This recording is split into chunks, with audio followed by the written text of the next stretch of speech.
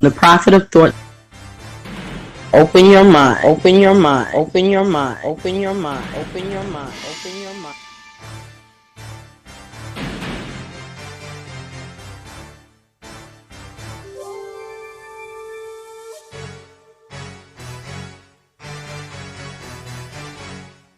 Open your mind, open your mind, open your mind, open your mind, open your mind, open your mind.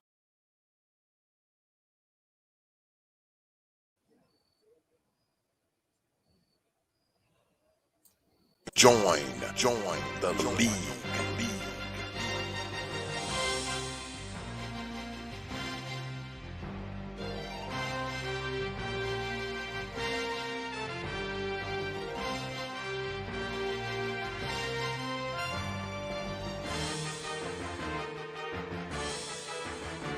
Join the league.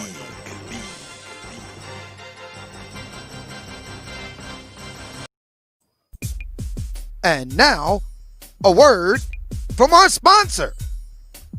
This exciting episode comes courtesy of Obsidian versus the world. Hey fellas, you know my Obsidian versus the Black Love Industry series have been so popular that we here at Obsidian Radio decided to just go all out with it, since everybody and their grandmama is gunning for me anyway, like, oh, it's John Wick or something. Fuck it. We're gonna do a brand new show over at Brother Xavier's Prophet of Thought channel right here on YouTube. We call it Obsidian versus the world. That's right, fellas. Obsidian versus the world. This is a special show that is aimed at all the haters of your Lord and Master, Mumia Obsidian Ali. Think you got what it takes to take on the O-Man, Mano, Amano? Step right up and let's see what you got. In this show, Obsidian versus the world. I take on all comers, even up to 4 of you knuckleheads at the same time. That's right. Never before have you seen one man defeat 4 knuckleheads at the same time in rhetorical battles. It all goes down this Saturday at 8 p.m. EDT. Mark your calendar, get your popcorn ready, because it's Obsidian versus the world. Don't miss it. Obsidian versus the world. It all goes down on Saturday at the Prophet of Thought channel on YouTube. I'll see you then. And thank you.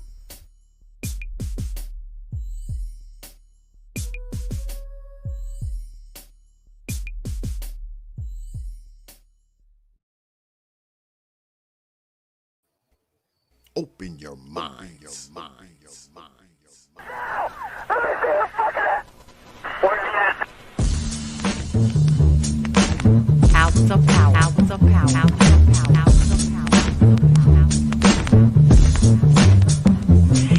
And so a community is where you control your police, you control your commerce, you control your education, you control your house. We don't control none of that. We live in a hood. Huh? Well, what about the Negroes that get out? Oh, well, see, my cousin, they say he's a multi-millionaire, almost got $1 billion. The Prophet of Thought 3 PhDs and working on 2 more.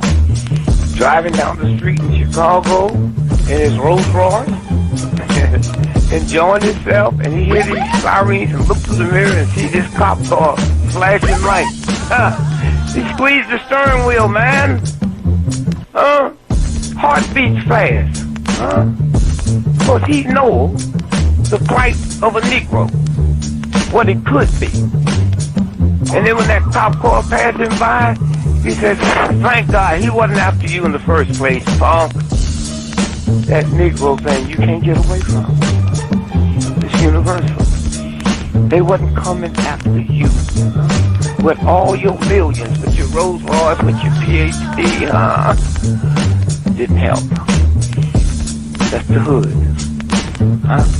Why do you think you never pick up the paper 3D over and over and see white families crying? You think there's thousands of black cops in America. Why don't you see white families crying as black cops got my loved one 42 times in the back of the head? Why do you think black cops don't do that? You think they're more spiritual? Think they're better? No! They got enough sense to know that white folks ain't gonna tolerate it. And I will stop in our neighborhood when we decide we will not tolerate it. Now, if we was organized, which is hard to organize people who are just gonna run crazy and you don't know you're crazy. But if we were, with the money we have, and the many people who would come to our aid that don't know what it's like to be a Negro, and we said, if we said, look, we saying, if we don't get a federal law to deal with police brutality, that anytime a cop or anybody carry a gun, have to have a license just like you do to drive a car. And if you use it wrongly, you'll lose your license. And if it's upheld, you can never work again as a cop or a store guard or a private detective. How do you get Congress to push that through? Well, you take your economic power and you call on your friends, black, white, young, and old, and say, this coming Christmas, if we don't have a federal law to outlaw police brutality by law, then we calling for a nationwide boycott of Christmas and it'll start on Thanksgiving. Well, let me tell you what that means. 79% of all retail in America happens between Thanksgiving and Christmas. People stay in business all year, lose money just for Christmas, Well, what happens now? Sac Fifth Avenue, Toys R Us, Sears and Roebuck, Westinghouse. They will get the bill, and all they got to do is make one phone call and say, Harry, that's the senator, I want that bill pushed through in 3 days. Okay, it's an economic thing. It's that simple. But we have the power, but the system has wiped us out so bad. Hours of power. Hours of power. Hours of power. Sam 10 and Lincoln 6. Go ahead. Clear suspect down 10-4. That's 10-4. The officer's code 4. We have one suspect that's been shot.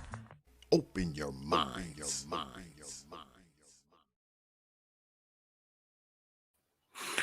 And peace, folks. Welcome back to another edition of the Proper Thought series right here on the old T.P.O.T. YouTube page. I'm your host, X, of course, but you knew that already. That's why your black asses are here. Tonight, we're doing something here that we've done quite a few times. We are doing the HOODSERVATIVE challenge.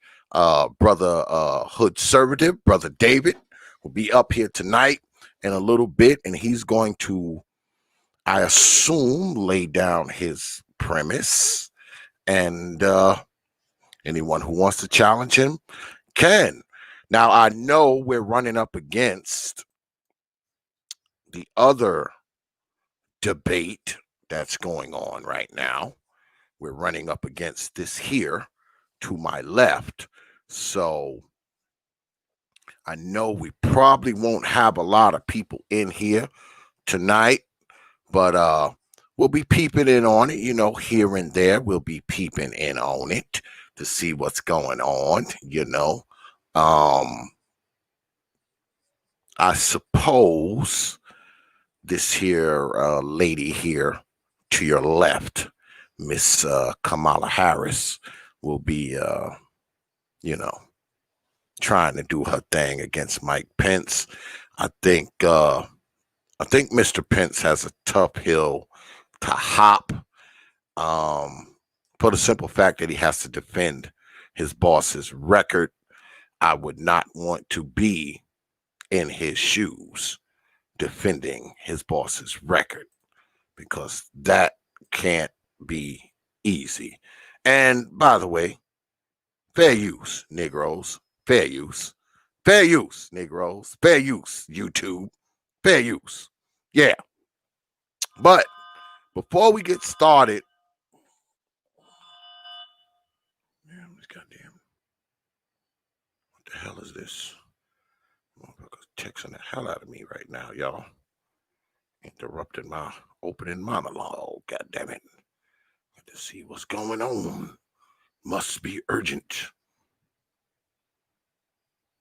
Oh, somebody sent me a Cash App too. Good look on that Cash App, brother. I don't want to say your government. Hold up. Let me go ahead and pull it up. I try not to say brother's government up here.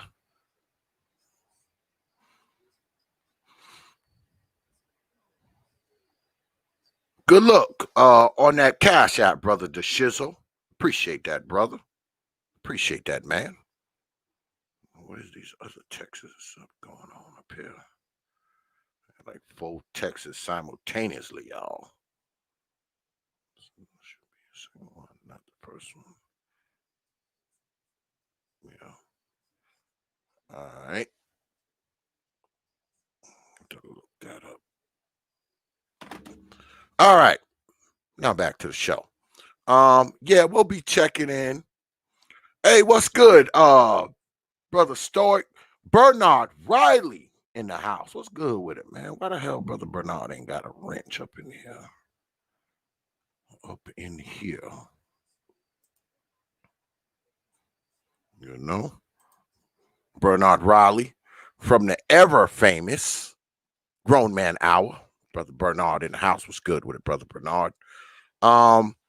Yeah, but y'all know we always start off with, pull this down. God damn it.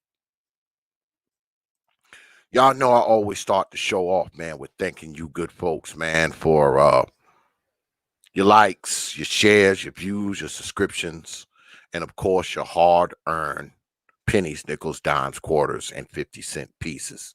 Because like I always say, you don't have to do it. You don't have to do it. But you choose to do it. You choose to watch these damn streams. You choose to show up to these damn debates. You choose to like the videos. You choose to donate your hard-earned coins, man. And every time I get up here, man, you know, I have to say it because I know it's because of y'all that this channel has grown. I know it's because of you good people out there that people know who I am, whether it be for good, for bad, or indifferent. I know there's people out there who like me. I know there's people who out there who hate my black ass. And I know there's people out there that don't give a shit one way or the other. But I know that a lot of my popularity doesn't come from me. It comes from you good folks out there and you good folks who hang out in here. And I want y'all to know, man, that I'm humbled. I'm honored. I'm thankful. And I appreciate all you good folks, man, for everything that you do. Even if you don't, you know, give money to this channel. I mean, even if you don't like the goddamn videos, even if you don't choose to be a subscriber, the fact that you show up here and you watch and you contribute to the conversation, you contribute in this here chat room, all of that matters, man. It all matters. And I just want y'all to know, man, that I'm thankful for it, man. I'm thankful for it. I'm even thankful for the people who hit this here dislike button. I'm thankful for them. You know why? Because they watched it. They watched it. Hey, what's good, Lady Jazzy? I see you up there. What's good with it, Lady Jazzy? Yeah. So I just want y'all to know, man, that I'm thankful. I'm appreciative, man. And I appreciate all you good folks, man. All right. All right. So let's get at it. Like I said, the HOODSERVATIVE will be here tonight. And he's gonna be talking his thing, man. He's gonna be doing his thing. And what's gonna happen, y'all know, when we do these challenges, what we do is we have a person come up here, and anybody is, you know, feel free to come up, challenge them, challenge their talking points, challenge their argument, do all of that shit. All right, do whatever you need to do. But I have to say this because some things have changed around here on the T.P.O.T. YouTube page. We done cut back on the craziness. We done cut back on all the BS, if you will. And, you know, as far as the crazy goes, that we done cut that all the way out with very few exceptions. Yeah, we're getting rid of the crazy, man. All right, we're taking the crazy and we're sending it into the fires of the abyss, because there will be no more. Yeah, there'll be no more. I'm just saying. That's how it's gonna be from here on in. You got to mind your manners in that chat room. Watch what you write in that chat room. Be careful. The bot is tweaked so tight. The bot has a real fly up his robotic ass. And he's chopping off heads for the most minor infractions. So be wary of that. All right? All right. Oh, shit, my man Nate is in the house. What's good with it, brother Nate? I see you up there, brother. So that's what's going on. So let's go ahead and let's take a peep into the vice presidential debate for a moment. Let me see. But Senator, you said it didn't go far enough on climate change. That you put your radical environmental agenda. Can y'all hear? Can y'all hear the audio from the put a 1 or something in the chat? Put an X in the chat if you can hear the audio of the debate, y'all. Said that Kamala Harris was the most liberal member of the United States Senate in 2019, more liberal than Bernie Sanders, more liberal than any of the others in the United States Senate. So now, with regard to China, can y'all hear the audio? Susan, first and foremost, China is to blame for the coronavirus. And President Trump put an X in there, y'all, if y'all can hear. Made that very clear. Made it clear again today. And okay, China and the World Health Organization did not play straight with the American people. They did not let our personnel into China to get information on the coronavirus until fair the middle use, of Nick February. Rose. Fair use. Fortunately, President Trump, in dealing with China from the outset of this administration, standing up to China that had been taking advantage of America for decades in the wake of Joe Biden's cheerleading for China, President Trump made that decision before the end of January to suspend all travel from China. And again, the American people deserve to know Joe Biden opposed President Trump's decision to suspend all travel from China.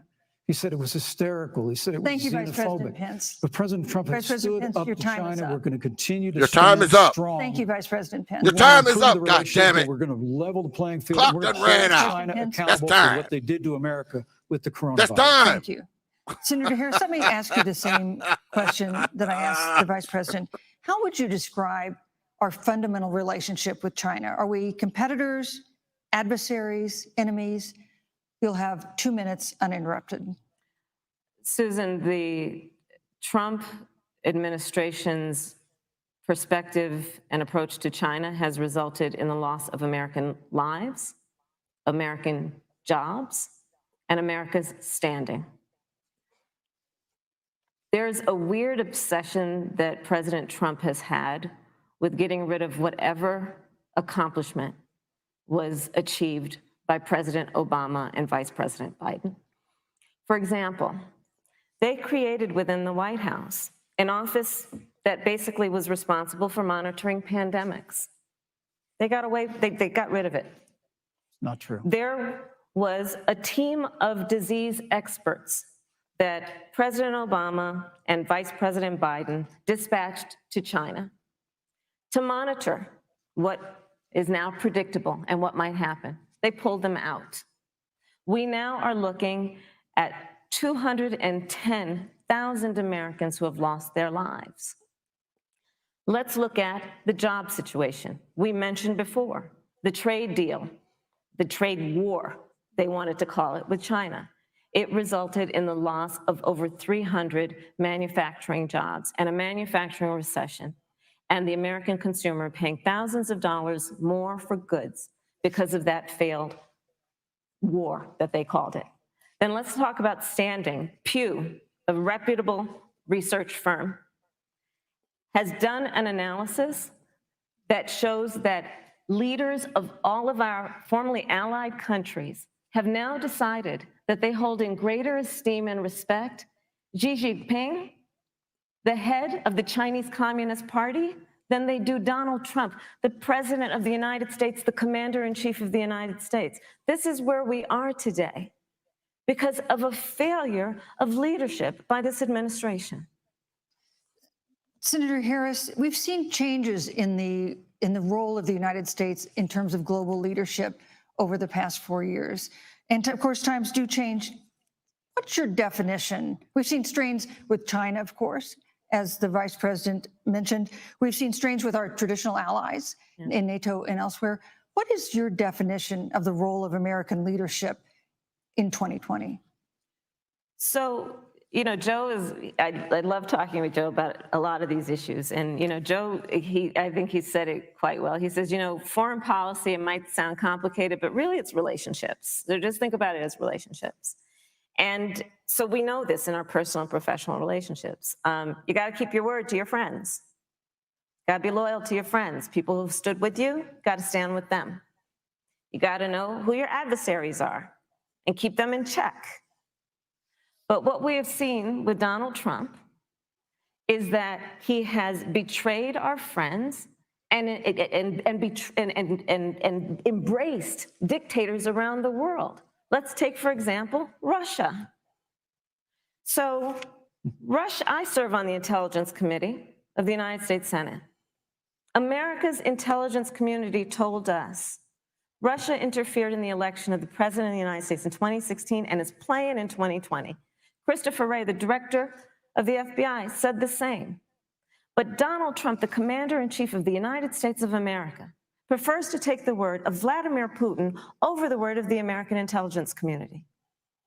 You look at our friends at NATO. He has walked away from agreements. You can look at the Iran nuclear deal, which now has put us in a position where we are less safe because they are building up what might end up being a significant nuclear arsenal. We were in that deal, guys. We were in the Iran nuclear deal with friends, with allies around the country. And because of Donald Trump's unilateral approach to foreign policy, coupled with his isolationism, he pulled us out and has made America less safe. So, Susan, it's about relationships. And the thing that has always been part of the strength of our nation, in addition to our great military, has been that we keep our word. But Donald Trump doesn't understand that because he doesn't understand what it means to be honest. Thank you, Senator Harris. Vice President Pence, let me give you a chance to respond. Well, thank you. Well, President Trump kept his word when we moved the American embassy to Jerusalem, the capital of the state of Israel. When Joe Biden was vice president, they promised to do that, and they never did. We've stood strong with our allies, but we've been demanding. NATO is now contributing more to our common defense than ever before, thanks to President Trump's leadership. We've strengthened our alliances across the Asia-Pacific, and we've stood strong against those who would do us harm. You know, when President Trump came into office, ISIS had captured an area of the Middle East the size of Pennsylvania. But President Trump unleashed the American military, and our armed forces destroyed the ISIS caliphate and took down their leader, al-Baghdadi, without one American casualty. Al-Baghdadi was responsible for the death of thousands, but notably America's hearts today are with the family of Kayla Mueller, her parents of which are here with us tonight in Salt Lake City. Today, 2 of the ISIS killers responsible for Kayla Mueller's murder were brought to justice in the United States. Jihadi John was killed on the battlefield along with the other beetle. The reality is that when Joe Biden was vice president, we had an opportunity to save Kayla Mueller. It breaks my heart to reflect on it, but the military came into the Oval Office, presented a plan. They said they knew where Kayla was. Baghdadi had held her for 18 months, abused her mercilessly before they killed her.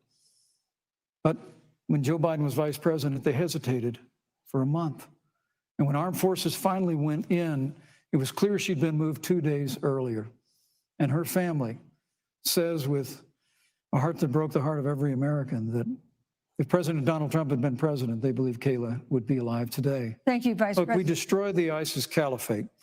And you talk about re-entering the Iran nuclear deal. I mean, the last administration transferred $1.8 billion to the leading state sponsor Thank you, Vice of President. terrorism. President Donald Trump got us out of the deal. Thank you, Vice President Pence. And when Qasem Pence is Soleimani doing was good. He's putting up Baghdad, he's putting up good arguments, but he's going over time. Thank you, Vice President Pence. Y'all know he be done got DQ'd off of my shit.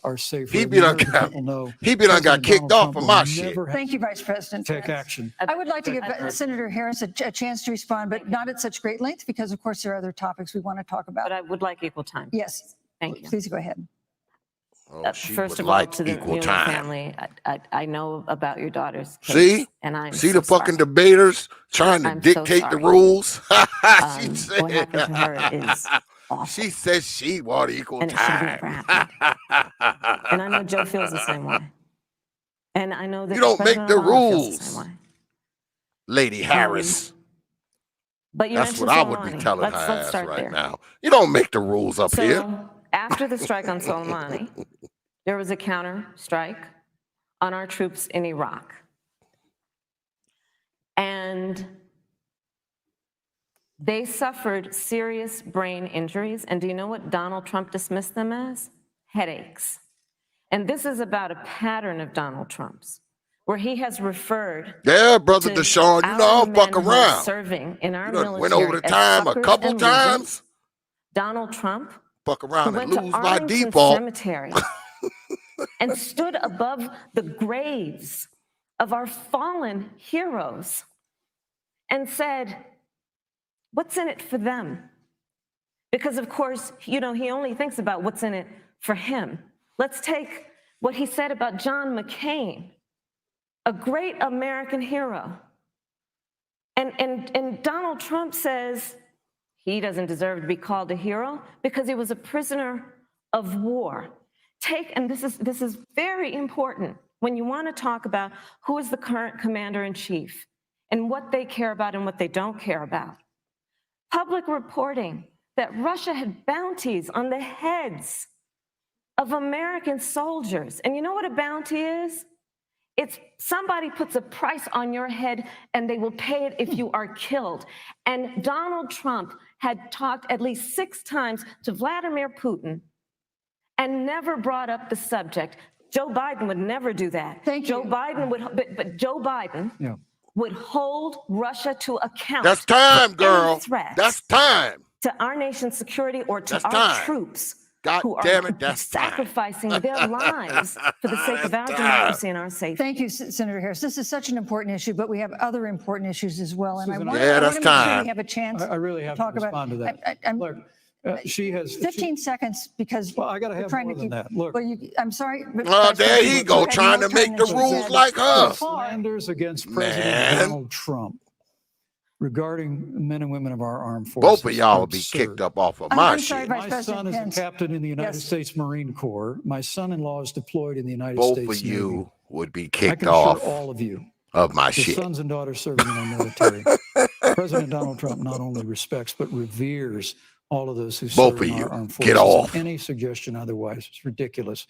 Thank me you, also Vice say President Pence. the Vice American President Pence, people deserve, Vice Susan, the President American Pence, people I deserve to didn't, know. Vice President Pence, I did not, excuse me, Susan, the I did American not people create deserve the to know rules for tonight. Joe Biden. Your campaigns agreed to the rules for tonight's debate with the Commission on Presidential Debates. I'm here to enforce them, which involves moving from one topic to another, giving roughly equal time to both of you, which is what I'm trying very hard to do. Go right ahead. So I want to go ahead and Yeah, I move have to the kick next both of y'all topic, up which off is of my an shit because important neither one of you as following the last topic goddamn was, rules. and that is Neither the one Supreme of you Court. are following the rules. On Monday, the Senate Judiciary to Committee is pluck you up scheduled to off of open here. hearings on Amy Coney Barrett's Pluck you nomination up to the off Supreme of Court. here. Senator Harris, you'll be there as a member of the committee. Her confirmation would cement the court's conservative majority and make it likely open to more abortion restrictions, even to overturning the landmark Roe v. Wade Well, ruling. we sitting here, y'all. Access to abortion I'm would gonna then go be ahead up to and the states. silence this right quick because I do believe. Let me pull that down. Yeah. Sitting here waiting for the HOODSERVATIVE to come up on here. Yeah, I'll be done kick both of them off my shit. Yeah, brother, LaShawn, you see she gave that hand shit? That right there is enough for a DQ. That's a DQ like a motherfucker. You done fucked around and give that hand shit. All right, you giving the hand up in here, girl? Out of here. Out of here. Out. And goddamn Pence, I'd had to throw him out too, because he won't stick to the goddamn time. I'd have to eject both of them. Well, there go the HOODSERVATIVE. Brother David, what's good with it, man? What's good? Thanks for having me up. It's gonna be a good night. Absolutely, man. I just figured I would peep in on the vice presidential debate, man, while we waited for you, man. Of course, give some of my fucking commentary and see how to kick both of them off. Both of them would have got fuck off because neither one wants to follow the rules. Yeah, both out. Okay. This is shoot, I was listening in draw. for a second. I didn't even catch that last part. They got into it finally?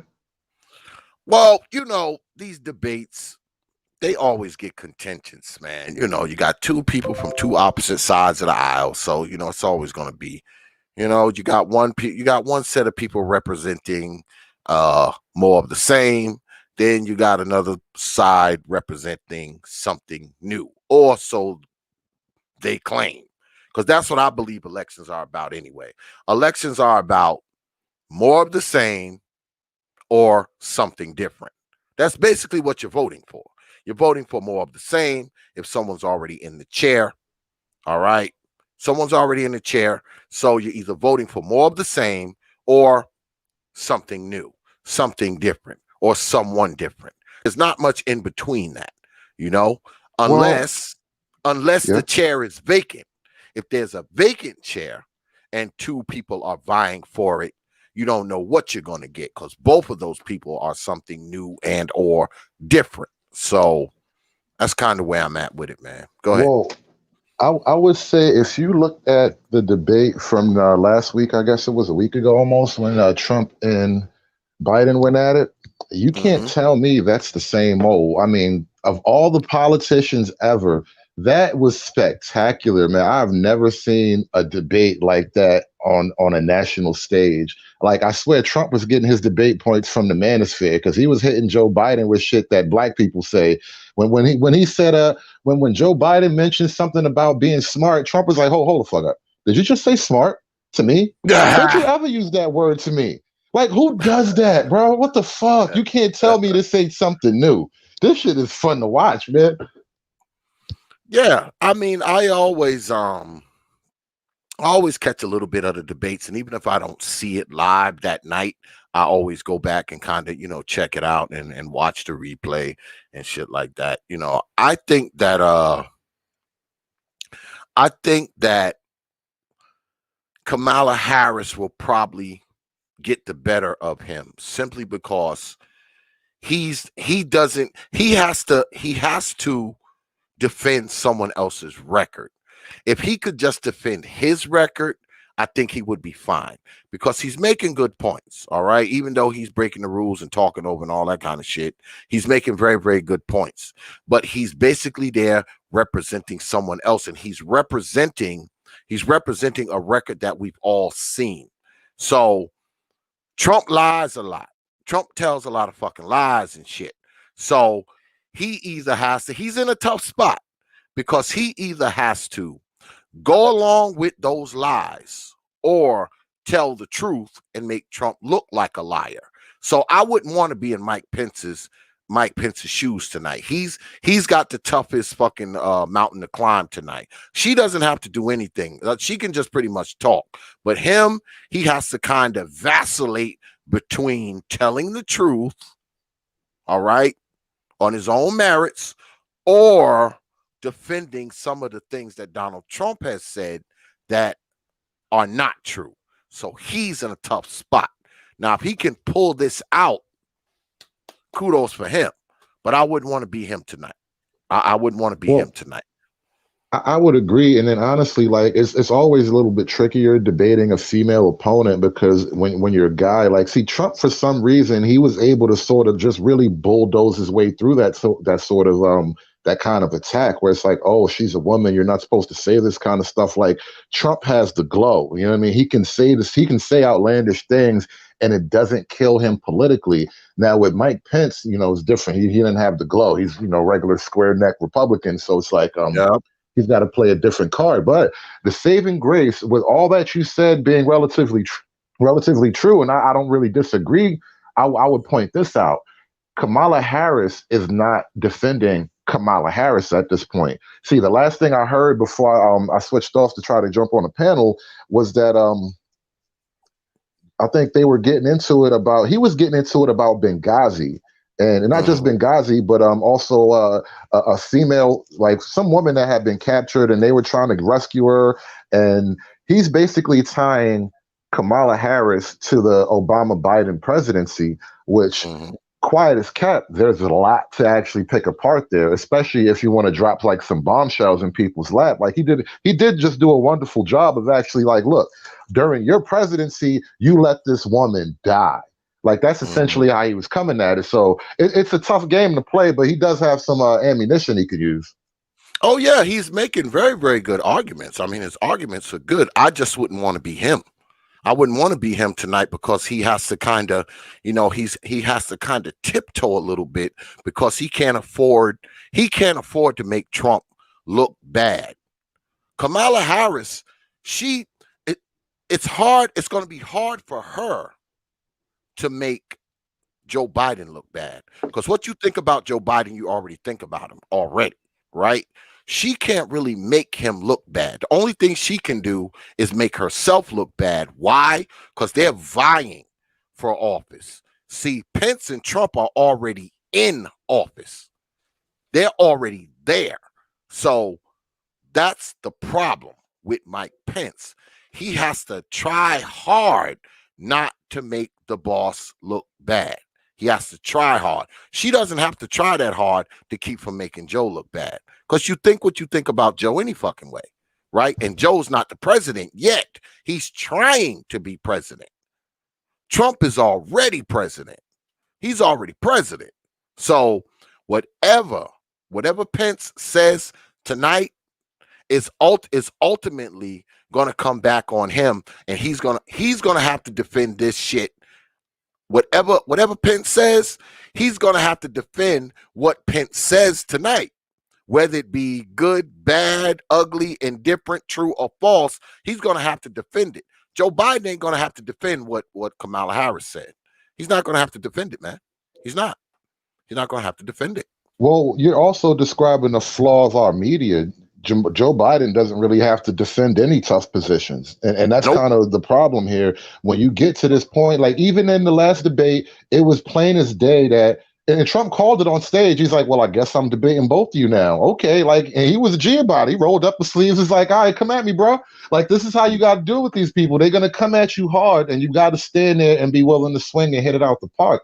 And in spite of all the fact that the media is relatively against you, even like Fox News, which is the so-called conservative news outlet for the major like mainstream media, Fox News doesn't really love Trump. They have people at Fox News that love Trump, but as an organization, as a media outlet, they're more, I would say, objective than the other outlets when it comes to just like nonstop Trump bashing, and that's what's going to kill Kamala in the debate tonight.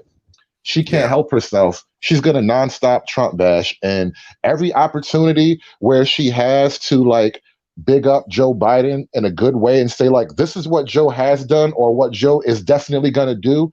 Like she's going to waste it and just say Trump's bad and the orange man's bad and we should all be afraid. And don't forget COVID because Trump made COVID in his basement. And he gave it to everybody. This is how they're going to come at people. And it's like, you keep running this shit long enough, people are going to stop listening to you. Well, see, this is the thing. This is the one thing that's going to hurt Pence tonight is because, see, she's a woman, right? So if he comes hard, the media is going to beat him up tomorrow. Oh, you did that. You did that to her. She's a lady and all this kind of nonsense. So that's the one thing he has to kind of watch. You know what I'm saying? Because she can come as hard as she wants at him. But he has to show a degree of restraint for the simple fact that she is a female and, everybody's calling her a black female. So, like I said, I wouldn't want to be him tonight because, see, he's got to kind of tiptoe around shit. He can't really come hard like he wants to. He can't, because if he does, the media is going to beat him up tomorrow.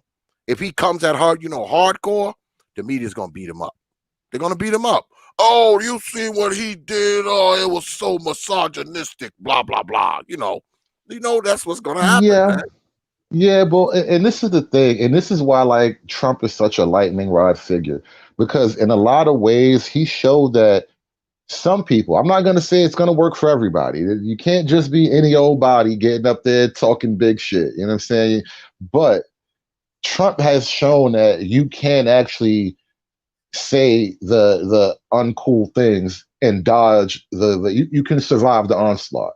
And again, you got to be, you have to be like the golden child damn near. But that's kind of the problem in a nutshell when it comes to men, politics, and women.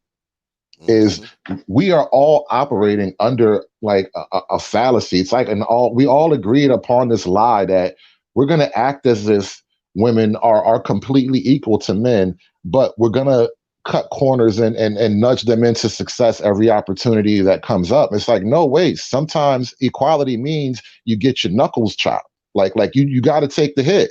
That's equality too. But when it comes to, you have to tiptoe around the ladies and you can't come at her so hard because it's a woman. And like, even simple things like when I was watching Obama, I listened to Obama talk about something recently, and he was saying how his grandmother, or not his grandmother, his mother-in-law is coming over to the house.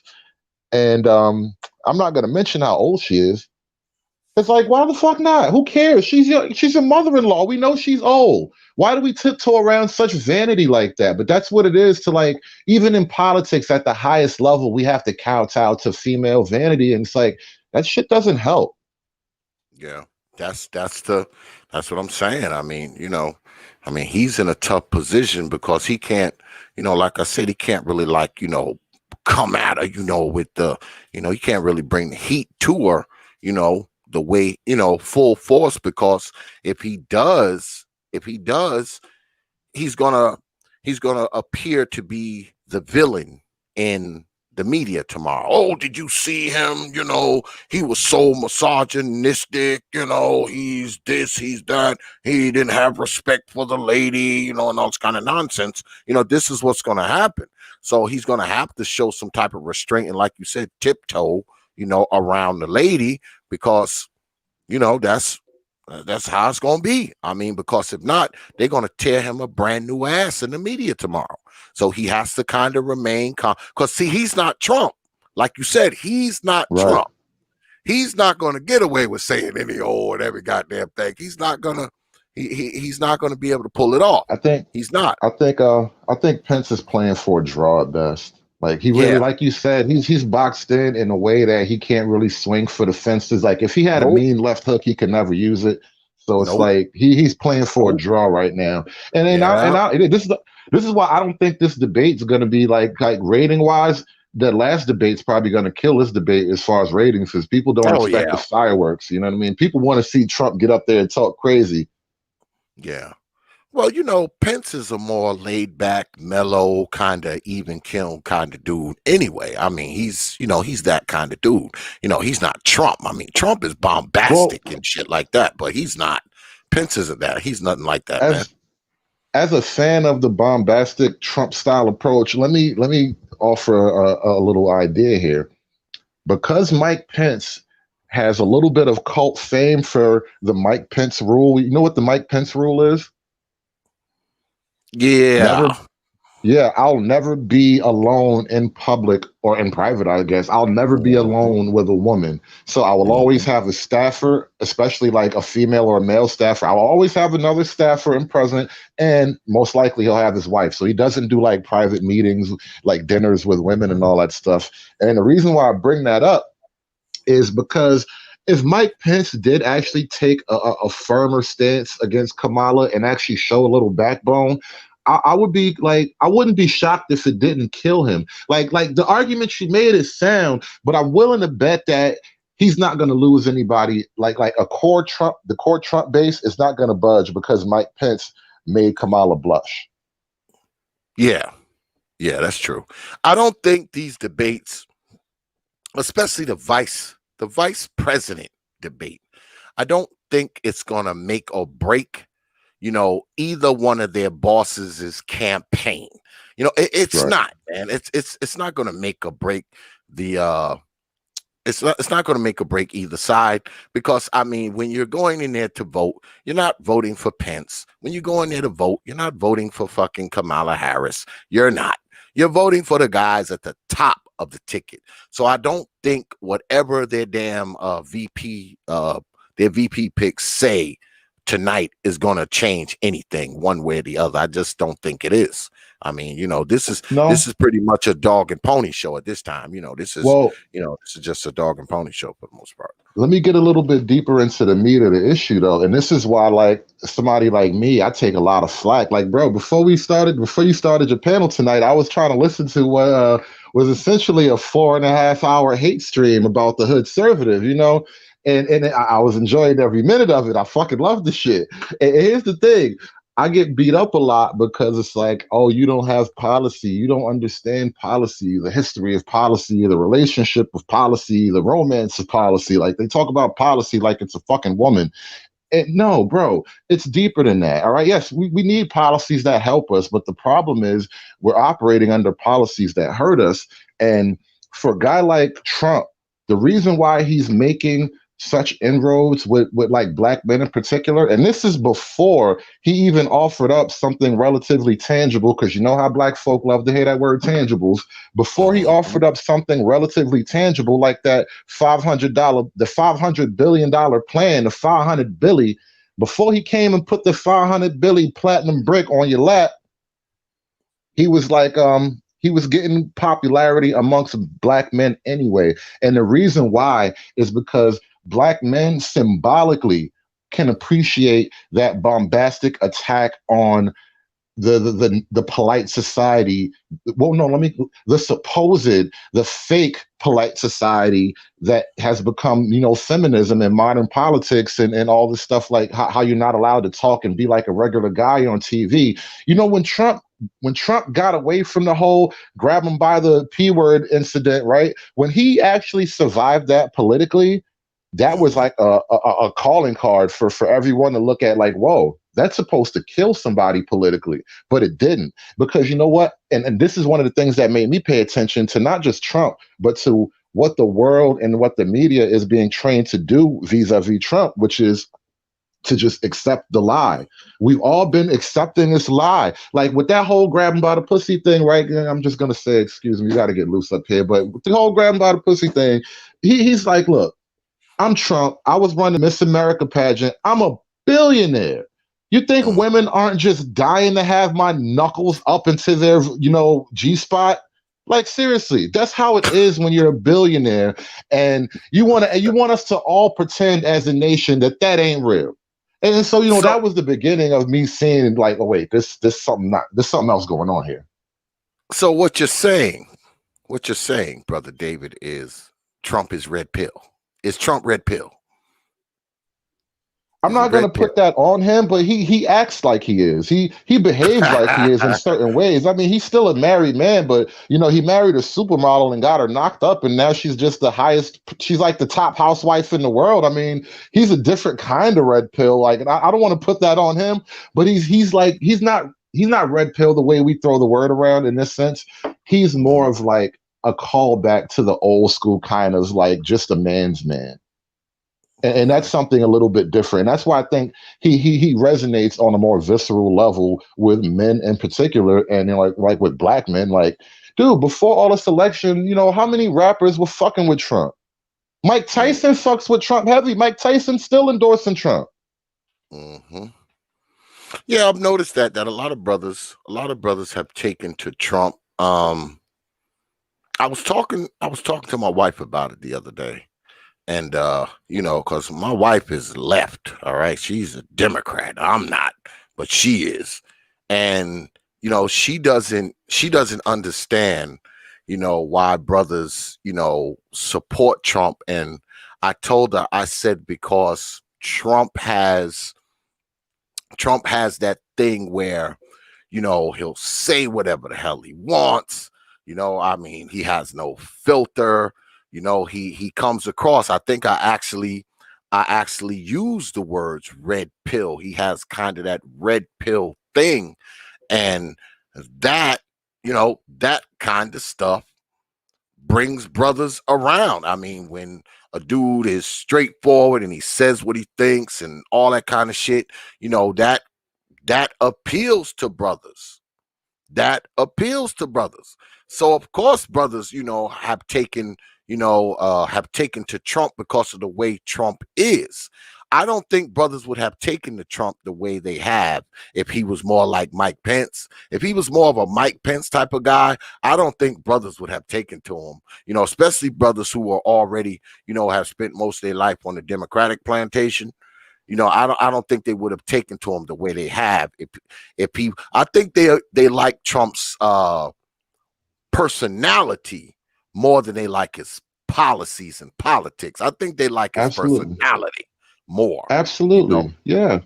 But, isn't that what, all right, we're watching this debate, and like you said, we're not that excited about these two. We're watching these two hoping to see, hoping to gain some kind of inference about what's going to happen with Trump and Biden. Now, the thing is, the way politics and the way the media works at this point in history, it is almost like a sort of a pageant, and we're not just, it's not only about the politics, it's also about the person and the presentation. Trump's been putting on a great show for most of his adult life. And so when you talk about the media attacking Trump and he still survives and he still manages to float out there and win, I think that's because Trump's a creature of the modern media in a lot of ways. So he understands what's going to happen, and he can't stop all the major networks from just hating on him constantly.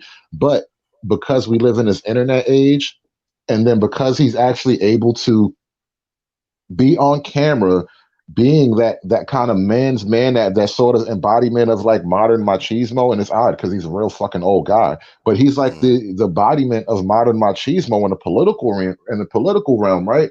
So he can actually use that, and he uses that on the the internet.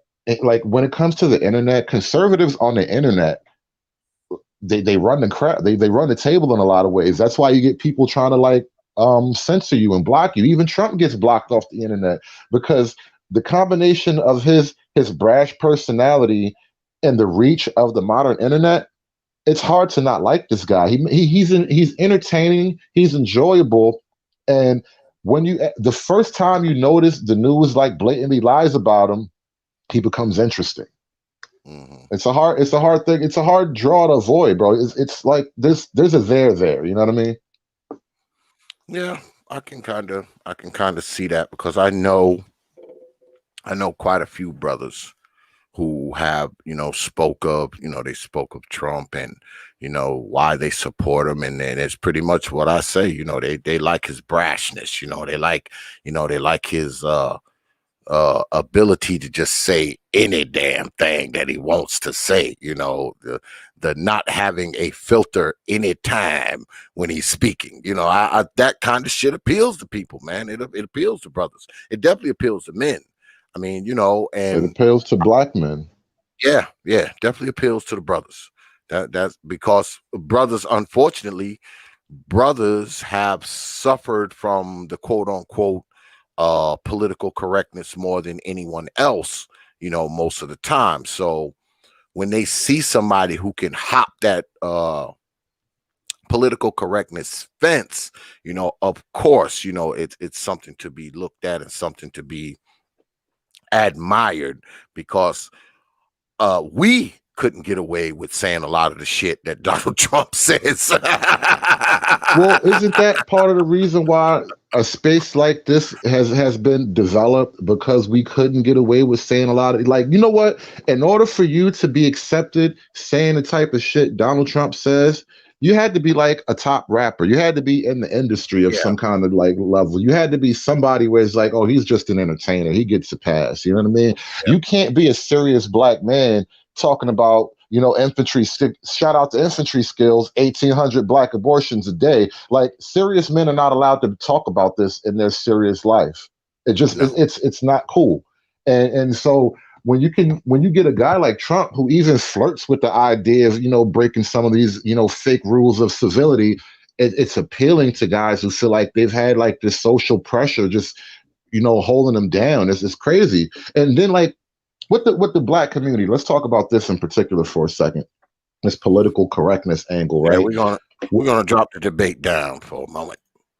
Why is it that with all that we say about separation, I'm talking about the manosphere in particular, and some ideas that I've been hearing floating around lately, why is it that we talk about, separation from black women, we talk about chastising and criticizing some of the extreme behaviors of black women. We talk about the abuse that men and boys receive at the hands of black women. And so we all in agreement that the black community has issues with how black women are relating to everyone else in the community, whether it's the men or the children. Now, when we get to the political realm, I still cannot understand how we can make moves that help black men individually, yet we are supposed to be tied to them. We were supposed to be tied to black women politically. And no matter how you slice it with Joe Biden and Kamala, no matter what racist boogeyman you put in front of the argument with Joe Biden and Kamala, no matter what historical grievances you want to use to vote for Joe Biden and Kamala, as a black man, you are voting for the empowerment of black women over you. That has been the historical precedent of the left and of the Democrat Party. And not only that, it is the current craze of the Democrat Party. What do you think it means when BLM can cause your sitting senators to kneel and wear like not kunta, what's it called? What's the name of that African cloth? But they were wearing the African kente cloth. Yeah. What does it mean symbolically when a crazed semi-terrorist organization like BLM, who is responsible for nearly $1 billion of damage to the many places, not just white places, but black businesses, especially black neighborhoods. What does it mean when people are pledging their sworn allegiance? They fucking kneel to this group of militant, man-hating lesbians. What do they have in the store for you in the future, black man? Like I've heard people, BGS him fucking self say we should follow the wave of BLM because they're going to get stuff done for us. Like, I know they say things that we find distasteful, but we should get on board with them because they can achieve things for us. I'm like, hold the fuck up. We black men, read the charter for BLM. What are they going to do for us? Like, this is the argument that we're being sold as black men, and it's a giant fucking like shell game. It's like, you know, I got your freedom right here, but they move it around because you got to vote for the black woman. Now your freedom's over there. We're going to move it around because you still need to vote for the black woman. No, stop voting for black women and we'll have freedom as black men. That's the nature of our problem. We have been politically boxed in by the women who claim to love us. Tell me how I'm wrong. Yeah, well, if black men as a collective take their cues from black women, we're already lost right there. I mean, if we're taking our cues, whether it be our political cues, whether it be our social cues, our financial cues, our family cues, I mean, whatever cue you can come up with, if we as men are taking those cues from women, from the women in our society, we have already lost. Well, we've lost if we're taking cues from them, because that's what we've been doing for the past 50, 60 years. And look at where it has gotten us. So I'm with you there. I mean, I don't believe we as men should be taking cues from the women in our society. I mean, we've seen enough of that, and look at where it has gotten us. So I'm right there with you on that one, Brother David. Now, you know the guy, the rapper, Chance the Rapper. Now, recently he popped up on my feed because he made an outlandish statement on his Twitter feed that, you know, if you're confused about who to vote for as a black person, as a black man, you should just go ask your mama who to vote for and do what she told you. Like, he literally says this and he's stand on it. He's proud. He's a mama's boy. Like, he's a grown ass mama's boy telling motherfuckers that, you know, put your voting power in the hands of your mama.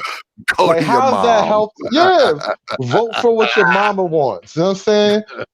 And it's like this is how they sell voting to black men. Just shake what your mama gave you. This is really how they approach us, and it's fucking crazy. It's like, you know, I listened to Michelle Obama give a 30-minute Joe Biden, like a pro Joe video. You know, I don't think I watched Michelle Obama sit down for 30 minutes and talk nice about her own fucking husband. But she did that for Joe Biden. That's how desperate they are. And not once in that 30 minutes did Michelle Obama say anything of value to black men. Not once. Not fucking once. No. Well, I'm a true believer, and people who follow the Popular Thought series know that I don't think black men are, when you talk about, because you always hear people talk about community, right? And I just don't believe that black men are considered to be part of it. What I think black men are many of us are just useful for the things that's needed, you know, whether it be finances or babies or whatever the case may be, and that's about it. Black men are not counted amongst the numbers and ranks of the community until they're laying in a street with a couple policemen's bullets in their head. Then they are now part of the community as they're rolled off in the coroner's wagon. So I just don't believe that we as black men, we're not considered to be part of the community. We are not considered to be part of it until we're laying in the street with a cop's bullet in the back of our brain. We're not. We are not part of this community, man. I mean, when politicians get up and they start talking, can someone tell me when a politician says black and man in the same sentence? I need somebody to show me when a politician actually says black and man in the same sentence when they start talking about policy and all that kind of shit. It's almost always in the usage you just described when it's a dead black man. Yep. I mean, and that is my problem with all politicians.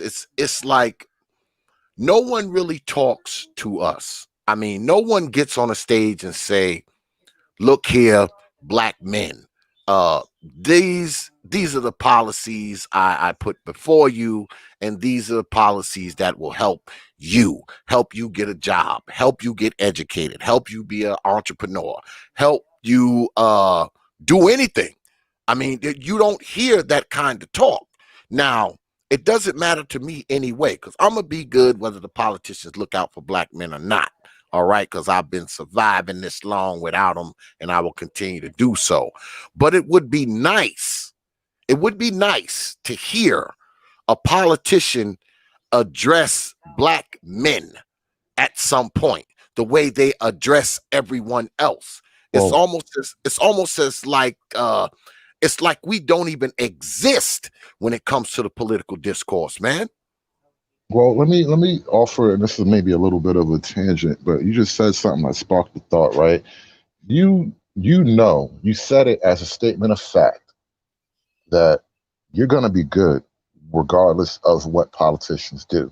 Now, I'm willing to bet you made that claim based on essentially two things: your own self-confidence, and that self-confidence is built on a lifetime of achievement that you can look back on.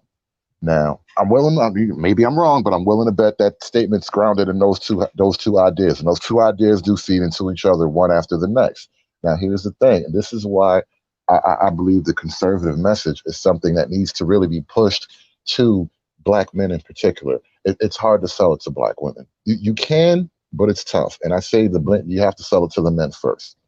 And the reason being is that if you can convince the men that they have these abilities, they have this self-ingenuity, not everyone's going to get to be the captain of the ship, but there's a spot on the ship for you if you're willing to actually fill the role.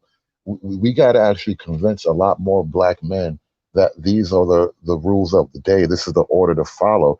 And why I say it's really the conservative model is because, when you hear like government, when you hear Republicans and conservatives talk about small government, what they're describing is kind of what you just described, that without the government interfering, I know I can be successful. And in fact, once I start figuring out how to become successful, the government becomes more of a hindrance to my success more often than not.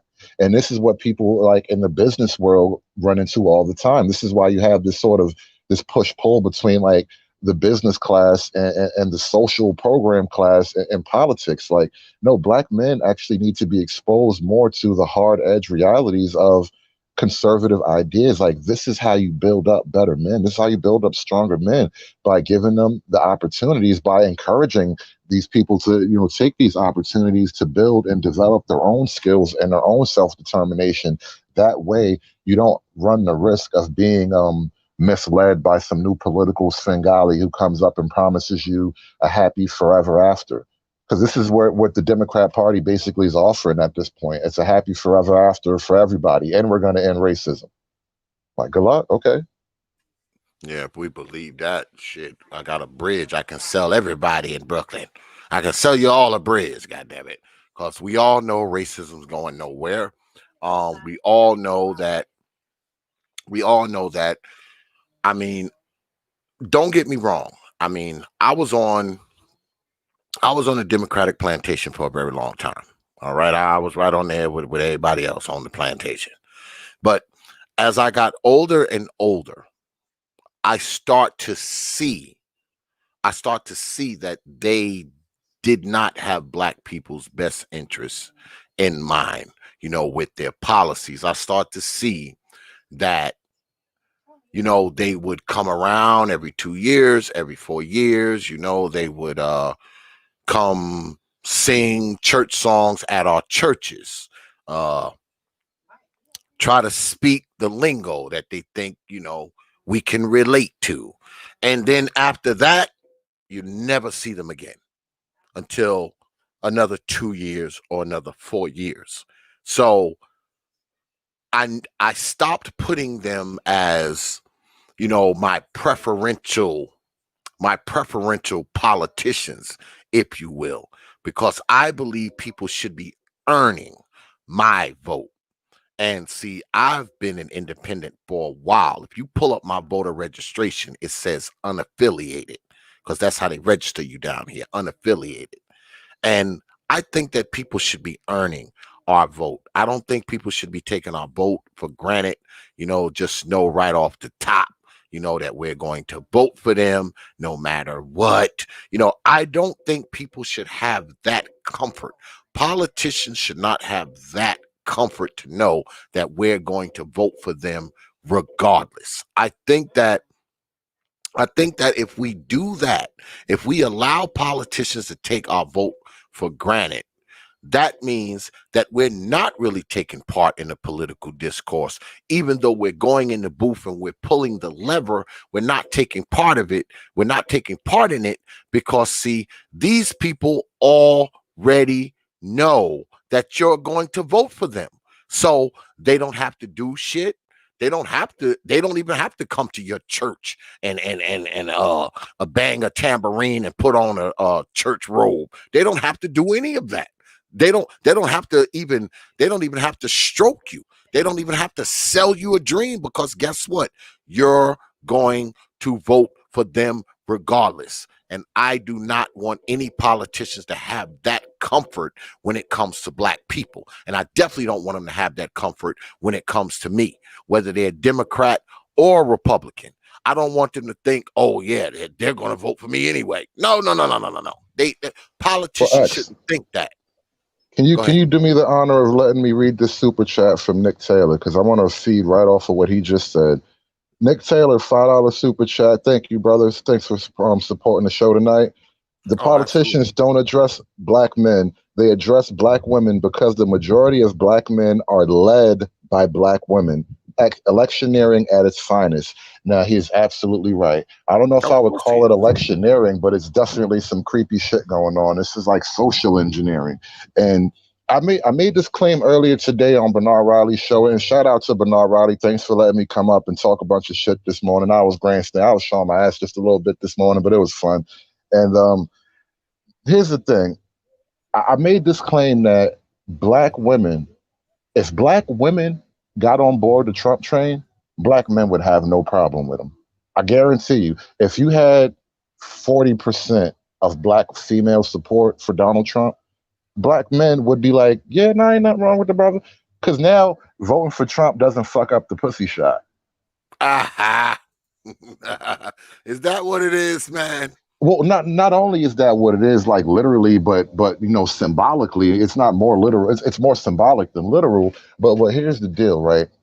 The way we talk in the fucking manosphere, especially the way black men rationalize how Democrat politics have affected our relationship to our community and our women and our children, we actually have to break away from the black female political party, which is the Democrat Party. And I'll take you a step further. Shout out to all my haters. We got to break away from progressive ideology, which is the ideology of the black female political party. This ideology that says we have to use government power to fix social ills. That is a dangerous precedent to set. And I'm not saying the government has no place at all in certain social things, but again, people are best left to solve the problems of people. When you start to introduce like the overwhelming power of government influence, you not only create essentially the power of, the gun, you're using the power of the gun to win an argument, but you create a separation between the people who are supposed to actually live and function in that society, which is how we describe the relationship between black men and black women in the black manosphere. There is a separation between black men and black women, and that giant gap between the two of us can be filled up by numerous government programs. Yep, that is true. But I mean, we as a people, man, and Brother Nick is right. Brother Taylor is exactly right. We have a tendency to, we're led by the nose. Many of us, we're led by the nose by the women in the society. And, that's just not with politics. That's with a lot of shit in Black society. You know, like I said, we take our cues from the women inside of Black society, and I think that's a bad decision, man, because we've been doing this long enough. You know, we've been doing it long enough, and we've seen the results. We've seen them. We've seen the proof of how this shit does not work for us. But somehow we continue to do it as if it's like the old adage, man. If you keep doing the same thing over and over and looking for a different result, that would be considered insanity. But we keep doing the same shit over and over. We keep doing the same shit over and over.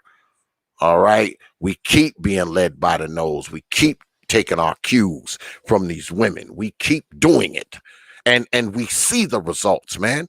You know, not just in politics, but in society when it comes to defining what a family is, what's normal, what's abnormal, what's good, what's bad, what's indifferent. I mean, we take all our cues from the women in the society, man, and it's led us into a goddamn ditch. Why? Because see, many of us, let's be honest, and I talk about this all the time, man. Many of us, all we had was our old mammy. All right, that's just the truth. So, of course, being led by a woman comes natural to many of us. It just comes natural because that's how we came into the world.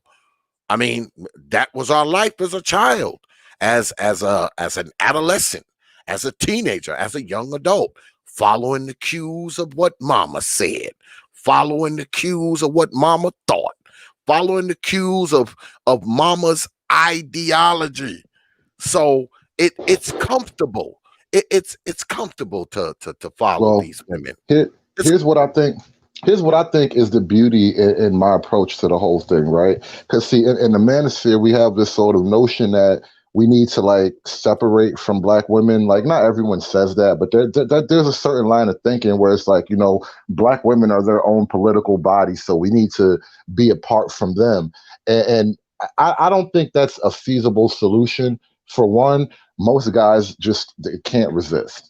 They're just hooked. They can't resist. And I can't blame them. Like, as much shit as I talk about Black women, I'm never going to totally abandon them. I'm just looking for the right one. You know what I mean? I just learned to become way more selective. But the thing is, how I say we should approach the whole issue with Black women is like this. Talk all the shit you want. You know, they're still gonna sleep with who they like. No matter what you say, no matter what you do, they're still gonna sleep with who they like. It's really gonna be hard to shake that one. So you can talk how you want, you can say what you want, and then none of that means anything if you're not willing to break the power base. All right. So I would say engage with them all you want. Pump and dump if you want, marry them if you want. I don't really recommend state marriage and all that stuff, but you know, I understand the draw and the pull, and the guys want to go for it. Like I said, it's more of a funeral than a birth at that point. But you know, good luck and Godspeed. However, make sure that you do not align with their political goals. It's simple. It's that simple. That way, you don't have to like feel like you need to force yourself out of society so much. Just kill their power base. Slowly strangle their power base. All right. Black men and men in general have been sort of browbeat into this position where you don't want to exercise whatever power you have as men because you run the risk of like being on the outs with society. But nah, fuck that. Listen. Why not flex our male power in some way? Because if you don't use it, you will lose it. Seriously. So we have to actually address the political angle that is really motivating all of the ills and the conversation topics we bring up in a place like the manosphere. Unless we are willing to talk about the political power that's motivating all this shit, we're just going to be talking about it forever. Yeah. I'd have to agree, man. I mean, at some point, right, we have to understand that the status quo is no longer acceptable. It's not. And, you know, you hear people who talk about change, you know, they want this to change, they want that to change. And that's good because change is good, especially if it's a change for the better. But if you look up and you see things are not changing, you look up and you see children coming into this world continuously under the worst conditions. Because see, me, quite frankly, I've gotten to the point where I don't care, you know, what grown ass folks do. You know, grown ass people are going to be hard to change because I just speak anecdotally. Me, you can't change me. I'm a grown ass man. I ain't trying to listen to much of nothing. Somebody talking about change the way you do shit. So, you know, when you talk about trying to change grown people, that's rough. And I go to someone I quote often. He's right here in the top right hand corner of this here mural that's behind us here, Brother David. And Frederick Douglass is his name. And he says it is easier to raise strong children than it is to repair broken hose. Now, absolutely. He doesn't say the hose part, but it still rings true. So I focus on, you know, children being treated better, children not being brought into these adverse, disparaged, impoverished, dysfunctional circumstances to begin with. You know, I focus on that kind of stuff. The children that are already here, you know, them being brought up in decent environments, man, not beaten, not abused, not molested, more focus on their integrity, their sense of honor, their sense of self, their education, the training, the guidance, you know, the counseling of Black children, because that, my friend, is the future of Black society. You often hear people talk the future of Black society. The children of Black society are it. It's not all motherfuckers like me, all right? We don't represent the future. We represent the past, all right? So when you're talking about the future of Black society, if the children are not it, I don't know what the hell is. I don't think the future of Black society is us motherfuckers up here on YouTube talking about who's good, who's bad. I don't think that that's the future. And I don't think a lot of change is going to take place because of it. But if you get those little tykes, man, those little tykes, the little tykes, man, they can be shaped, molded. Their little minds could be trained to know what's right and do what's right. And maybe, just maybe, in a generation or so, we send these people that we as Black men have trained and counseled and instructed. We send them out into the world. We send trained, counseled, dignified young women out in the world. We send trained, counseled, dignified, disciplined young men out in the world. What would that look like? What would that look like? And when people talk traditional family, we would see more of those. Why? Because I've said this before. Because we'd be raising our daughters to be decent wives, and we'd be raising our sons to be decent husbands. That is the only way to ever see the quote unquote traditional family come back at a higher rate that you see it now. That's just the way I think. And I think men, we're going to be the ones to do it because we need to take control of the children. I can't say that shit enough. Men have to take control of the children. You talked about red pills a few minutes ago, right? And now here's a red pill that I think we are all culturally like absorbing right now, and black, white, whatever, everyone in Western culture, I think, is absorbing this red pill. For years, we kind of operated under this like fallacy that the woman, the mother, was somehow like the backbone of the family. And I think now we're kind of seeing that a nuclear family, that the patriarchal family is a male project.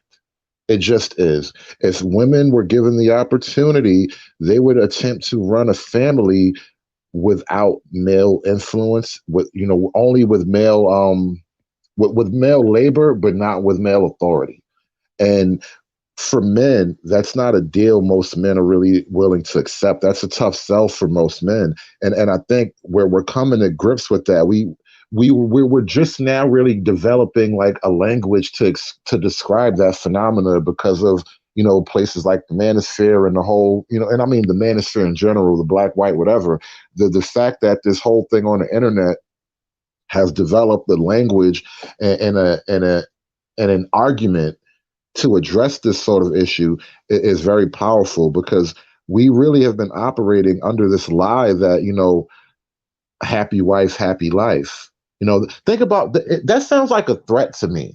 Before my whole red pill awakening, I would just assume that was a phrase of common marriage. But now I think of happy wife, happy life. Like, the fuck's that supposed to mean? Is she gonna kill me if I don't keep her happy? And so we've sort of, all as men, we've sort of adopted this idea that the family unit is completely focused and centered around the female, the mother, the wife, and then by extension the daughters and the nieces and the aunts and the grandmas. When it's like, well, if you don't actually support the man and not only the male endeavors, but his authority over the family, you will eventually get to the situation where the family just doesn't want to actually have men around. And that might sound good to certain people, but does it sound good to you, black man? Yeah. I just don't think that, I just don't think that I don't think we're going to see a rise in the so-called traditional nuclear family. I don't think that's going to happen unless we follow Xavier's plan. This is my solution. People always say, "Oh, you guys don't never talk solutions." This is X's solution. X's solution is this: if you want to change black society, we have to start with the kids, right? And those of you who have children and you're not married, I mean, if you're a married man, more than likely you're running your family, unless you're just a very soft ass, candy ass dude and you let your wife run everything. But most married dudes are running their family, right? Now, if you're a dude that's not married and you may have a baby mama or two, the best way to impact a society is to contribute to said society. Now, being that you have children, guess what? Your children one day are going to grow up and be part of this society. Actually, they're part of it already. They're the future of it. So you, as a man, take control of those children. You don't let the woman raise them.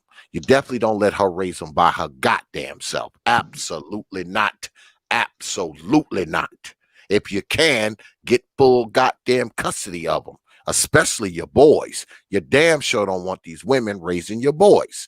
You don't. Despite of what they say, they beat you in the head and tell you, "Oh, I'm a good mom," and also kind of nonsense. Like I say all the time, kids can learn more if their father lives in the woods like Tarzan and swings on vines with banana leaves over his genitals.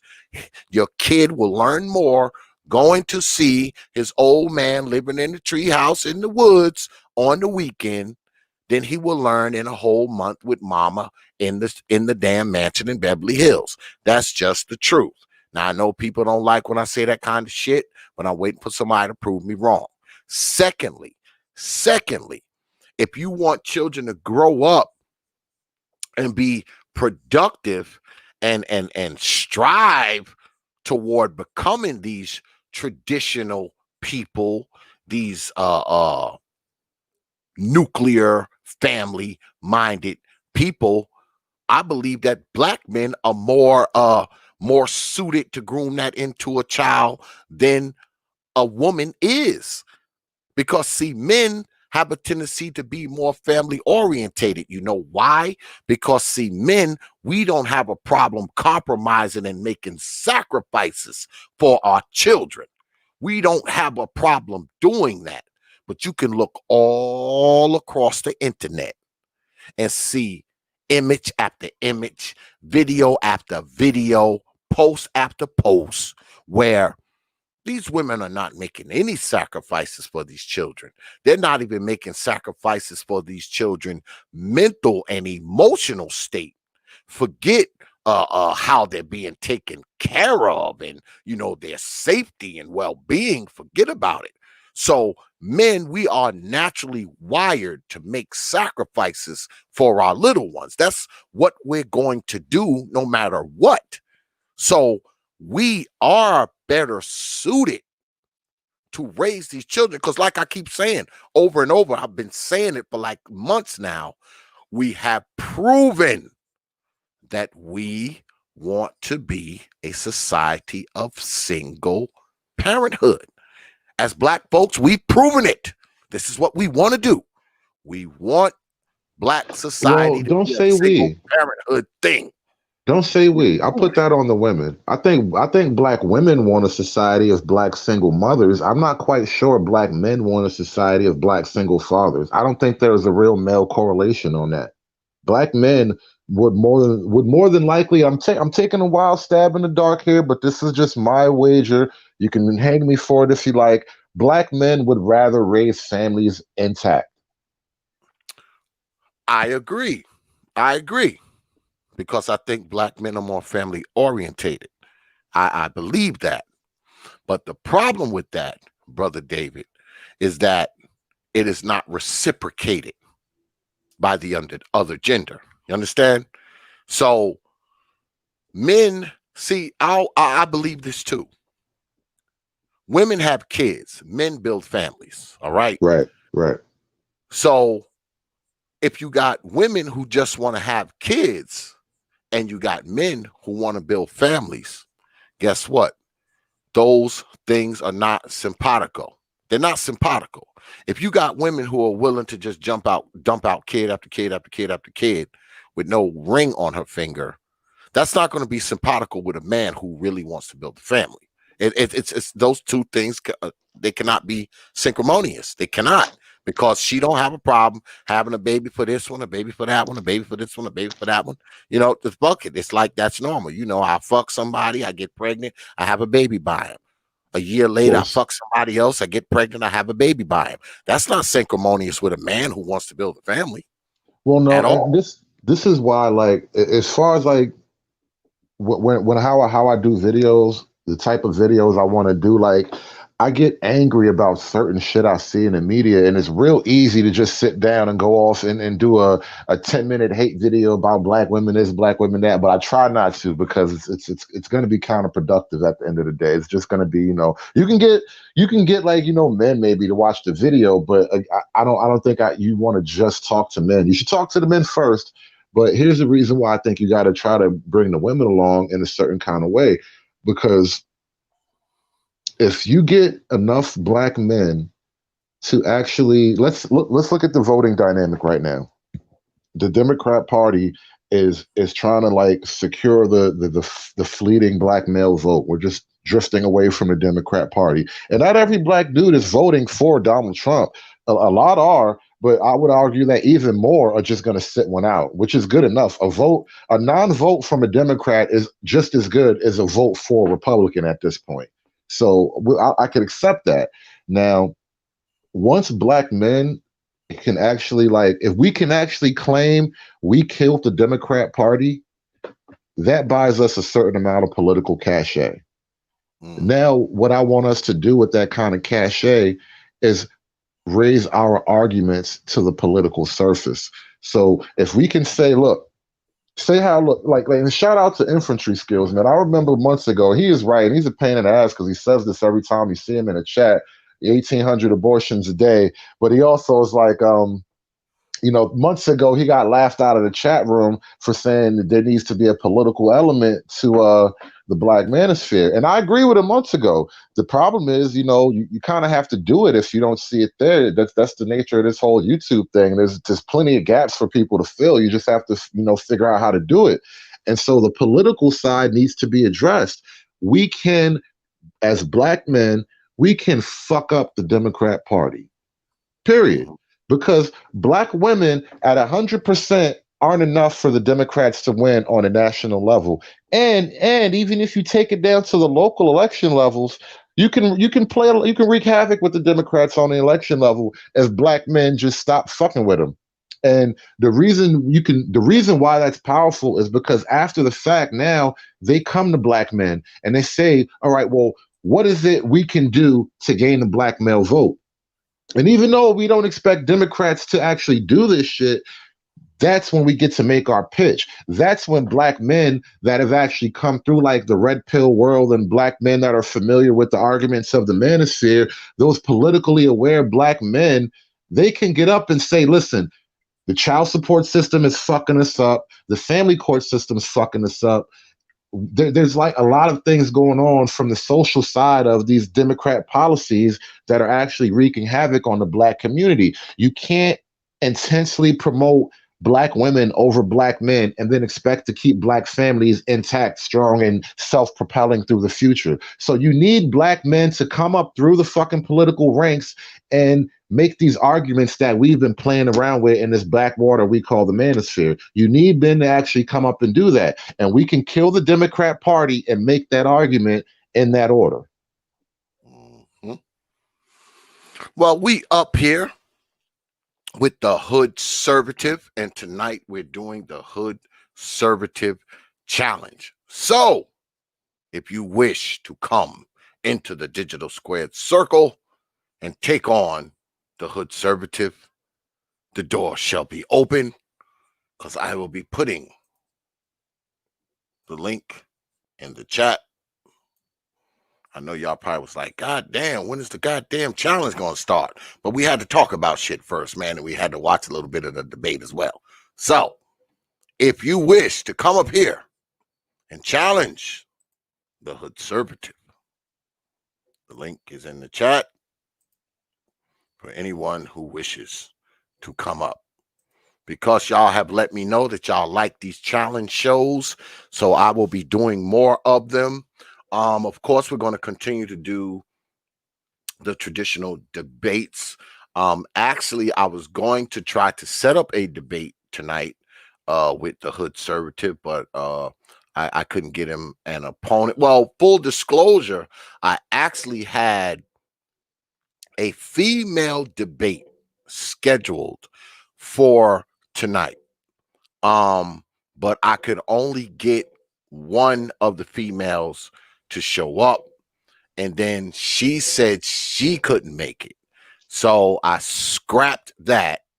That had to be totally scrapped. Hey, brother X, can I kick up some shit real quick? All right, so I noticed you put on the graphics for your debate. It was supposed to be Raw B, I guess Raw B versus whomever. And so, and shout out to Raw B. I fucks with her. You know, we have our back and forth, but I don't hate her at all. I like her kind of. But here's the thing, right?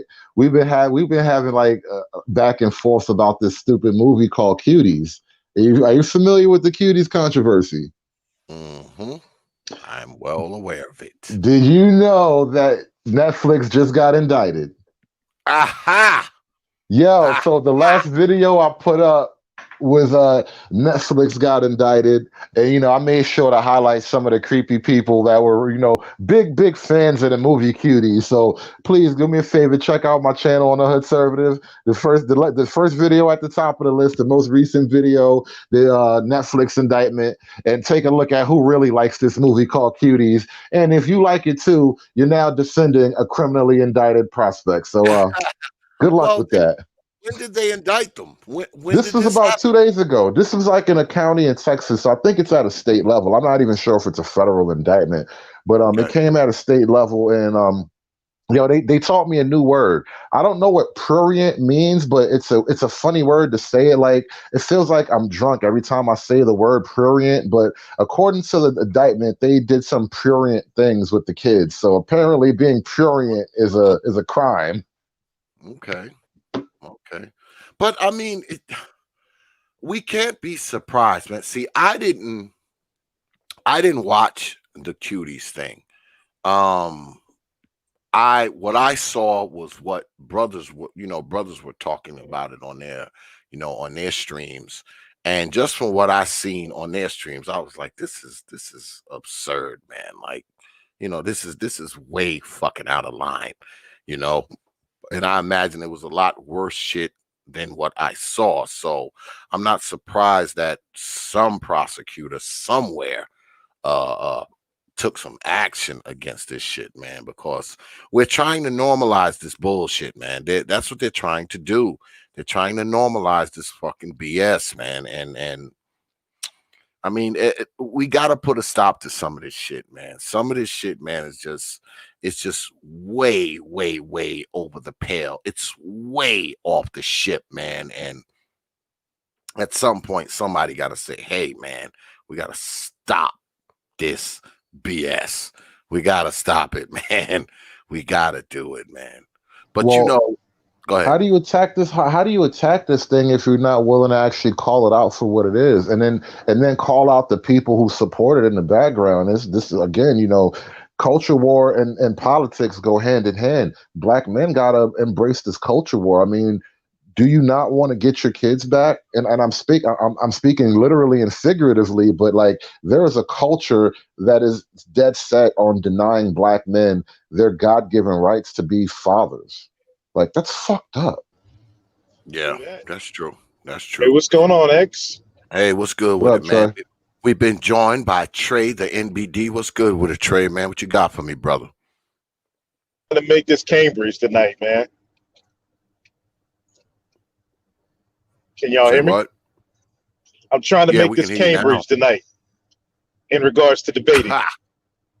Y'all, everybody know that's my partner, my day one right there, the HOODServative. We host the show every Sunday, but we don't rock on the same issues. But, we on the conservative side, so we can get along, still, do business, still go in, hard, for the Black man, but disagree. And like I said, I'm gonna keep it Cambridge. I totally disagree, man. As far as the doing it with the Black woman, by and large, I say if you can get a 4%er, rock with it, but don't make that your first objective. Your first objective is securing your own agency. That way, you don't run into these issues with the kids. And the only way is by finding a conservative value woman. And we know that's only 4% in the community. Well, bro, we don't disagree on that. I just say it's softer. That's my angle.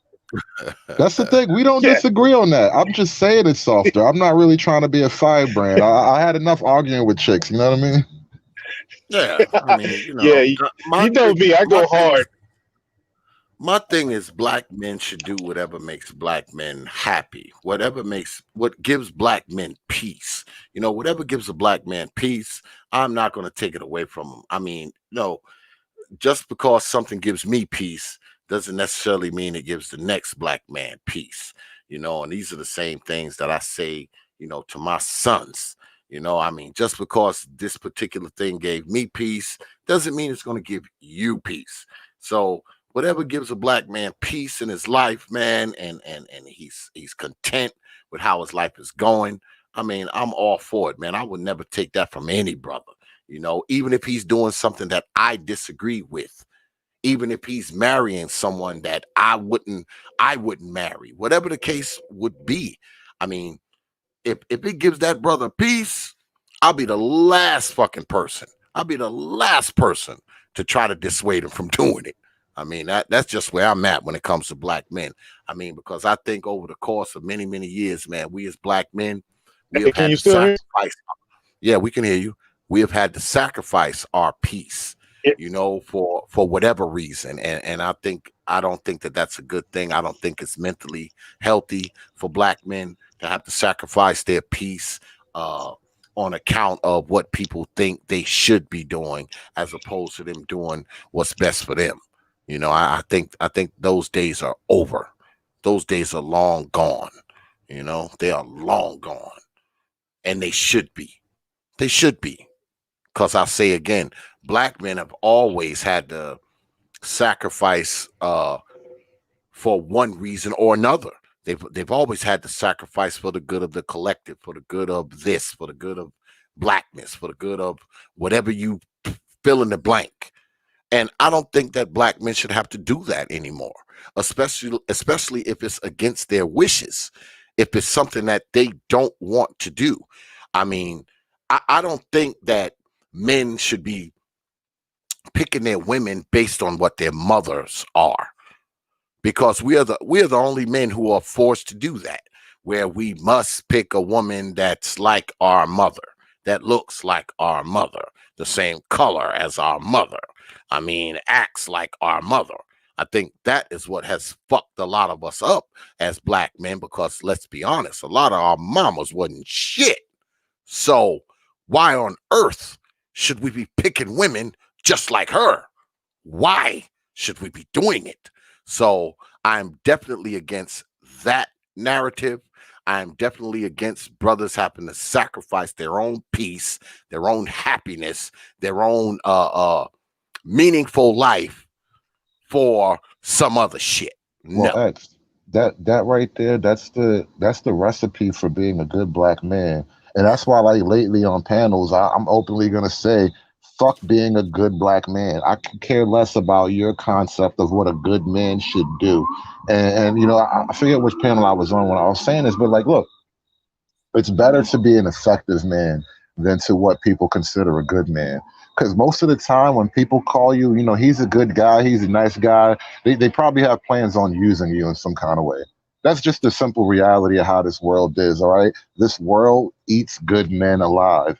And it's better to be useful and it's better to be effective than to simply be good. And all that good black man shit that you just described, it's enslavement, bro. You're gonna enslave yourself to somebody else's idea of what you need to be a good man. Like, nah, you can't measure yourself by that anymore. You got to break away from a lot of this conditioning in order to really see just how fucked up the game is rigged against, you know, good black men.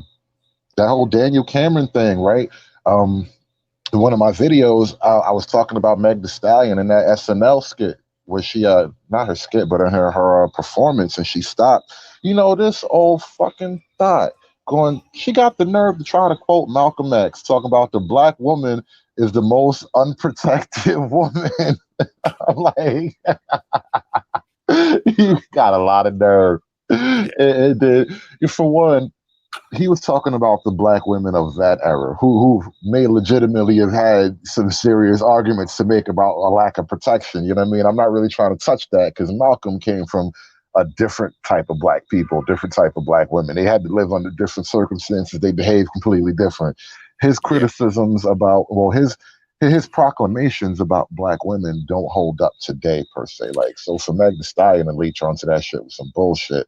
And then she tried to say like Daniel Cameron is a piece of shit. And then, you know, so I had to put up the meme comparing Daniel Cameron to George Floyd just to make the reality, to make the contrast that, look, the good black man is not the good black man in the community. You know what I mean? Daniel Cameron is called a race traitor and all that shit. You know, for Breonna Taylor, it's like, yo, we're gonna trade him for her. You know what I'm saying? Like, that shit is a fucked up deal. Like, I can't ride with that trade. I don't support that trade. Well,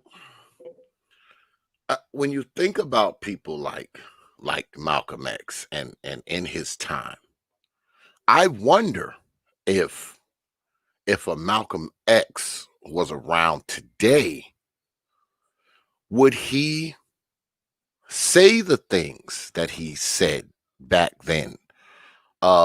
Would he think the same if he sat down and watched a couple Facebook videos, if he sat around and saw a couple of these Instagram thoughts? Would he still say black women are the most unprotected? And far as your point with the good black man, when it comes to someone saying that's a good black man, what they're usually saying is you're a fucking pushover. That's usually what they're saying.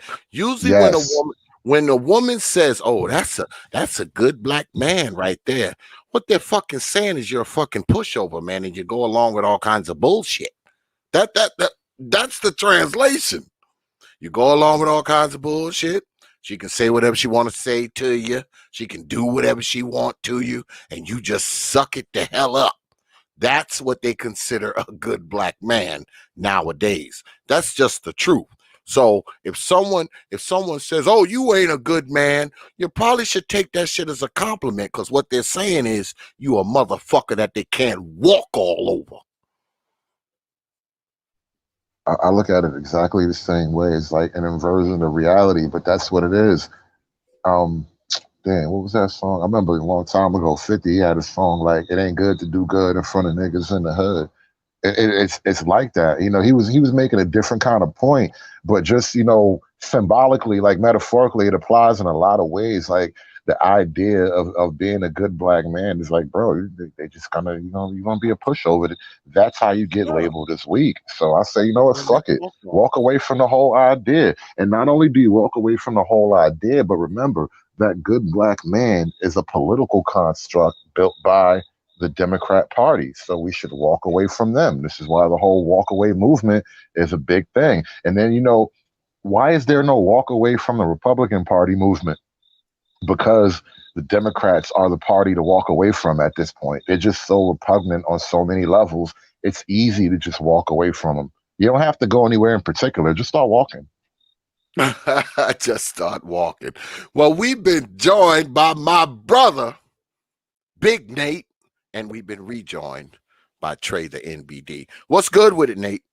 What's good, Xavier, gentlemen? Trey, Hoodservative, good to see you, gentlemen. Good to have you. Man, it's you know, to pick up on what you and Hoodservative were talking about.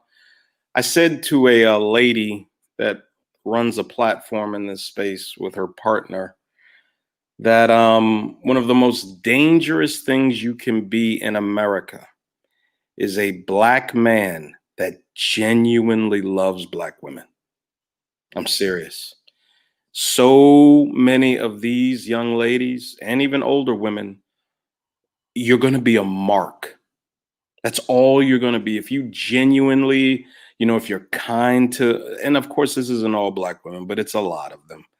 If you're kind to them, if you have their feelings under consideration, if you're there to help them, you are going to get railroaded. You are going to get used. You're going to get manipulated. And again, this isn't with all black women, but it is. I've seen this happen so many times to a brother. My son tells me a story about where he works. There was this young man that liked this. She was an Afro-Latina from New York. She came. She ended up, you know, the guy liked her. He really wanted to be with her. She just played him for a fool. So she went back to New York and she texted him one day asking for $80. Okay. Because her and her cousin that she's taken all these pictures on Snapchat with needed to get a hotel room for the night. Her and her cousin. And my son told me the boy actually considered doing it to my son. Like, he didn't smack him in the head, but he just smacked him in the head with some truth. Said, "Man, what are you doing? All she's doing is playing with you." I mean, so many of these young ladies are bred to be sadistic, manipulative, amoral women. And their mother isn't sitting them down, telling them how to be dishonest and manipulative. They just follow in their mother's footsteps. And of course, this isn't all black women, but I mean, there's a reason so many black men are just walking away. You know, I listened to K. Michelle. She was talking to what's his face? Derek Jackson. They were on a radio show. Yeah, I remember that. Yeah. And she was so upset about her son dating a white girl. Now, let's consider this for a second. I'm surprised her son dates females at all with a mother like that. This young man has watched his mother be a lesbian on TV, on the reality show she was on, have several fights. I saw one clip one time. She was at dinner with some second, third, fourth string football player, and she was asking him about his baby arm on TV. This is what this boy grew up seeing his mother, the type of behavior for her to be engaged in. And she is angry and doesn't understand why her son dates white girls. The delusion of a lot of these Black women, their disconnect from reality, it's amazing. I don't even see how they function, some of them, in a civilized society, being so unaware of just how terrible their condition is. I mean, during the 80s and 90s, movies like Menace to Society, Boys in the Hood, they really damaged Black men's image all around the world. They did. These movies were exported to different countries. And, articles were written in these other countries about young Black men and be wary of them and things of that nature. And that was, of course, before the advent of the internet. But now we look and we see, with the advent of the internet, the tens of thousands of videos of these Black women just engaged in some of the most horrible behavior imaginable. And now the whole world sees it. But what I don't understand is this country, we still walk around on eggshells around Black women. The entire country walks around on eggshells. You cannot make a Black woman angry under any circumstances because you know what the penalties are. The screaming, the cursing, even the physical violence, man. I know that there are decent Black women, there are quote unquote good Black women, but I said this early on Mr. Fantastic's platform. I said, your silence, ladies, is your cosign of the behavior. Black men have every right to consider you all the same because none of you speak up out of fear of reprisals from the sisterhood. Well, Nate, let me jump in and bring up a funny point, right? With all you said being true and being like a visceral reality for a lot of Black guys, especially Black guys who visit, these spaces in the manosphere, right?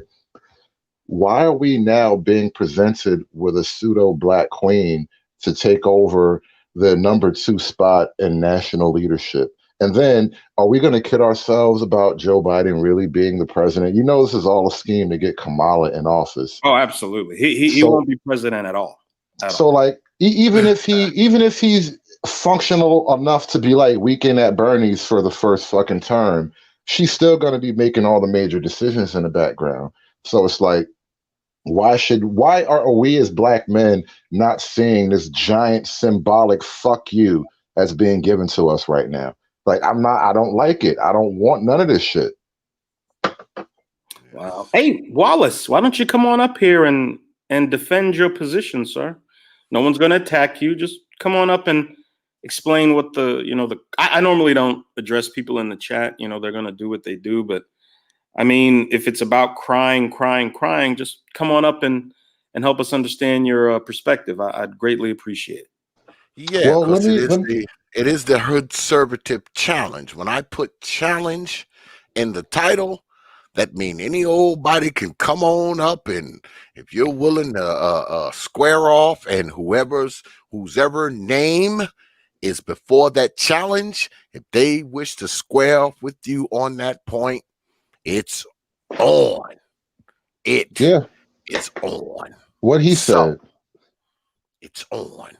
But we've been joined by Lady Jazz. What's good with it, Lady Jazz? Hey guys, hey brother X, what's up? How you been? I'm good. You've been listening. So what do you think? What do you think about what's been said up here So thus far?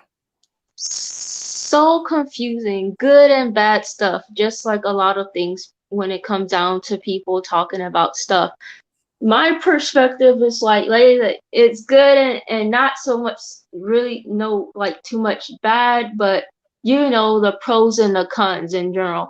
So my perspective is with anything as people live and you know the politics or whatever, when laws change or whatever, I think when it comes down to anything that anybody can do in any generation, you know, they have the freedom to do what they want. People are always going to do what they want, you know, and when it comes down to like, even with the legal thing, when there's like things you can't do or you can do when it comes down to the legal thing, you're still going to want to do what you want there.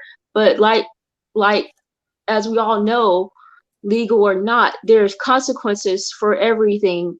And, you know, we learn that and we know that. So with that being said, when it comes down to the family thing, I think anybody like, I think like most people, you know, because I heard on a different panel, you usually want to stick with your race, but you don't have to. And I never was raised up that. It wasn't even talked about a lot in my family, but I have one Black parent and a biracial parent, so then I have that aspect, and from Louisiana, but Houston too. But you know, my mom told my brothers, "You bring any girl home. I don't care who you bring home, just as long as she's pretty and nice." But really, it wasn't talked about a lot. But yeah, I think you should like stick with your race. But I think you should be with whoever loves you if you're in it for the right reasons, like anything else. That's And interesting you family is said that. important. Yeah, because how family is important, because if you look at like any company, anything, you know, like I said, company or whatever, that took like either family or a group of people, something like a family. So when you talk about the family stuff, that's big, because if you don't have like more than one Can I person ask you to a like help question? you with anything. Can I ask you a Yes. question? Your name is Jazz, correct? Yes. All right, just wanted to be sure. I didn't want to address you improperly. So listen, what the question I was going to ask is this: what do you consider a family? Like, what is your vision of a family structure? A family, like an actual family, like somebody who's you know, a guy and a lady that's married and they have kids, or maybe they don't have kids, but usually a actual family to me is not just like someone who's married. That's someone who's in your family, but usually that comes with kids and then, you know, grandparents and everybody who's in a family. So that's what a family is to me. Well, Jazz, Whether it's 1, 2, 3 or whatever. hey, Jazz. You know what's interesting? What you just said, in the Democrat Party, that's considered hate speech. You do know that, right? Yeah. Wow. You just said, really? What's hate speech? You saying that a family, Jazz, I want you to hear me out, sis. You saying that a family is a male and a female is hate speech in the Democrat Party. You're not allowed to say that. You're just not. And I want to salute you. If I might ask, how old are you, sis? 21. Salute to you. Salute to you for having the courage to come up here and voice your opinion. We have grown men that won't come up and voice their opinion. They'll just talk nonsense in the chat. And I want to salute you personally. My name is Nathaniel. Okay. And I'm so impressed with you. Really. Salute to you, sis. And I'll say this. I'll say this. And I know people aren't going to like it, but I don't give a shit. This is the T.P.O.T. YouTube page. I can say whatever the hell I want. Now, at the age that you are, if you continue to think this way and progress in your thinking, you know what you won't be? You won't be in that 75% of hoes who will never see a wedding ring. You won't be there. You will be in the 25% with the wedding ring on, growing old with some guy, and y'all will be in like your 70s and you'll be all crippled up and feeble, but you won't have to worry about it because you'll have OG to put the groceries in the cart, put the groceries, stack them in the cart, put them in the car and put your old ass in the car too and drive you on home. And when you get to the house, he'll do the same thing at the house. He'll put your old ass in the house, put the grocery in the house, cut the lawn and take out the garbage and feed the dog. And all you have to do is make your way to the stove every now and then and rattle some pots and you're good to go because OG will have everything else covered. Just so you know that. Now, remember I said it. Remember I said this. He's more right than anybody on this panel could ever know, because it's my sincere belief that a big reason why we have this giant gap between black men and black women, and we have this like corresponding like single mother issue, is because for a lot of reasons, many black women do not define a family the way you just did. If asked openly, they would not give the same answer. And I was very prepared for you to give a more controversial answer than you did, Jazz. So it's like, I was a little bit taken aback that, no, you're welcome, but I was a little bit taken aback that you even said it the way you did, because like, it's really sad for a guy to hear women talk about a family as if the man is an interchangeable part, like he's not an integral piece of the family. And that's just something that you tend to hear more often than not in like modern, discussions of what the family is. So, and like what Big Nate was saying, especially is true. The idea that, a man and a woman are the foundation of not just the family, but the black community. The direction that the Democrat Party is headed in right now, like if I were the moderator at any one of these presidential debates, I could not let the debate continue without me asking both candidates how many genders are there. I just need to hear you say this so your audience could go crazy. I want to hear a presidential candidate says there are a man and a woman, and it takes a man and a woman to create another person. I need to hear it. That's how far the conversation has devolved, that I just got to fucking hear it. Otherwise, I don't know if I can trust you as a person anymore. Well, according to Facebook Conservative, there's like 90 genders. And growing every day. 90 plus. 90 genders. On Really? Facebook, you can choose from, I believe, over 90 different genders. Wow. 90. I don't know what this world is coming to. I don't know what. Jazz. I'm gonna ask you. I'm gonna ask you some personal questions, and if I'm out of bounds, you just tell me, and I'll stop. Okay. You're fine. Did you grow up with your mom and your dad in the house? No, mine was like not really.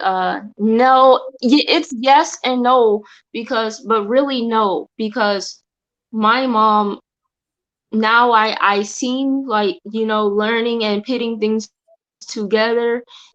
I'm seeing that my mom didn't want my dad around, not, like Brother X says, is like, she didn't want him around, not like someone who don't want someone around in that situation or any situation where they're doing something you really can't deal with.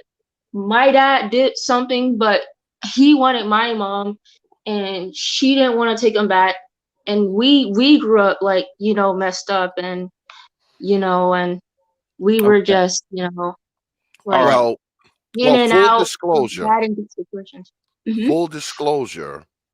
Many of you may not remember Lady Jazz, but Lady Jazz was on one of my shows, and we spoke about, because y'all know I talk about this shit a lot. I talk about, the abuse of children and things of that nature. Y'all know I talk about it a lot. And Lady Jazz was on my show, and she was talking about, her childhood and the abuse she went through, you know, with the mom and the mom's boyfriend, and she talked about her sister and stuff as well. So, you know, just to kind of bring y'all up to speed on, you know, who she is. She's been on my show before. She's been on one of the you know, the most unprotected, you know, shows, Brother Nate.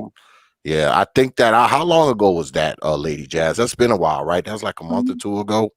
She was up Yeah, here. I think that was 2 months ago. That's been a while because I was sick like for a few weeks. Yeah, it's like 2 months or so.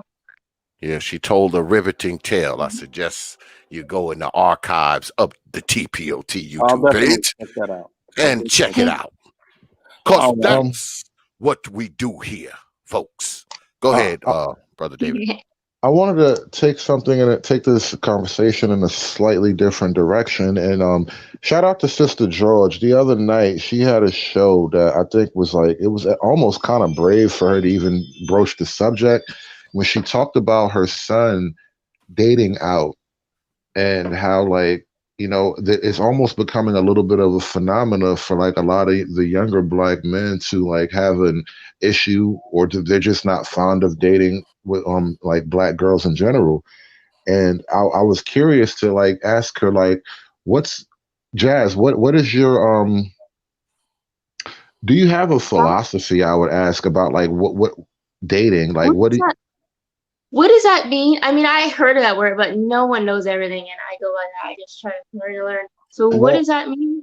Let me ask you this. You're 21 years old right now, and what you just described about a family structure and all that, how do you approach dating in general? What type of men are you looking at as far as who you would want to even have a kid and build a family with? Like, how do you have a criteria? Is there some kind of measuring stick that you like, you know, work out in your head? Well, to be honest, you know, I'm not really thinking about it much, but when I do think about it and I like people and I'll date like anybody, I think I'm kind of like, I don't know, mixed up, kind of like half and half. I know it's like hard to pinpoint what I'm saying, but not like one of those people that we always talk about on the thing, but like I don't kind of like think about certain things necessarily. I just kind of like, I don't choose certain people, of course, like a lot of people. It's not like whatever, but for the most part, I'm kind of like laid back. But I do like a certain kind of person. I like anybody, but I like people who's nice, and I like artsy people that's like me because I'm created from like, you know, artsy people like my dad and my uncle. So like that, and you know, pretty much anyone, but you there's a know, reason. probably like brown skin people too is my preference. You said brown skin? It comes down to like a skin. Yeah, like something like tannish, any kind of tannish, but anyone pretty much. No, that's cute. That's fine. Whatever. No, the reason why I even kind of asked that sort of question is because here's the thing I noticed, and see, there's a lot of like in the manosphere, these old movements like SYSBM and all this sort of other things where like, you know, people are making like hard decisions about who they will and won't date, and I wonder. You know, when I was a kid, I don't, my mother and my father either never really had a conversation with me about like, what are the qualities of a person you should like look to pair off with. And so, you know, because you're a lot younger than I am, because you're 21. I'm like 38 now. I'll be 39 this year. And I'm just wondering, like, how do you approach that kind of conversation, like as a parent to a child, as an older person to a younger person, like. There needs to be some kind of conversations being had with like the younger generation. Somebody mentioned this earlier on a panel about, you know, we need to actually focus a lot of our efforts on the younger crowd, because at my age, I'm not having a family anymore. I've already made my attempts at having a family, and I got, you know, I made my mistakes and my successes and all that stuff. So it's like you're kind of at the age group of like, you're the future of the community in a lot of ways. You're right at that cusp of who do you choose to create the next generation of Black people? And it's a giant decision to make as far as who to pair off with.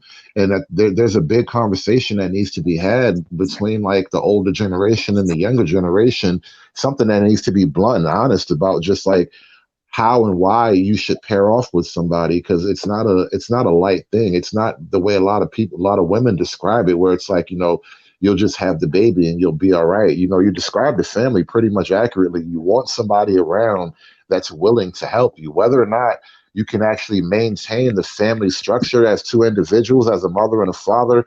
That's another conversation. But even then, on the other side of that decision, you want to know that you made a decision in a man that's actually willing to show up and still like parent his children effectively. This is a conversation that really, really needs to be had with like the younger generation. And I don't know if it's being had quite effectively, And Jazz, I have a 19-year-old daughter, and I got custody of her when she was 2. I raised her till she was 17. A couple of years ago, she went to go live with her mother. I'm going to tell you the things that I told her. Okay. You should, if you're 21, you should be thinking about marriage. I'm dead serious. One of the biggest mistakes Black women make is putting marriage off till after they get their degree, after they climb the corporate ladder, after they start their business, after they run around with a bunch of guys and get a bunch of experiences. That is one of the worst things you can do, Jazz. After they 40, definitely. Yeah. After they 45. If you're 21, sis, you need to start thinking about it now. And let me give you some advice on what type of man you should be interested in, okay? You should be interested in a man that is industrious, that works hard.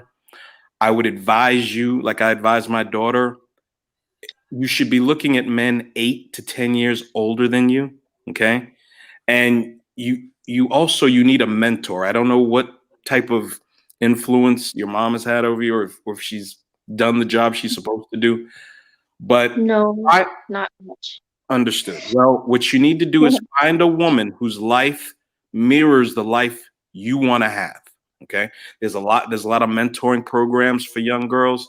Find a woman that's in a great marriage with her husband, who has children, who maybe works from home, and she can take care of her children the way she wants to instead of letting the state take care of them.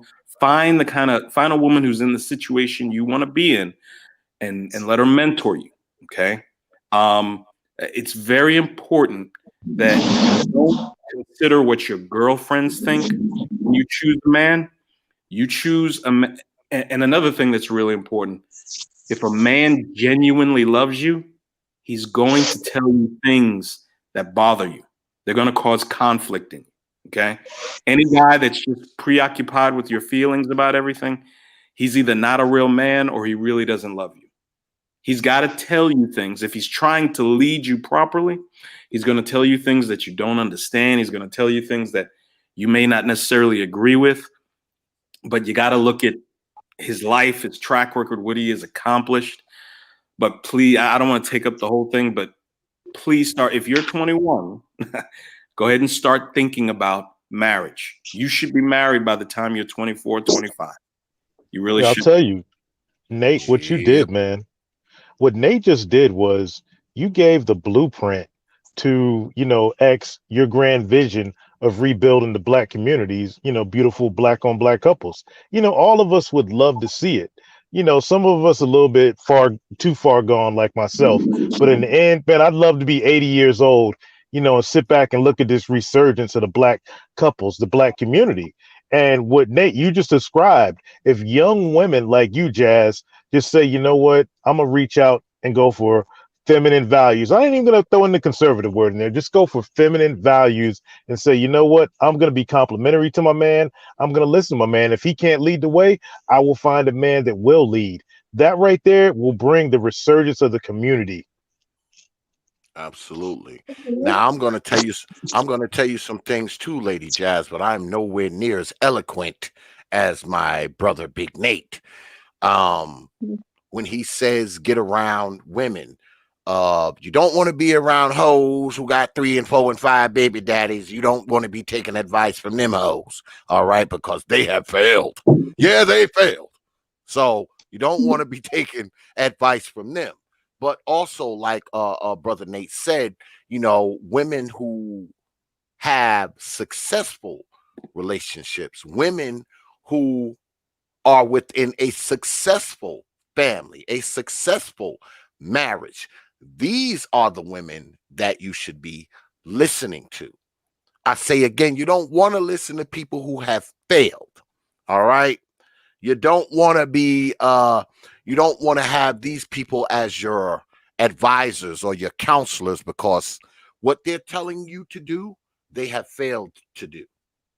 They failed to do any of it. And see, you have to jump on them because you don't have any kids yet, right? You don't have any kids, right? So No. you have to jump on them. All right. You're a young girl with no children. So guess what? Your stock is where theirs used to be, and it's never returning for them. Whatever stock they had is never returning. You have that stock. All right. You have the stock.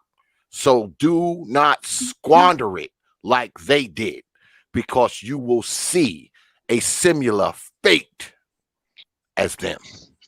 Be sitting out here. Don't want to be sitting out here looking like Kamala Harris did tonight, you know, lying through her teeth. And I just want to give a shout out right there. I know y'all saw it. I was peeping it while I was driving, but you know, when you're on record for saying one thing and then you come out on national TV and say another, it's just indicative of where the sisterhood is at. And I hate going in on the sisterhood. I'm pretty much ignore them. But when you're getting that top level down, like, you know what? I want to be the #1 black woman in America, and I'm going to push these policies on down. And it's like, you know, this is one thing me and David are lockstep in. It's freaking this whole pro-abortion piece.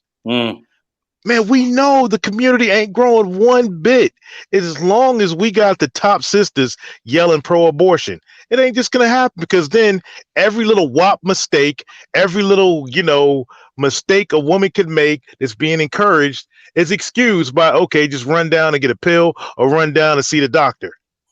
Birth control. Abortion is birth control for a lot of these ladies. Well, before, because I'm about to drop you down, Lady Jazz. Let me just ask you something before I drop you down. Are you really 21? Yes.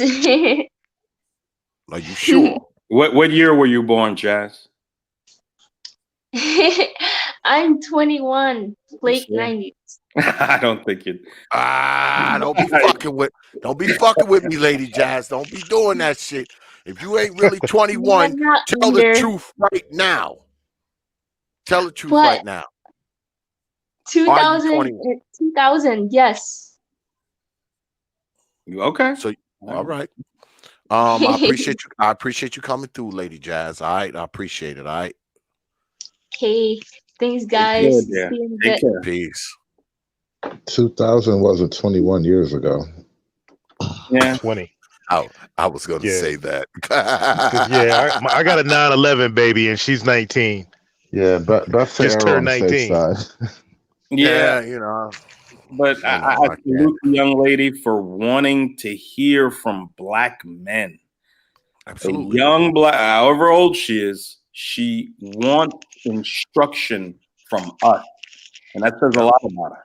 It really. Well, that's the thing too. It's not about us at this point. Like, we're all adults. We kind of got us, you know, we got our courses set at this point in life, so to speak. So it's like, if you really care at all about whatever message you're putting out, you need to put it out to the children. You need to put it out to the people who are like 17 and under, because they're really where the future lies at this point. You know, in 21 under. I mean, you know, maybe I'm fuzzy on the numbers, but you got to aim down. Absolutely, man. Absolutely. Because the young folks, like you said, they are the future, man. I mean, if the young folks aren't the future, I don't know who the hell is. If they're not the future, who the hell is? Us old motherfuckers? No. All we can do is spread the word. That's it. Unfortunately, these children have to have proper parents, at least one proper parent. That one proper parent has to fight against popular American culture, Black American female culture, I mean, which is completely self-destructive. The music, the movies, cuties, I mean, all of this lunacy. And if there is not one decent adult in a child's life, man, the chances of them having any chance at any level of success in life, it's almost slim to none, man. The power of social media, the power of traditional media to push these horrible and disgusting narratives, celebrating everything that will destroy our civilization. It's pretty scary. Little Big Nate, you know what? I just had a thought. The Black male political platform needs to center around Black men raising their children. It's almost a winning. Bro. You can't lose this political sell right here. If Black men, and it's a hard sell to the Democrats at this point because the Black women are firmly entrenched in their interests or counterintuitive to what we want. But what I was saying earlier, if the Black male vote can be held hostage to the point where it kills the Democrat Party at this election on the national level, we now have a little bit of leverage to then say, this is what the Black male vote needs. And we have to coalesce around the idea of Black fatherhood justice. All right. We have to name it something, justice for Black fathers. All right. That is the Black male political platform. It has to be something that you can't argue with. Black father, justice for Black fathers is the way out, the way forward as far as like a male agenda that you can get almost 100% Black male support. And not only Black male support, because you can't play the Black game 100% in politics. Absolutely. It really doesn't work. You have to come up with a platform that extends beyond your Black base.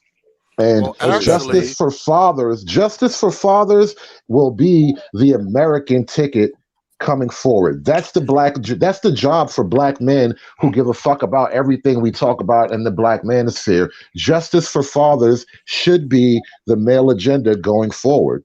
Hey, can I co-sign on that real quick, X, before I get up out of here? Because I'm about to lose signal again. Go ahead. Yeah, this morning, David, man, when you were on with Black Torch, he was going on about, the percentage of the Black vote, and you were going in on him. Well, here's one thing that fathers can do. And my belief is that fathers should automatically get custody right off the rip. That's my belief when situations happen, just like China. But here's what will happen with that. If any party gets 13% of the Black female vote, the other party is done. 13, that's it? Wow. That's it. And that's one thing that your antagonist was avoiding this morning, David. If 13% of Black women lean towards, like, say, Trump, it's a wrap, because no Democrat would win any election this year. And that's why the emotional narrative has to be so hard in that direction. But we as Black men have got to encourage father, because fathers are naturally going to instill conservative values, not political values, but social values in their children naturally. Fathers provide structure, guidance, and discipline, which is what so many of these young people lacked on. Absolutely. And that's a good segue for tomorrow's show, because Brother J.I. will be here tomorrow, and we will be discussing the petition on DXL. So I'm glad you brothers brought that up. Brother J.I. will be back. He'll be here tomorrow, right here on the T.P.O.T. YouTube page, and he will be discussing the petition. He will be laying it out. I guess a few things have happened since the last time Brother J.I. was on, because those of you who follow the Proper Thought series knows that Brother J.I. was here a while back, and this was before he sponsored this petition, or was the architect of this petition, I should say. So a lot has happened between then and now. So Brother J.I. will be returning tomorrow night right here, 9:30 p.m. Eastern Time on the T.P.O.T. YouTube page, and he will be laying it out. He will be taking your questions as well. So make sure you're here to ask a few, all right? And also this week, because, we're top loaded here at T.P.O.T., the one and only Obsidian, Mumia Ali, will be here Saturday night, Hours of Power. It's Obsidian versus the world. Yeah, that's going down this week too. Yeah, all that's going down this week. Yeah. That's a great concept, man. That's a great yeah. Make sure you have your black behinds here for that 8 p.m. Saturday night right here on the T.P.O.T. YouTube page, Go ahead, Brother Trey. Hey, X, man, appreciate, man, you putting out all this media for the fellas, man. Now, like I say, for the brothers out here on the road, the truck drivers, it keeps us going. But, absolutely. Man, yeah, thank you, man. And then Sunday, man, make sure everybody check out the live show. It's the HOODSERVATIVE Mexican cat out of Cali, doing it down for the Chicano brothers. Him and David are going to go mano y mano, HOODSERVATIVE meets Observative. And, yeah, we're going to, bring some other Latino brothers on, and we're going to discuss, hood politics versus barrio politics, see if, the Brown brothers are going through the same thing we are. Well, hold up before you leave up off of this motherfucker, Brother Trey. Why the fuck I ain't been invited on that goddamn show yet? I haven't even been invited. Let's talk about that shit. Hey, I want to do this like 3 times a week, but man, being out on the road, the only time I can do it is Sundays, and it's crazy. But hey, next week is open. I mean, just set it up. We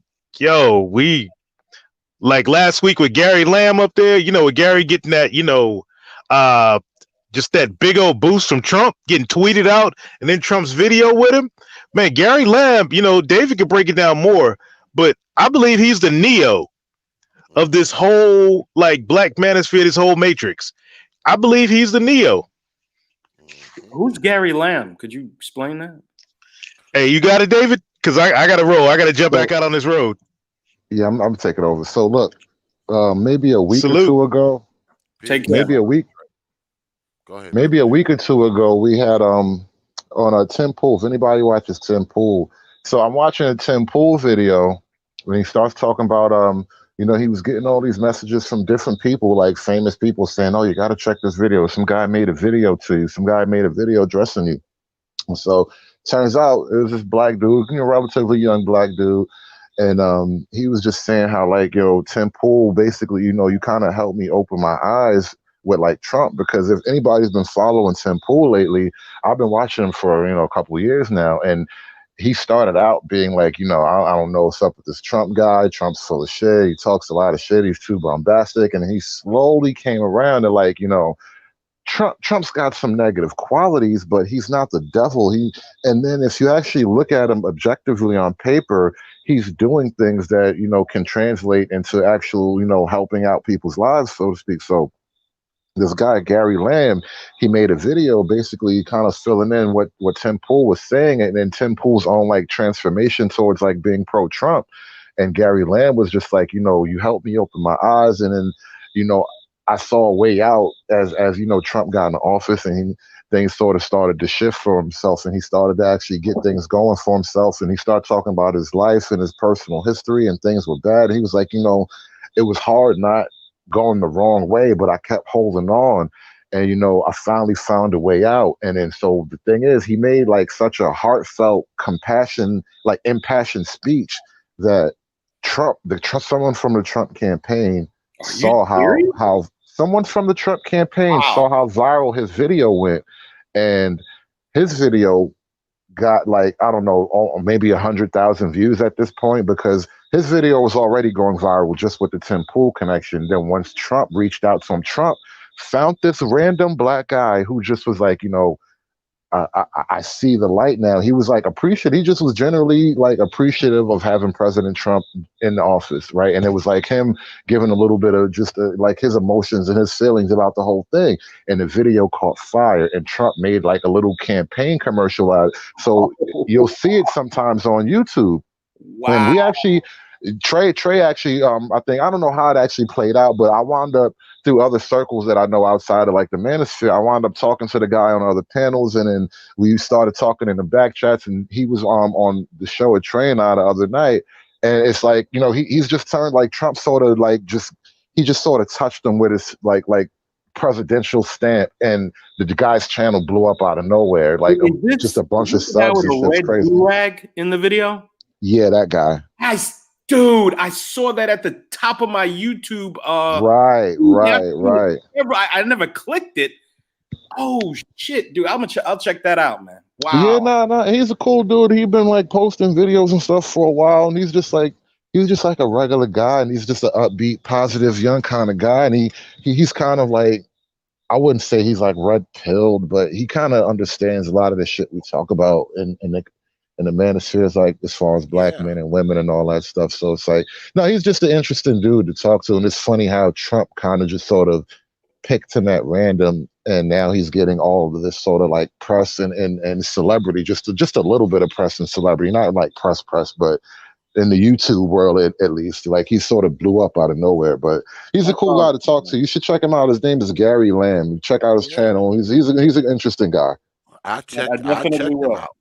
I checked him out because I got a request or two about the brother, and somebody told me, it was like, yo, X, you should hit this brother up, man. You know, you might can get him on the debate. So, you know, I have heard of the brother. So you know, I will be reaching out to him soon, and maybe I can get him to get up in here in the Digital Squared Circle, man, because you know, all are welcome. So, well, I will say this, X, the little bit I did speak to him about like debating and talking to like, you know, the rest of the black YouTube world, he's open to the ideas. So, you know, it might work out. Yeah. I mean, good deal, man. I have been asked about the brother because I didn't know about him myself until someone brought him to my attention, and it was like, yo, X, you should check this brother out. You know, and I went to his channel and I watched some of his stuff. He's an interesting brother, and yeah, I will be reaching out to him, and hopefully I can get him here on the Digital Squared Circle. And you know, who knows what can happen? You know, that might can turn into something else, because make no mistake, folks, I don't want y'all to think that when it comes to these debates that, you know, it's just, you know, this side of YouTube or this corner of YouTube that it is limited to. Absolutely not. Anybody who wants to come up here and enter the Digital Squared Circle is welcome. I'm just saying. So, you know, I don't tell people how to vote. You know, I kind of just lay out what either vote will result in a lot of the times. And I don't know how black men, especially, you look at what the Democrat Party offers us. They offer us an expansion of the welfare state, abortion, open borders, our sons in dresses. These are pillars of the Democrat parties, folks. And what is the Republican Party under Donald Trump? Because if he wasn't there, these things wouldn't be happening. I'm not gonna, you know, bullshit anybody. If he wasn't there, a lot of these overtures to Black America wouldn't be happening. But you notice Donald Trump offers you opportunities for entrepreneurship. He pushes education, entrepreneurship, heavy entrepreneurship. How many times have we said in this space that's one of the main things that is going to get us out of the economic issues that we face? I mean, black men are doing fairly well in this country, well to exceedingly well. I mean, 64% of us are in the middle class. That does not account for the upper middle class and the wealthy. But we don't own what we should be owning. We don't own our physical abilities. We don't own our musical abilities, our act. We don't own any of that. Ownership is paramount. Brother Nate, let me add one quick thing. I didn't really want to stop you, but that whole thing about entrepreneurship and you know, a lot of guys in this space talk about Black unity. We need to come together. We got to work together. Here's the problem. No people just work together just because they look like each other. I'm sorry. You have to actually unify by working together. You're right. Don't put the cart before the horse. All right. This whole thing of like Black entrepreneurship is the perfect like incubator for Black men to actually find other like-minded Black men, and actually unify in a profitable way. All right. This whole thing of, you know, we're just going to unify because we're Black is bullshit. Unify to get some fucking money. And you know how they go? After you get the money, you get the power. After you get the power, motherfuckers will respect you. Like, we know these things on a base level, but we need to actually work that shit out on a political level too. And that's like the benefit of how Donald Trump approached this. But I'm sorry, go ahead, continue. No problem. I want to finish up. I'd like to hear who this gentleman is, but just be mindful. The parties, what they think of you is reflected largely in what they're offering you. Okay. Donald Trump is offering you a road to entrepreneurship. Many of us in the Black community may not qualify for traditional means of financing through banks and things of that nature, but he's offering you a way to still get that business started. How Black men do not see this is beyond me. I cannot imagine how conditioned you must be to hate this man and to think he hates you. My very first presentation was why I'm voting for Donald Trump. And I literally said 3 or 4 times during the course of that presentation, I don't give a fuck if he hates Black people. I just don't. I don't think he does. There's so many instances in the past, him during the 80s embracing Al Sharpton and introducing him to the business elite of New York. During the 90s, it was. Did you know he helped finance Jesse Jackson's campaign? Yeah. Do you know that the first headquarters for the Rainbow Push Coalition was a 1-year free lease from Donald Trump in the early 90s? That was their first corporate headquarters. But bet a lot of folks didn't know that either. But go ahead, gentlemen. I'll let the other gentleman speak. Yeah, we have been joined by the legendary Top Cats and my brother, Info Man. But we'll go to brother Top Cats first. What's good with it, brother Top Cats? What you got for me, brother? Peace. What's up with it, T.P.O.T? Turn What's good with it, man? What's good with it, man? Slow motion, man. You know, I was hearing, man, you say the platform was open. It wasn't just open like to this sector. You know, I was trying to see if I can give me something in the ring. You know, I deal with Indian information. You feel me? Black Indian history. And I was just trying to see if you had somebody out there, man, who wanted to get in the ring. Yeah, hey, you just put it out there. So if anybody want to come up and if they got something on it, let's go. Like I said, all are welcome in the Digital Squared Circle. That means all are welcome. Because this is the first time you've been it's the first time you've been up here, right? Yeah, first time I got on the panel. I'll be watching in the chat, but it's first time I got on the panel, yeah. Absolutely, man. You can always come up here, man, and debate, man. I mean, you know, if you want to hit me up, see, it's hard to do it on the fly, but if you hit me up and say, X, I want to debate on X, Y, and Z, you give me a day or two, I'll find you an opponent. I mean, you know, this is what we do here. So, I mean, putting a debate together ain't easy, but it's never impossible for T.P.O.T. It's never impossible. So yeah, I'm gonna tap in with you, man. I want to set that up. You feel me? I want to see if anybody. I don't know. Do anybody even like be on those type of topics over here though? You know, I was just gonna say real quick, shout out to you, actually, Topcast. The last time I did speak to you, I was just a little bit skeptical about where you was coming from, but you made a great case about, you know, Black people at the very least being very much in the mix with like a lot of the Indian tribes in America, and that's like a very undiscussed history of Black America that doesn't really get a lot of, you know, discussion. So shout out to you for actually bringing a lot of that knowledge to the table. Well, Hey, you see Tyreek Nasheed and them trying to do a show on that now. He said his next Hidden Color's gonna be on that history. Nah, you got some shit, bro. You know some things. Let me ask you this, brother Top Cats. When you talk about debating, Indian history, what would you be interested in debating? Would you want to be interested in debating the origins, how that relates to black folks? Like, what would be your topic? If you, all right, well, just really like the, I know a lot of people feel that all melanated people or black people came from Africa. You feel me? And that we all came via through the slave trade, and that's how we all populated the islands, the Americas, and you feel me, so on and so forth. So basically, that school of thought. I mean, if that's on the table, I know that's what most people say.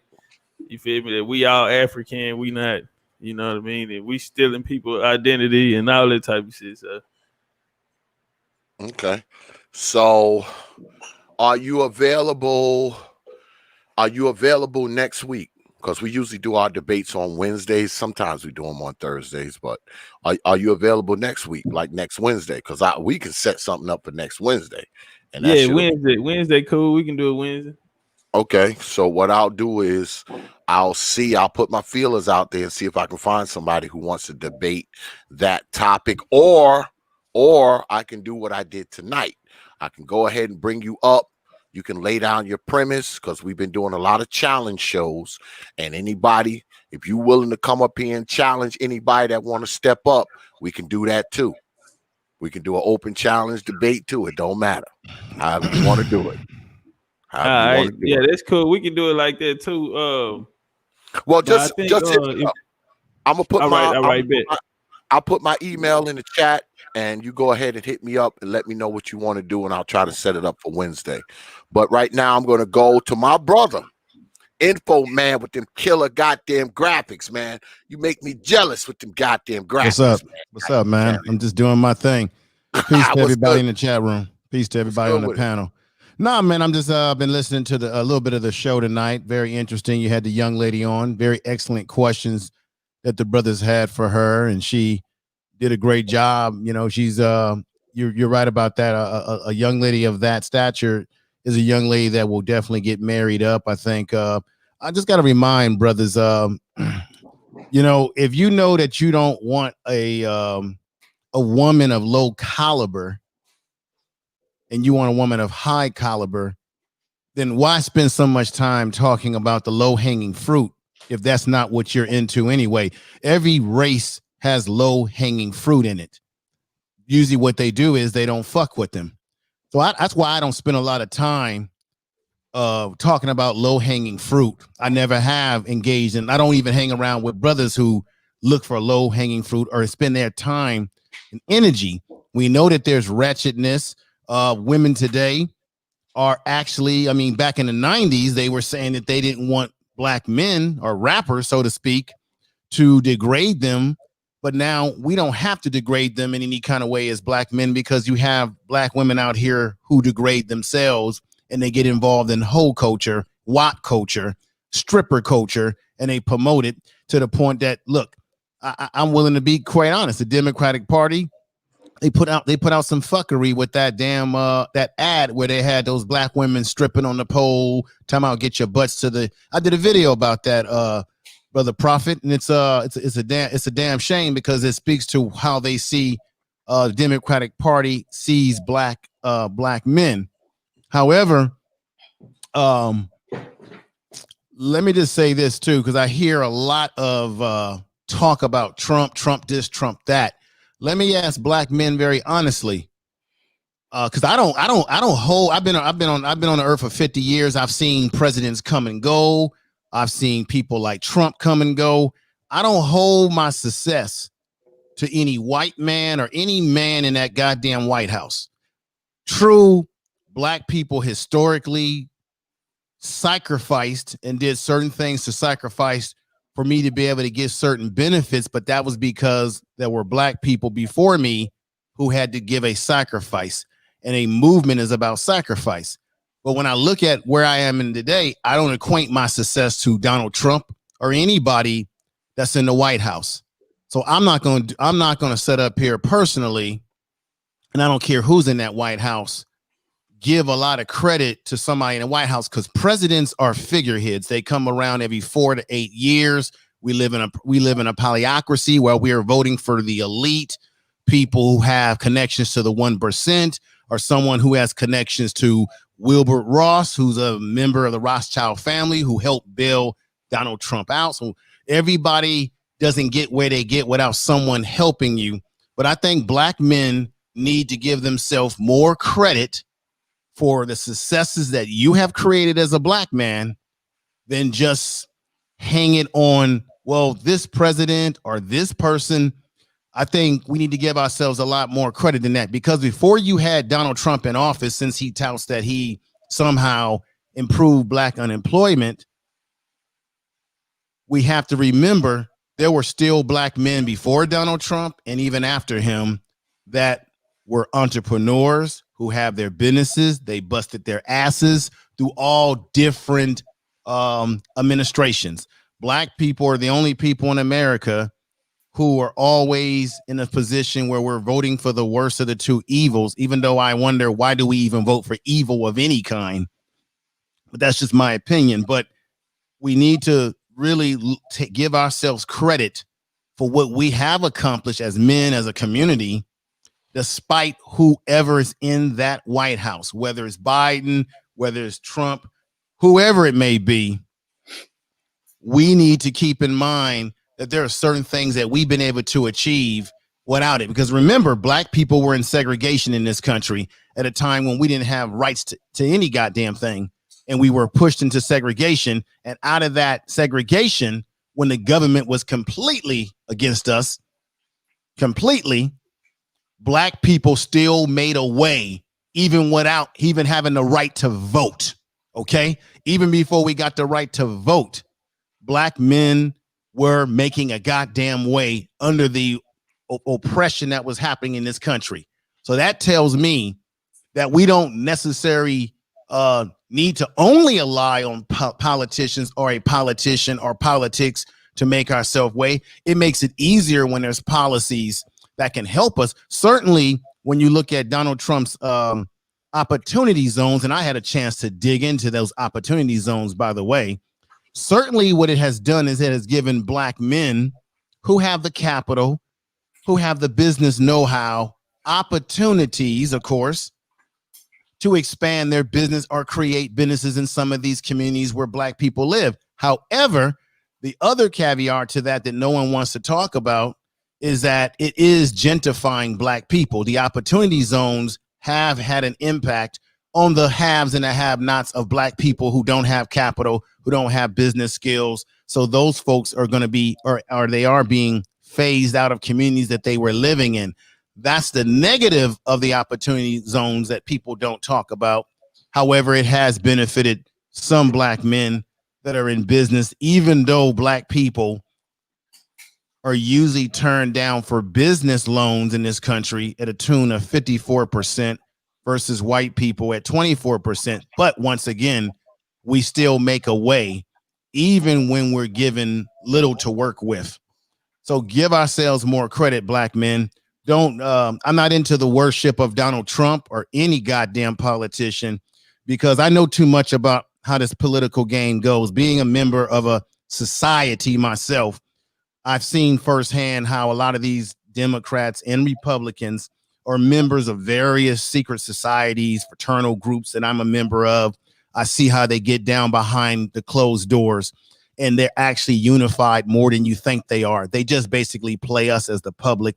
These guys get together in unison, and they do things in unison behind closed doors, cut secret deals that we don't oftentimes get privy to.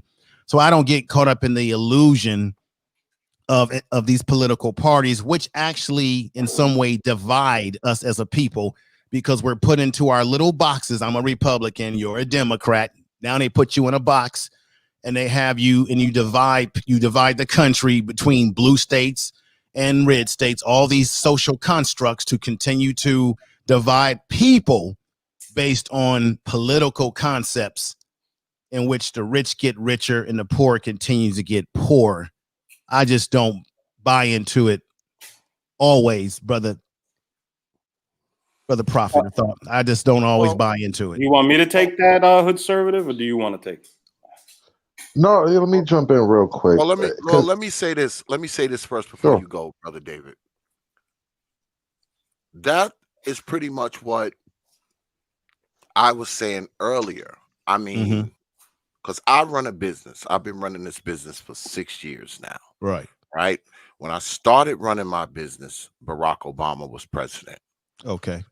Since Trump has become president, I mean, not much has changed for me. I mean,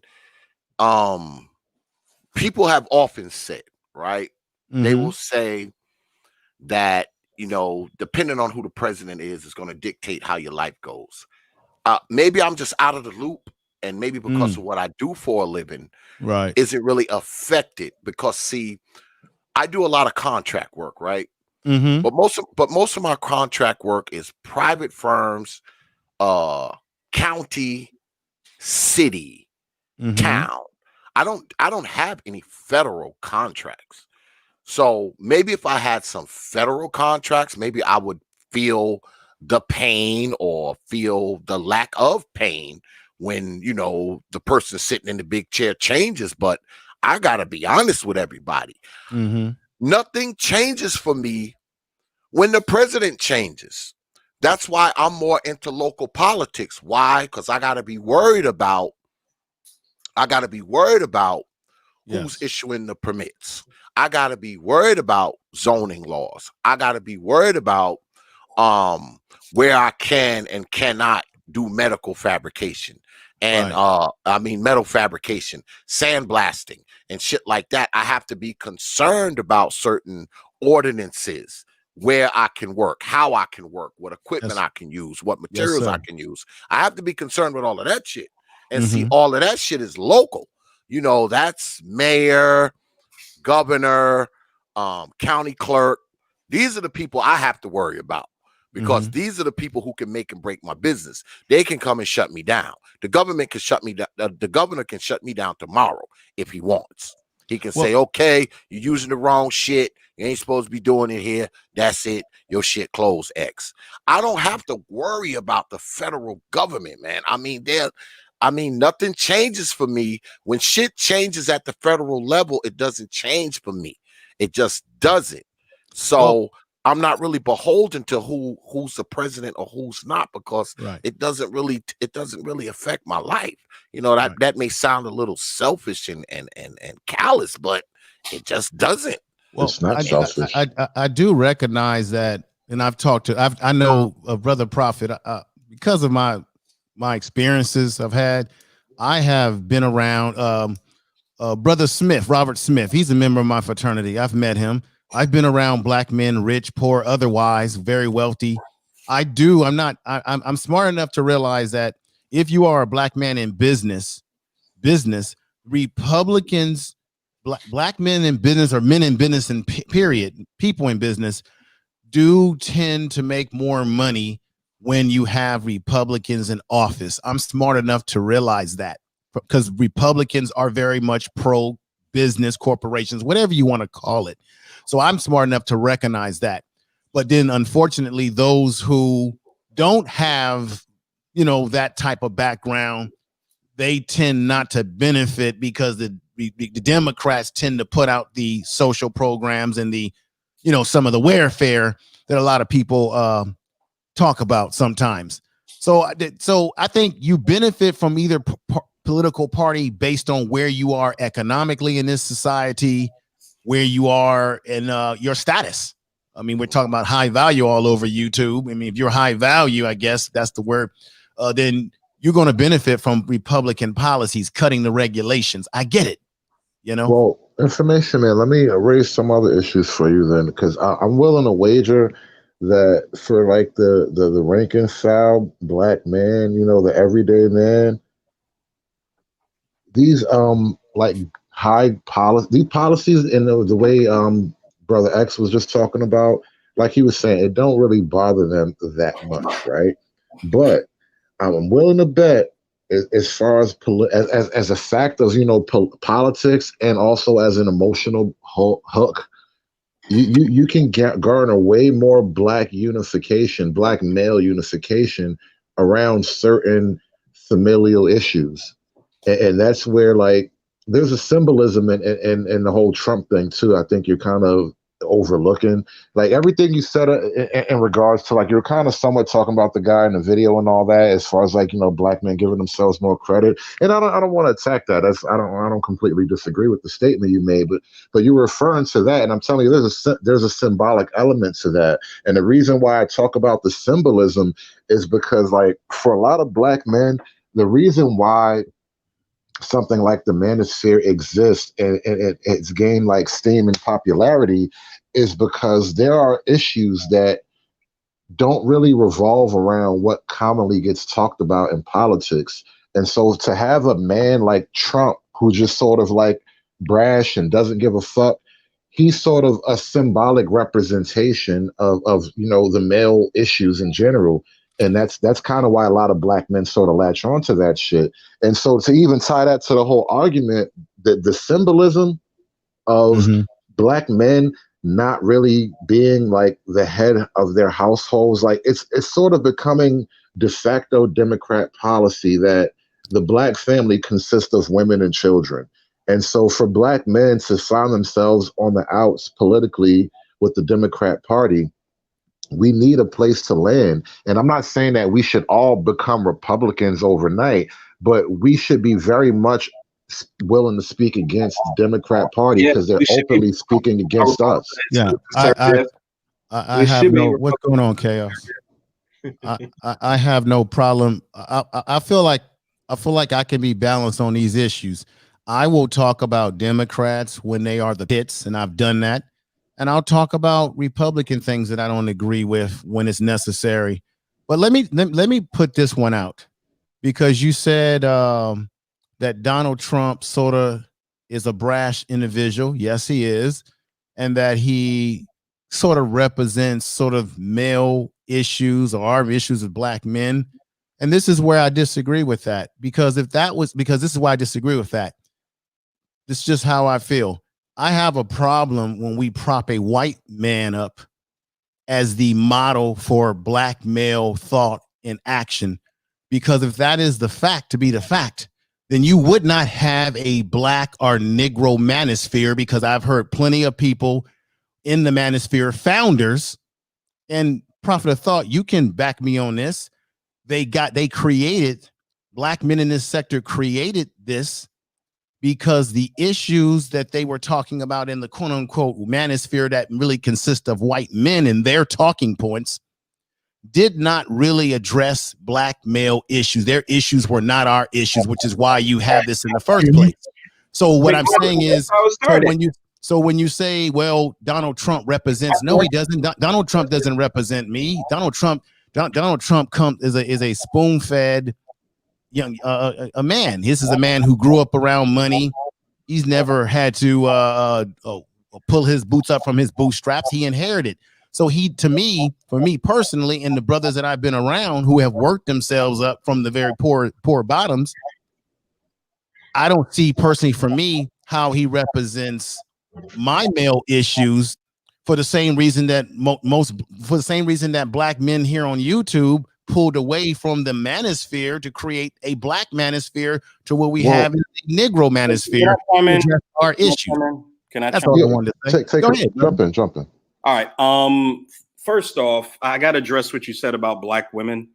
Black women's decisions are what largely are the reason for the damn near demise of the nuclear black family. That's why they need to be talked about. 22 million abortions, which averages out to about 478,000 abortions every year for 46 years.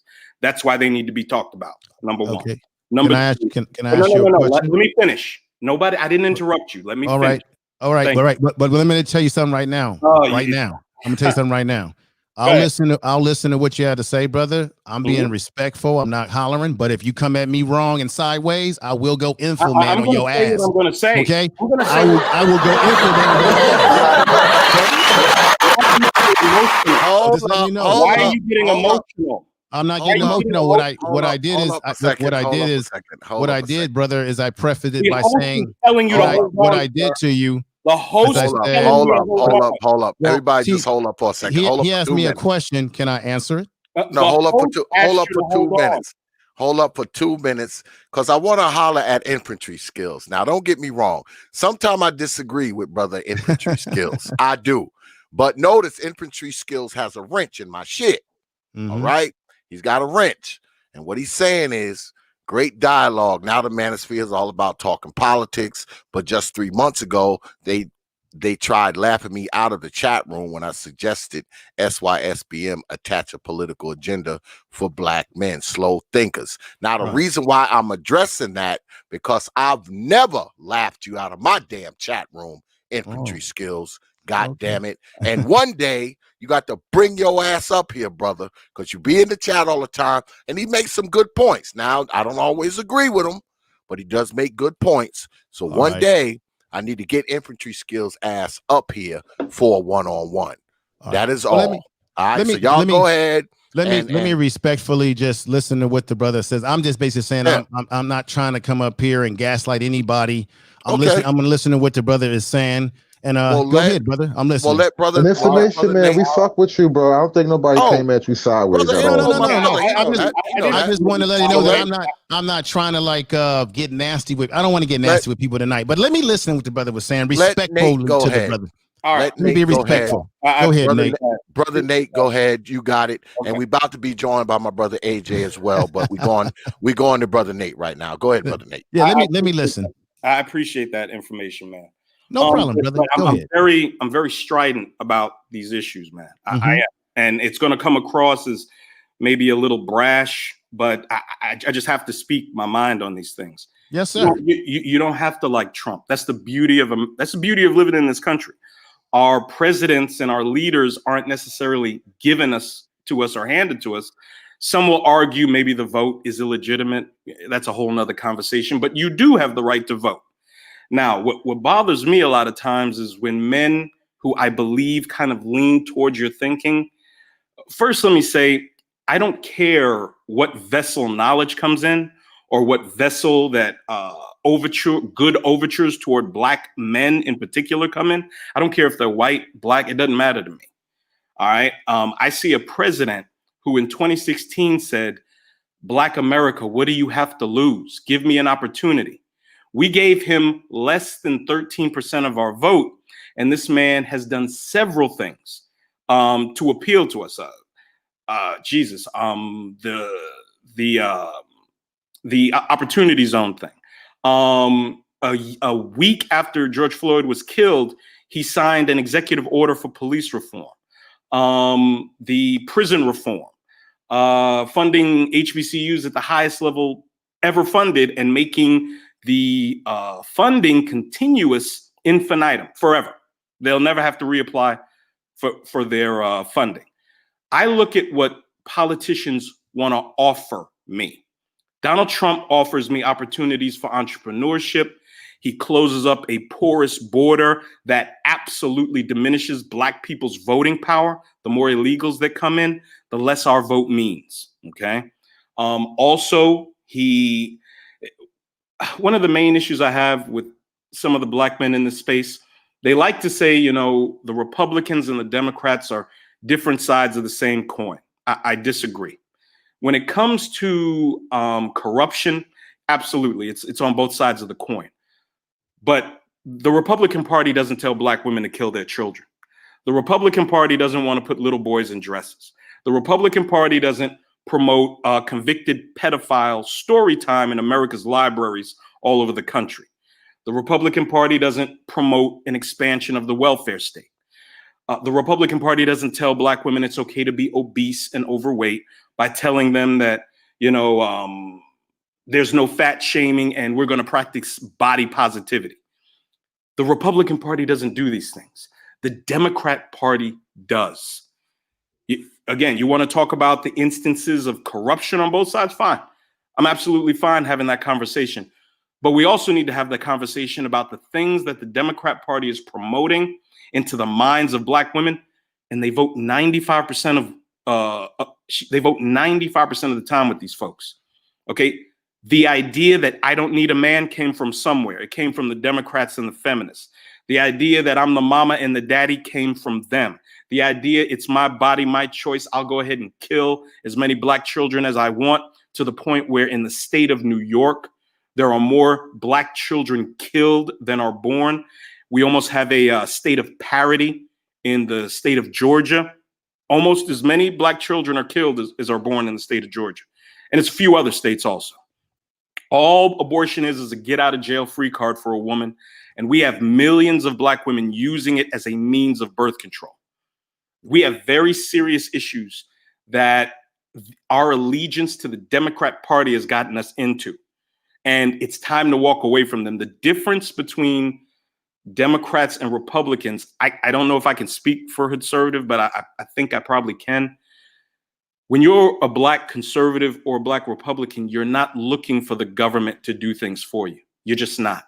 You want the government to pretty much come out of your life as much as possible. You know, there are a few fundamental things that the federal government's responsible for. I want them to do those things properly. Should we be trying to help people that are going to use the help they get to actually improve their lives? Sure. Should we have Social Security so old people aren't left starving in, government subsidized apartments? Sure. But the problem is when you give the government something, it usually becomes completely corrupted. Medicare is 40% fraud. 40. Could you operate your household with 40% illegitimate money? Could anything operate? Could any private business operate with 40% illegitimate money? I don't want to put any more things in the hands of the federal government because they don't do a lot of these things correctly. I want black men to have control over their lives, over our community. I also don't believe in black unity. I don't. I believe in the unity of like-minded men. Too often times, black unity is about men who are unproductive, who aren't doing anything with their lives, and waiting for the productive black men to help string them along. That's what black unity a lot of times to me sounds like. Because I didn't need black unity to get custody of my children, to get my house built, to qualify for the job. I didn't need black unity for any of that. And neither do any of these other brothers. But unity of like-minded men, we could accomplish a lot with that. And that's it. I like some of the things that you said. However, some of the things that you were saying is not exactly where I was going with what I was talking about. In terms of black women and their fuckery, I recognize that. That's why I did say they do have their fuckery. I said that this is the difference. I don't spend a lot of time talking about these issues in terms of black women that do fuckery on YouTube. Because the other question I was going to ask you gentlemen on the panel, with these problems that we do have, and I recognize these problems, and whether we have a political parties or not, because government should not be telling us how to raise our family. I agree with that. I don't think the whole gender issue, all these different gender issues, I'm very conservative on a lot of those things. Do I want illegals coming over here? Hey, I'm in California. Nobody can tell me about how illegals coming over here impacts, unless you live in California or some of these border states. I know it firsthand. So it is impacting, and this is in illegal immigration impacts black people more than anybody. Definitely agree with that. So when Trump is talking about keeping these folks out of here, I agree with that kind of policy, because these folks come over here and they're doing a lot of damage to us. So I definitely agree with you in those areas. But my question is, knowing that these are some of the problems that we've been having, parent parenthood has gone back with a history of abortions of our children and giving women these choices that they can do whatever they want with their bodies. I agree with that, without a man being able to have say, which is why I have 50-50 custody of my daughter, so that I have say in what the hell's going on. But my question would be, what would you propose that we as men of like mind, those of us of like mind, what should we do, if anything, to correct what's happening? Because my thinking is that if you talk about something that you don't like, then your first priority, as Prophet of Thought would agree with me, is your family, those that fall under your shield. So my responsibility as a man is to do what I heard you say, brother, about your daughter, teaching her the proper way to vet a man, to not jive around with waiting for years to pass you by before you try to get married or what have you. I'm trying to do what I can to instill certain things in my child. Salute. So that my child doesn't fall down that wrong rock. So that's my first responsibility, to make changes, to change within my family structure. But from without of my family structure, what can we do as black men to rectify these things that we talk about that we do not like? How do we deal with it so that we can stop it? Let me take a stab at that real quick. And I know we got other newcomers on the panel, so I'll try to be really quick about it. I want to get to chaos, and I want to get to my brother AJ. So go ahead. Exactly. Brother Let me just take a quick 30 seconds, 1 minute maybe. A few minutes ago, I just sort of stumbled onto the idea that, we talk about a lot in this circle, a black male agenda. And even though I don't agree with a complete, like a black party per se, we don't need an entire party unto ourselves, but we do need to present an agenda that, one, can solidify the black male vote, and two, that can be sold beyond the black community. So a while ago, when I came up with the idea of like justice for fathers, we need to actually coalesce around something that's more of a social agenda that attacks these issues in a way that we can have legal redress for. So black men can come together around issues of, family court reform, reformation of like the arrangements between fathers and mothers as far as custody. We can attack the issues on that level without taking political hits. And so I'll see the floor from there. Yeah, and I want to be real quick because we got two gentlemen that need to speak. The way we solve these problems is we begin to, like this space does, we begin to influence the thinking of black men to get them to realize that depending on government is such a tremendous hindrance for us being able to fully realize how successful we can be in this country. We have got to stop marching for jobs and justice and all this other nonsense. Entrepreneurship is the way we're going to solve the majority of our problems. Small enclaves of black men, 2 brothers, 3, 4, 5, 6 getting together and doing things, starting a business, starting a mentoring program. Also, we have got to raise our standards. If you're a black woman that does not meet the proper standards, you will be pretty much excommunicated. You won't have access except to the very worst of men. The worst of men. Now, they're already attracted usually to the very worst of men. But that's all you're going to have if you don't meet these simple, basic 5 characteristics that I have. I call it my non-negotiable 5. It's physically fit, feminine, cooperative, convivial, and submissive. I don't think anything that I said is unreasonable. Again, a raising of standards across the board. Stop looking at things in this macro sense. If you go trying to change, quote unquote, the community of millions of people, you're never going to have that much of an effect. If we can change small groups of black men's minds, 2, 3, 4, 5, 10 at a time, over a decade or two, we will see substantial changes in us and in what we can accomplish in this country. People are dying to get here, dying, literally dying in the oceans to get here. If you got black men that are so angry and so upset about the past that you're willing to go someplace else, there's probably 200,000 or 300,000 people that will take your spot here. Let's take advantage of the opportunities we have here. We have them. We have a tremendous amount of opportunities in this country. All these other people who have more melanin than us sometimes come here and they're successful. Let's try to be the same. Thank you. Yep.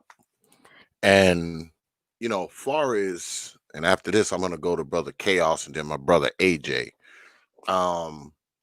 We have to stop thinking about what the government can do for us anyway. Because I mean, be honest, man.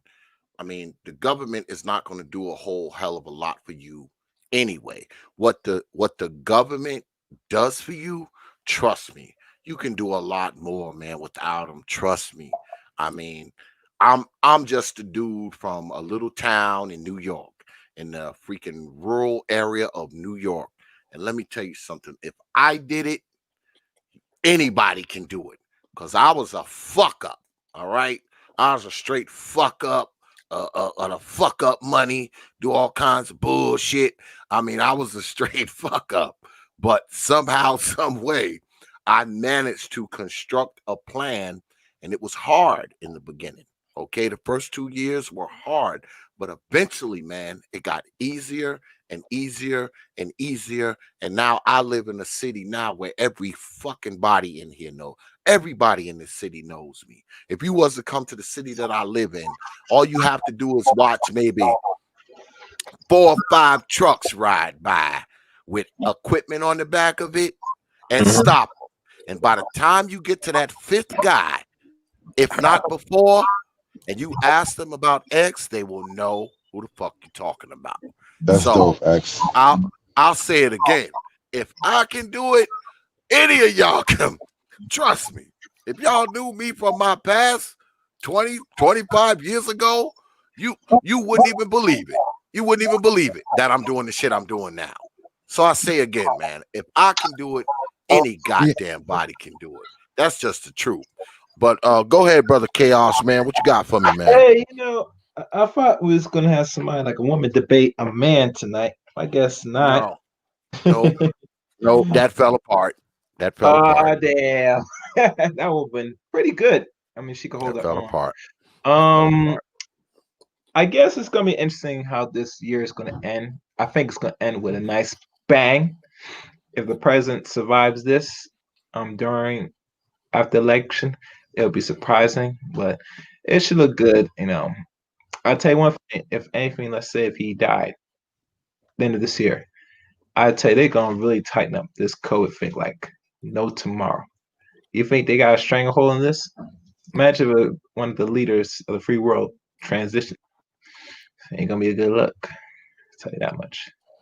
And I don't know any other president, from what I'm hearing, died from this outside of America. I could be wrong because I'm not really rough to outside the world. So if anybody give me answers, I would appreciate that. I don't know if you know anything, information, man. They said the prime minister, if I'm not mistaken, of Great Britain, Boris, whatever his name, when he caught the COVID, they said that he was close to dying in his hospital, that he went straight to, he was in there the whole time, and he had a whole different perspective when he came out of his situation. So, you know, it's just, to me, it's serious. And I think that I work in health. So I I've been around people with this COVID, and it ain't no joke. But let's hear what Brother AJ is got for us. Brother AJ, what's good with it, man? What's going on? What's going on, Brother X, man? Hey, information man, Hey, what's up, brother? I know What's here, up, man? bro. How you doing? How you doing, by the way, brother? All right, I'm doing good, man. I think I'm gonna make some people mad, man, because I kind of this is the place to do it. This is the place to do it. I'm feeling some type of way, man, because I was listening to you, information man, what you were saying, and shout outs to Nate, man. I was listening to him, man. I was listening to what he was saying, but I think we just keep basically just going. I think we need to put out there what's really the problem when we talk about towards with the black community, and when we talk about black women, and myself included. I go hard. It's a reason why I go hard, because I feel like they are the problem, and I have to address that. And I hate this argument when I keep hearing brothers saying, well, we talk about the black women too much. We need to talk about them because they're the problem. If we talking about what's going on right now with this Democratic and the Republican situation, usually who's voting Democratic? Women. Exactly. Black women. Well, Black what women. women? Well, Black us women. too. We Right. vote Democrat too, bro. Yeah, but I don't disagree with that. But I'm just saying. But I'm just, you know, I'm not trying to start shit right now. I'm not, brother X. Let's come out and say it, brother. Let's not mess around here. Go I ahead don't and want say to it. mess around information, man, because see, I done this before. And usually when I be like, it's always this talk like we talk about the black women. It's the black women fault. It's yes, information, man. It is their fucking fault. It is. You know what I mean? Okay. Yeah, tell the truth. Fault. Wait a minute. Well, can I take a quick second to put a final No, point hold on that real quick? No, let me Oh, no, finish. finish. Now let me finish, because see, that's the problem. We need to put the truth. We need to put the onus where it's at. When we talk about these black mamas, we need to put the onus where it's at, because that's the problem. It's them. I'm tired of this argument. Okay, well, black men need to do. I mean, how can black men do anything? They're not raised to do this shit, because they black mamas not raising them to do this. That's true. But wait a minute, brother. What are we talking about right now? I'm tired of hearing this shit. What are we doing? We need to stop doing this shit. Well, we need to start contemplating on exactly whatever. I don't even care about the politics side of it. I'm just looking at the social side of it, that we need to take care of the fucking black boys as black men. Right.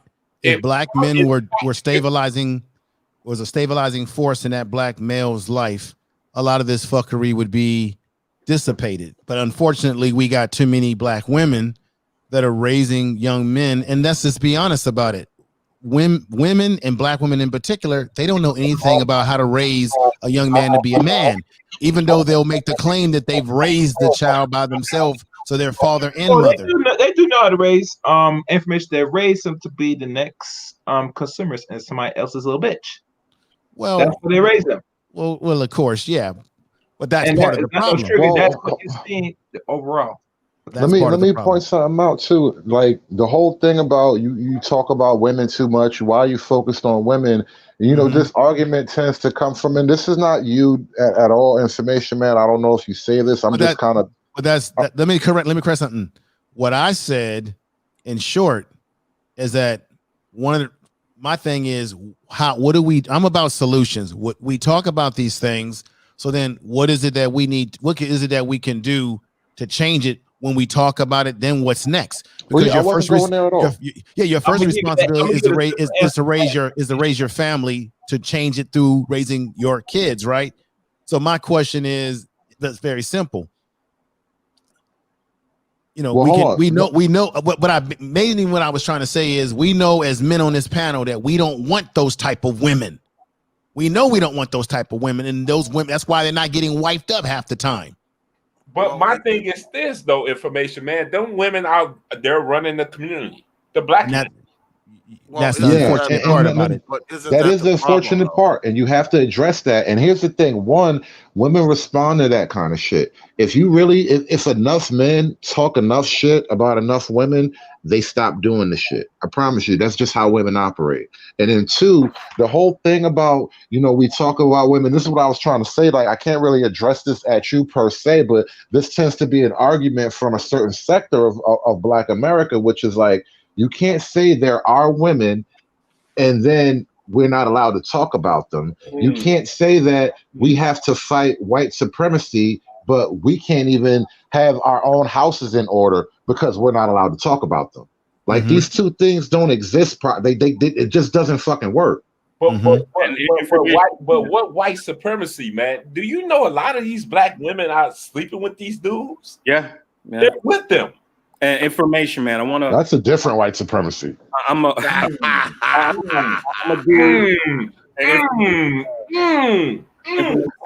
talking about. Y'all want to get hardcore? Let's get hardcore, man. That's BD supremacy. That's what I'm talking about. Well, Mr. Information Man, I want to do a little bit of arithmetic for you. I want you to check this out, bro. And I hope you use this on your platform too. Okay. All right. And have you heard the number that 51% of black men are single and childless? Have you heard that figure before?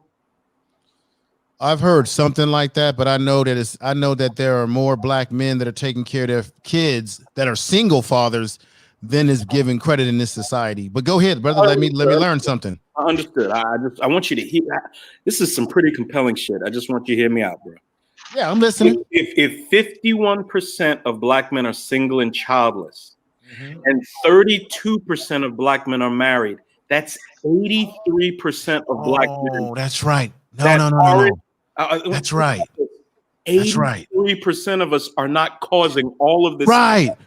Matter of fact, wait a minute. Stop it right there. I think I was on a panel with you some time ago, possibly. Yeah. And you brought this up. You're right. When you do, you're right. Now you're refreshing my mind now. Thank you. Yes. When you look at the raw data, because I know what it was. What you were saying is that what's happening is that a lot of women are sharing a man and having children with one dude who's fathered children with multiple women.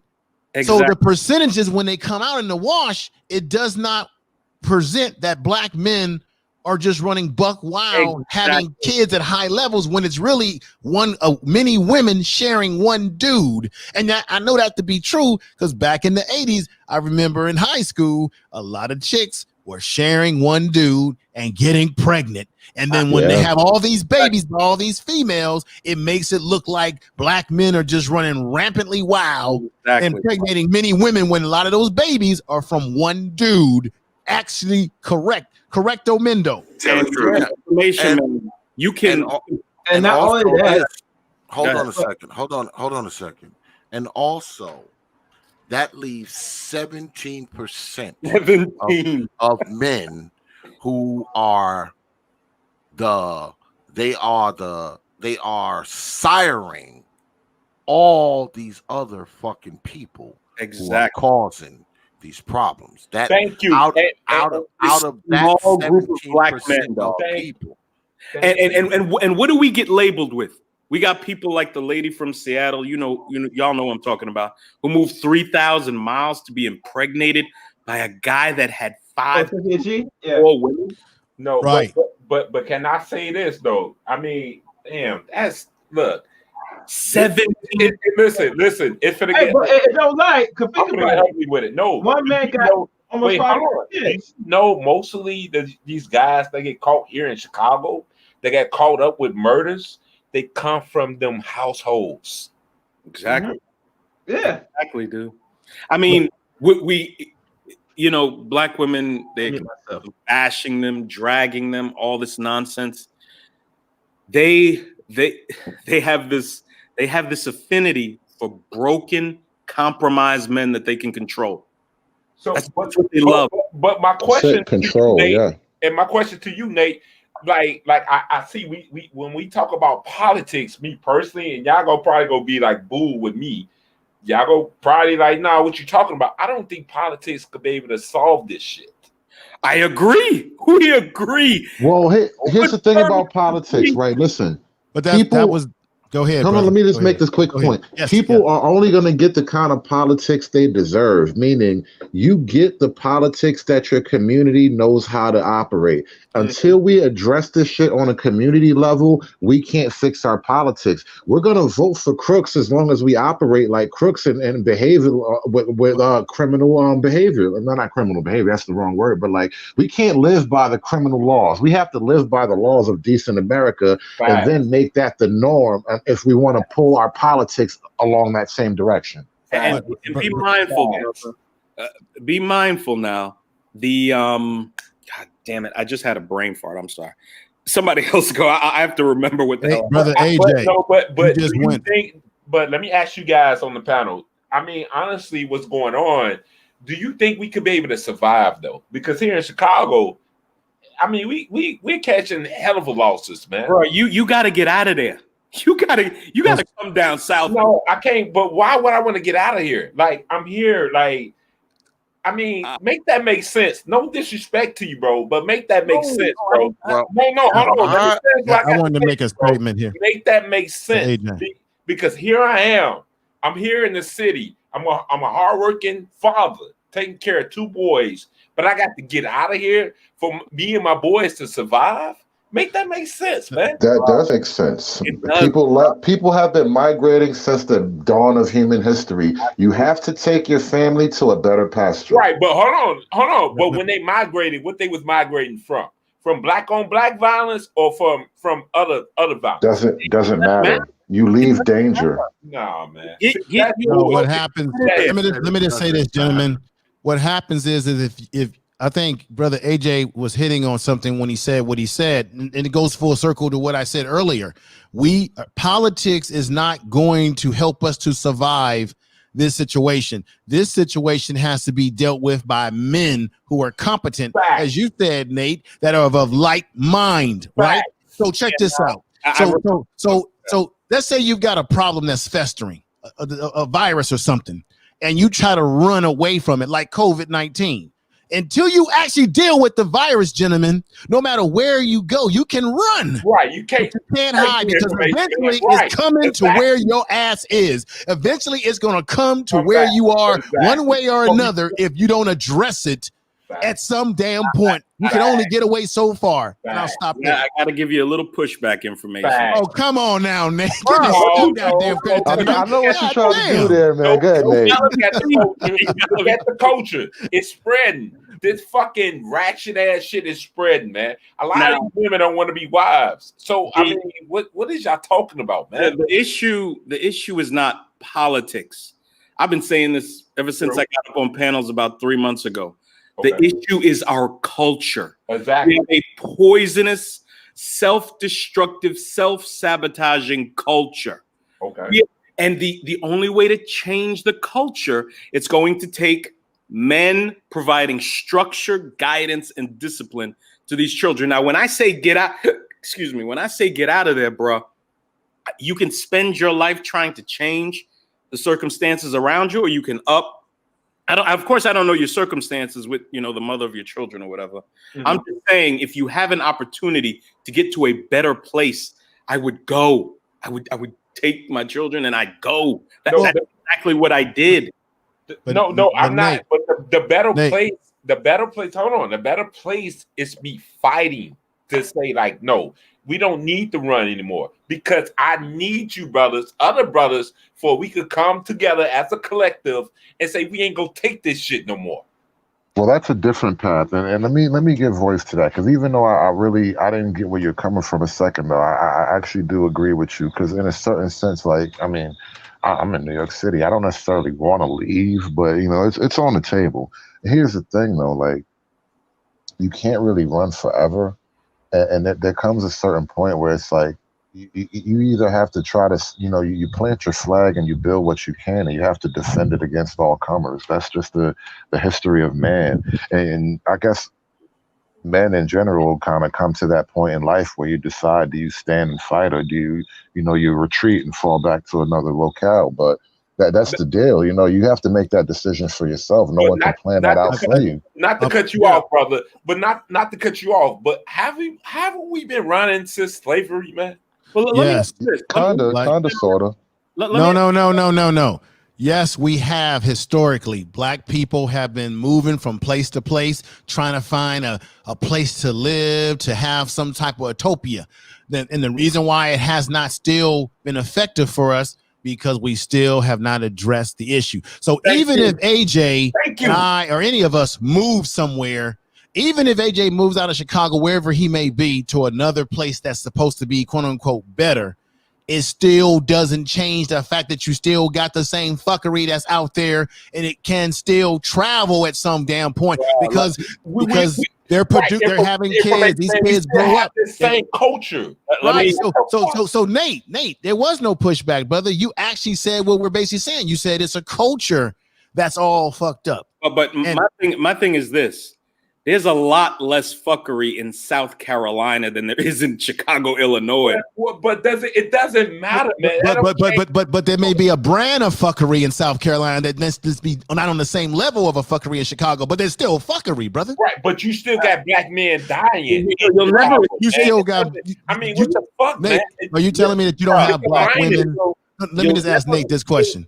You'll never escape fuckery ever. Okay. It's Brother not about Nate. escaping it. It's about getting to a place where a lot less of it exists. Okay, but brother Nate, are there still black women in South Carolina, if that's where you are? Yeah, that still engage Absolutely. in fuckery? A lot less, though. A lot less. Okay, but let me ask you this, Nate. Do these guys that these black men that grow up in these dysfunctional homes, do they deserve this shit that they're going through, regardless of where they at? And they didn't come. They didn't ask to come in the world either. They didn't ask to come in this world. But when you reach 18, 19, 20, you got to make some decisions about what your life's going to be like. But how so, Nate? You're not raised that way. It's not a father in the home that's there to teach you that. Let me lay out one quick thing. Hold on, one quick thing. The best way to address that sort of shit, bro, we can't hail every broken kid that's coming out of broken homes. If we as men rather want to like have a path forward for those kids, the best thing we can do is make some kind of way. We can make a way so that we can reach a hand backwards and pull at least one of them up. Otherwise, what else are they gonna do? No, you want to reach your hand back. You can't save them all, but you can grab some of them. Hold on. See, the problem is, the ones that don't make it through, they become killers, man. That's who you out here being reckless. I get you. You cannot save them all. You can save who you can. It's not about. Let me jump in there real quick. I had to come back up here for this. We got to stop saying this collective stuff. There is no collective. If AJ, you decide to stay in Chicago, it's on you. But brothers like me, I did the military route. I recommend a lot of brothers do it. Then move to Pleasantville, build you a business, and get the fuck away from the culture. If you are going through the culture in Chicago, you ain't got to go to South Carolina or Texas and be surrounded by the culture. Go to a community where the culture ain't at. Hold on. Then you have no choice. As a military person myself that did leave also, that was in the Navy. Why'd you go back? Hold on.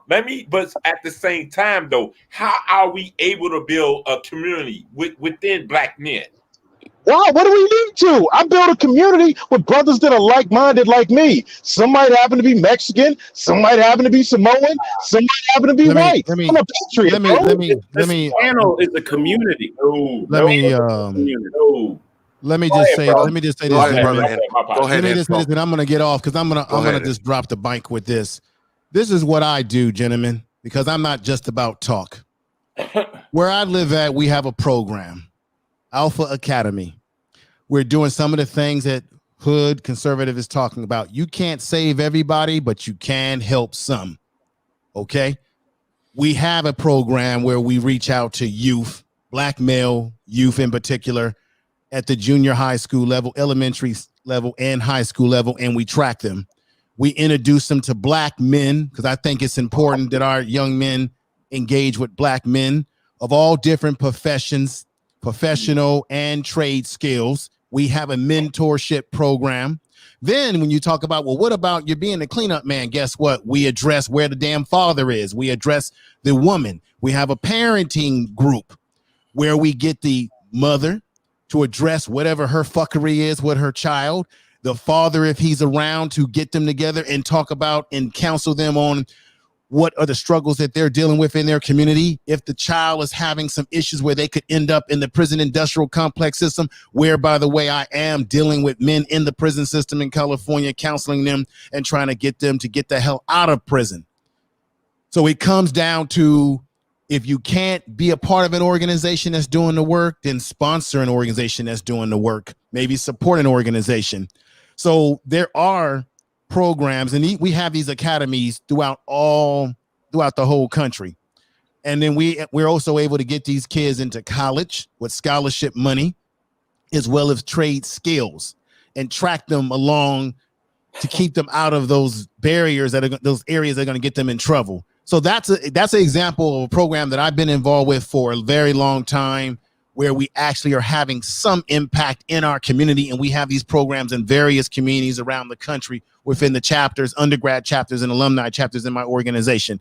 That's one of the things that we can do because this is the thing. As long as women are raising young men, then of course they're going to grow up and they're going to be absent of the skills that they need. Most of the men that I'm talking about, grown men that I deal with who are doing heavy time, and young men that are doing heavy time, most of them have told me over and over again, if I only had the proper male structure in my life, what happened is the gang became the Bloods, the Crips, the Mexican Mafia, whatever, became my parent, because there was not a proper male structure in my life, or I didn't listen to a proper male structure, and now I'm old up in here and it's all coming to me. These are the things that I've heard men, and I've dealt with men hundreds over the years. I got a question. Hear them say. So my question, I got a question for you, Info Man. No problem at all. So there are things that we can do as men. You're talking about like-minded. I am working with men of like-mindedness, and we are having some impact in our community and our small little part of the globe. Yes, sir. So would you say these brothers, these young brothers coming up, need to be entrenched more in conservative values? I'm gonna be honest with you, given the fuckery that they've grown up under, they do need more conservative values, because they've been wild and buck wild, out of control. I'm dealing, look, check this out. I'm dealing with young men and older men that I'm like a de facto father to them, because some of them don't even have the proper social skills.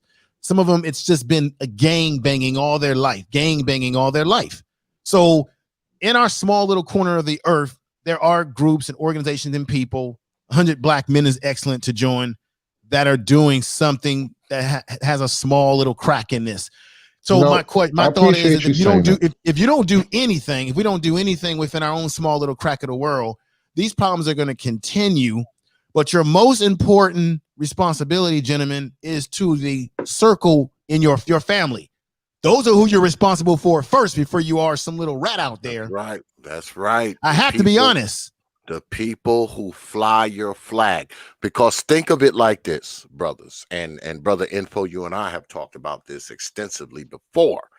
I mean, I have a responsibility for the people who wear my crest, the people who are under my crest. All right. My wife, my children, my grandchildren. Those are the people who wear my crest.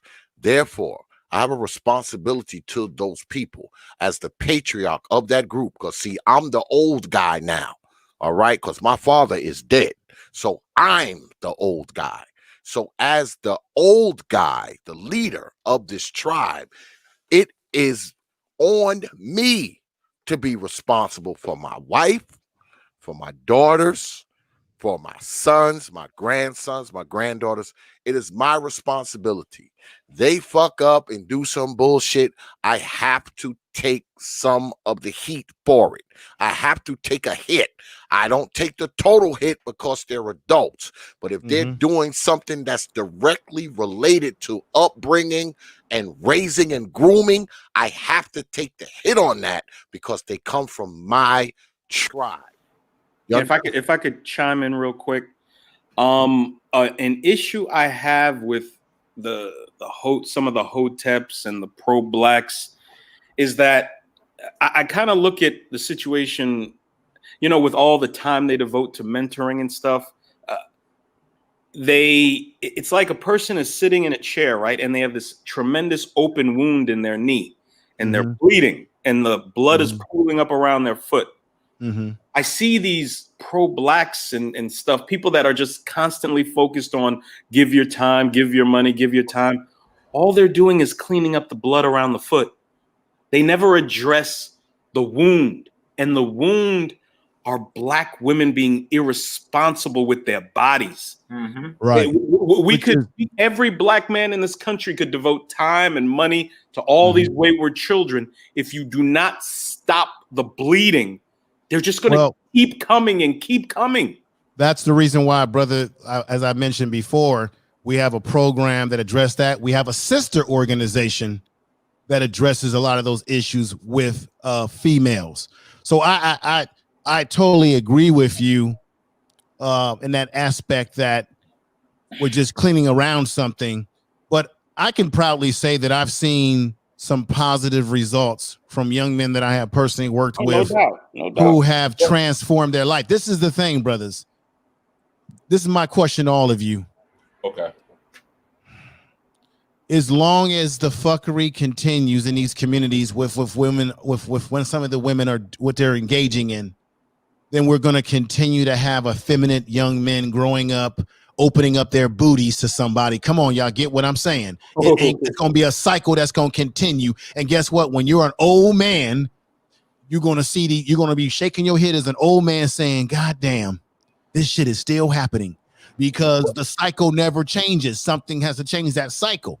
But so and this is the thing, don't get me wrong. I'm not saying that any of you brothers on here are responsible to clean up somebody else's mess, but it is going to continue if something tangibly does not change. And it ain't going to be Donald Trump that can change it, Biden, no president, no nothing, no government's going to come in. They can give us all the social programs, all the government cheese, all they want. You see what happened is we got the government cheese. What happened? We still got fuckery today. Right. We need less programs and less government cheese. More cheese. Because no cheese whatsoever is needed. What we need is just the push for black men to take agency upon their own families. Absolutely. Exactly. Well, let me add this. More than a push. Let me get at them. See, and that's the problem. Because see, like people keep saying, like y'all said, move away. Why I got to move? What is I'm moving away from? This is why I'm not against you on that. Hold on, let me jump in with this. You don't have to go nowhere. No, you don't have to go nowhere. Because here's the thing, right? The whole move away thing, I understand you, AJ. Not everyone can or wants to just move to somewhere, even though the suburbs are great and I want to move out into the country and live out in the woods before I die. I get you 100%. Because here's the thing. It's not about moving away. You have to move the culture. That's the thing, because no matter where you go, there you are. You're going to pop up with black people who are going to still be on this dumb shit. So you have to actually address the culture issues, right? Until we can address the things that are motivating this culture, it won't change. And this is why, like, beyond Trump, like you were saying, it's beyond politics. It's about actually addressing. Well, it's not quite beyond politics. There's a point where it reaches politics in this. You have to get politicians and black leaders, like the Congressional Black Caucus. Why are we not screaming at these old motherfuckers? We have to get black leaders who will address the black social conditions, okay? That's the way out. We have to have black political leaders who are willing to invest political capital in the black family, the patriarchal nuclear black family structure. It can't be anything less than that. If you're not a black leader talking about this kind of shit, you're not a black leader. Democrats are never going to do that. Fuck them. Fuck them. I believe you, Nate. Fuck them. Let them go. Because they have black people too focused on racism, why can't we start? If you talk about the nuclear problem, why can't we start at the same? Like we look at the fucking infrastructure at the bare minimal. What's the problem? And we say it's the black women, and all of a sudden hell break loose. Even be. Walk away from them. Leave them be. That's simple. Let them breed themselves out. And it's the thing. If you wanna jump on the conservative bandwagon or whatever you want to call it, like us brothers over here on the right, all that race stuff goes out the window. You go to where, like I said, your agency for your family, and it might not be within a community that everybody looks like you. It's more than likely going to be a diverse community. And we've seen through studies, and it's well documented, that black boys do way better in diverse communities than around a bunch of niggas. It is what it is. That's true. I think one thing that I will blame the Democratic Party for, like I said a few minutes ago, I think the Democratic Party has black people too focused on fucking racism.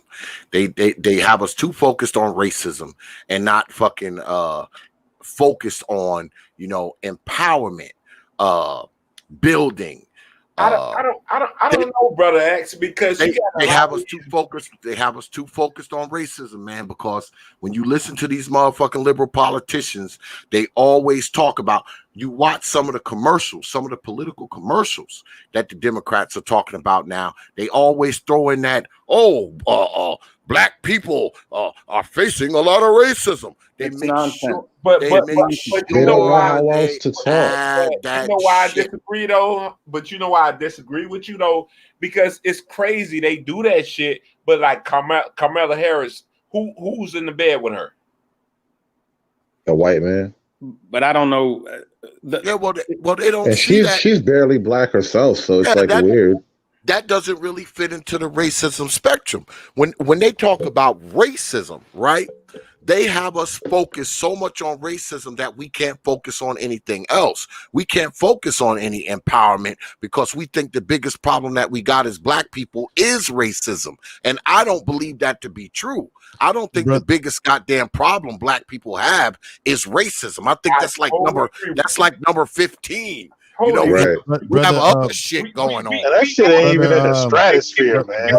If we out the stats, we start looking at the situation. A lot of these women, they're in bed with these white dudes, but they different. What's good, brother? Info. Let me let AJ finish what he's saying. I'll be damned, man. Like these black women, man. Fuck you, black man. Okay, leave them be. Don't let them stress you. We might have a young lady listening. I hate to speak in absolutes, like all of them are this or all of that. Yeah, there's a considerable number of them that are very problematic. But one thing I can say is you have a lot of young black women they're absolutely out of control. But you have a small group of them also that see the carnage that are the black women in their family, and they don't want no parts of it. So we have young ladies like Jazz who are actually listening to what we're saying. So, again, that's when it become a needle in the haystack. Like, why be bothered?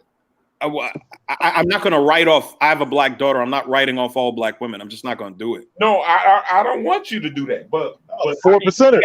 Another younger. If you didn't have a daughter, hold on. Let me. If you had a son, like I have two sons. I have a son. I tell my sons, like, okay, hey, you got to go search through that fucking haystack, which is growing, to find that damn needle. No. I've told my son, you're not obligated to search for a good black woman. You do what's in your very best interest. If you happen to come across one, great. But you're not obligated to shift through the wreckage that is black women looking for the least damaged one. Whatever gives a black man. Did you say the least damaged or the lightest? The least damaged one. You don't have to do that. Whatever gives a black man peace, I will never dissuade it. I don't give a fuck if he wants to marry a Martian. If that Martian gives that black man peace, I'm all for it. I'll come to the fucking wedding if you invite me. But at the same time, brother, how do we keep our I be like my sons, how do we be able to transfer wealth? Like go to business and get trust, and you pass it on. Let me give y'all an anecdote that I'm pretty sure everybody has heard before. All right. I have 2 sons, right? I have 2 sons and I have 2 daughters, right? Between those 2 sons, I have 3 biracial children, right? Wow. Now, all of those biracial children, guess what? They got my last name. You know why? Because my sons do. Now, both of my sons are married to Latino women, right? So my grandchildren are mixed race children, right? They're mixed race children. But guess what? Those are still my fucking grandbabies. I don't give a shit that they look mulatto or they light or they what. They are my grandbabies, and I will pull my Desert Eagle out and fill your ass full of holes over them. I will fill you full of holes over those little mulatto jokers without even a second thought. I will fill you full of holes over those kids. That's your responsibility, brother. So when it comes to transferring wealth, you always hear that, oh man, you're going to transfer wealth to this one and that one. No, whatever my grandchildren inherit from me, they're inheriting it from their grandfather. It doesn't matter that I'm 9 shades darker than they are. They are that's still the thing. my grandbabies. It That doesn't pro-black thing, it's a trap. It keeps you boxed in to where it's like, that's the way a man thinks anywhere in this world at any point in human history. That's the way a man thinks, right? Now, you have that family. If you build that family as strong as you can make it, and they get to go on to be a successful like family dynasty based on your effort as a man, you get remembered not because you're a black man, but because you're the man that made this family a name. Like the Walton name made Walmart. Man that built it. Cause let me Right. tell you something. When That's I'm it. dead, when I'm dead and gone, and this business that I have now grows, and my grandson is running it 30 years from now, guess what? You think my goddamn picture ain't gonna be on that wall in there because I'm 9 shades darker than him?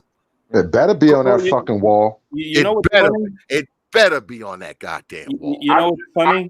I brought that up because, like, this just been the argument. Like, I mean, we talk about with the community and the things that we leave behind or what we trying to, get situated. But I'm like, how can you be able to do that with the black women of today, man? But let me make this point. It's a bitter pill, bro. It's a bitter pill. Just swallow it and keep going. Let me make this point. No, but they hold on. Listen to what we just said, though. His 2 sons are with Latinas. My son's with a Latina. Who else got sons with Latinas out here? I hear a lot of that in the manosphere, especially coming from the beatdown perspective or whatever. Well, all those women over there talk about their sons ain't with sisters. It is what it is. Gentlemen, let me make a point. It's a let me make a point real quick. Hold on a second. Let me make a point. Let me make. I'm going to Big Nate, then I'm gonna swing back around to Brother Info. Go ahead. All right, this is the thing. Okay, black women talk about where your money's gonna go. You marrying out of the race. You know what's funny? None of these black women ask Wanda Sykes where her money's going to go when she dies. She has a white wife. How about Robin Roberts, the host of Good Morning America? She has a white wife. I've never heard a black woman ask her, where's your money going to go when you die? How about, time out. Let me finish. How about Lori Lightfoot, the mayor of Chicago? She has a white wife. I've never heard a black woman ask her where her money's going to go when she dies. Yes, sir. So when they say these things, well, women don't really hold wealth. It's usually men. But go on. But no, my point is, you have to learn how to hit these women back with their nonsense. All I do is ask them questions that they cannot answer. Well, they literally can't answer them. Well, Nate, you don't have to really ask that question because where the money's going to go anyway in this community. The dollar goes out too fast anyway to concern where black wealth is going. We don't even maintain the wealth we have up here. So to really ask where the money's going is abstinizing. Well, yeah, we don't know. We don't. I'm them with something they can't answer. It's abstinizing. We don't maintain wealth within low socioeconomic communities. $5 in this community.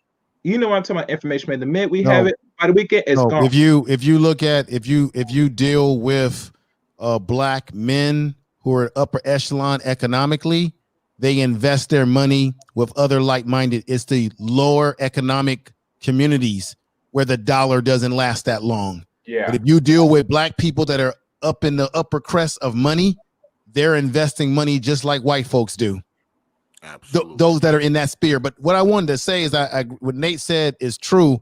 But the reason why what he's saying is true is we got to remember the reason why black women don't criticize other black women because it's all about this sister girl thing. And on top of that, black women think that they own black men as possessions so that they can determine and tell us what we can and cannot do.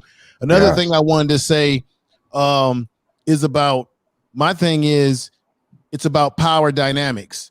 If you as a man do what you know that you need to do, women, you're going to attract women. You don't need gimmicks. You don't need quick dating tips. If you do what you're doing, you do what you do, and out of what you're doing to be successful as a man, you're going to attract certain type of women to you based on the energy that you're putting out, the power dynamic that you're putting out that attracts women. And Brother X, I heard you say about the whole thing about power. personally, I don't. When we talk about the Democrats teach us racism, Republicans or whatever, I don't think as a collective that we're going to get our power as men from the political system.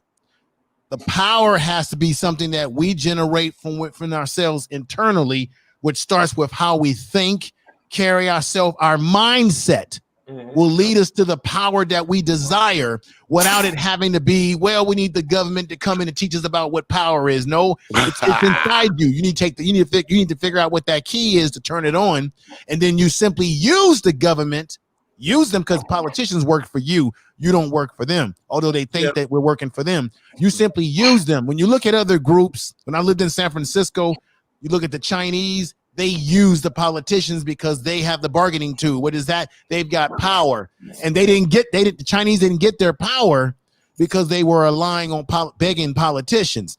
They simply on a collective level built their power through economic cooperation with each other. Ask yourself, when you go into a black community versus the Asian community. And I hate to make these comparisons, but I have to. I've done it before. When you go into an Asian community and they have stores, restaurants, businesses, do you see any other race of people working in there? Nope.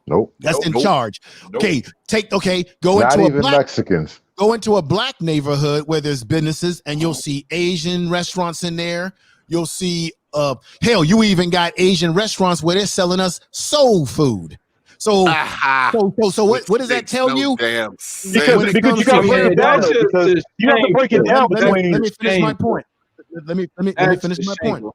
You go into black communities where you have hair product stores, which I remember when I was growing up were all owned by black people.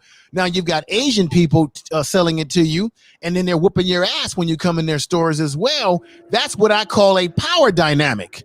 It's all backwards. And this is part of the reason you got to walk away. There is no black community because there's no Blackistan.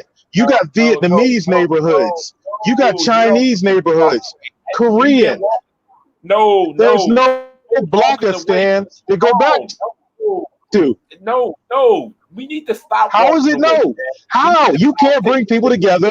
They come from hundreds of different tribes.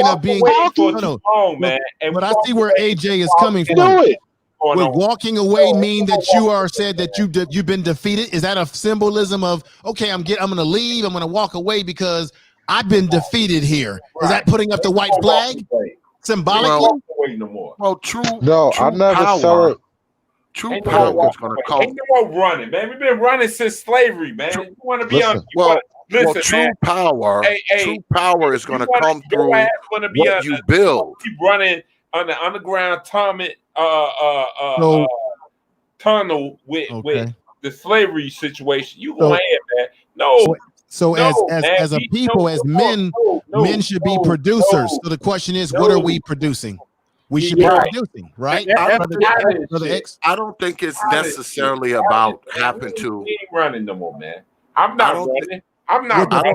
And that's what the power be necessarily of your productivity. I'm not leaving Chicago, bro. I don't. Bro, we're not talking about physically, AJ. No, it's not that. I don't think it's about running. I'm talking about. No, I get you, but it's not purely that. I don't think it's necessarily about running. Okay. I don't believe that, I mean, I know me, I don't want to live around a bunch of stupid ass niggas either. I mean, who the fuck wants to do that? But it's not so much about running. I think it's more about taking control, because if you are a man and you have taken control of the children, and your brother is a man who has taken control of the children, your friend across the street is a man who has taken control of the children. Another guy down the block has taken control of the children. That consists of a community, right? Guess what? Community. There is no need to run. There's no need to run. You know why? Because now that the men have control of society, being the children, the future of the society, now that the men control it, you give it 5-10 years, guess what? You don't have to worry about so much of the shooting, and the crime and the robbery and the killing and the this and the that. You don't have to worry about that shit. You got to have other men with that mental capacity that see that. It has to be more than one man doing it. Go ahead, brother. Nate. I'm gonna leave. You know what I'm saying? I'm not sticking around. FB Duck, you know that rapper in Chicago that got murdered? Yes, sir. His mom didn't leave Chicago. All 3 of her sons are dead. Okay, right. I'm not playing this game with my children's lives, dog. So I'm not playing stand in it with my children's lives. Nate. Wait, hold on, Nate. But some of that stuff about her kids. No, let me get him. Do you think she gave a fuck about her kids? Because if that was the case, especially when he was coming up, which he did, he bought her a lot of expensive gifts. I'm sure he did. She didn't give a fuck about them. So I don't want to be anywhere near those people. Exactly. But it wasn't a father there. How are you going to fix that, sir? How are you going to fix a father not being in that home? I am going to fix it. You know how I'm going to fix it? Because I have the logic. No. Tell me how you're going to fix that. Those 3 boys not growing up with their father. Tell me how you would fix that. Oh my God. Really, bro? No, you see, you because you can't. That's my point. You can't fix it. That situation. Cut off before, Nate. I can fix my situation. And if everybody want to fucking follow with my shit, then they can't. Here's what I say to you, AJ. Ain't nobody breaking up, bro. Yeah, Trey probably driving. Yeah, Trey broke up, bro. Yeah, because he's like a trucker or something. He's probably driving. Yeah. Hey, Brother X, I'm about to get off the panel, everybody. It was great conversation with you. But I want no parts of it. I'm not going to be on this earth for that much longer. And I want to enjoy every bit of it. And I want to make my lineage see the wealth that I'm building.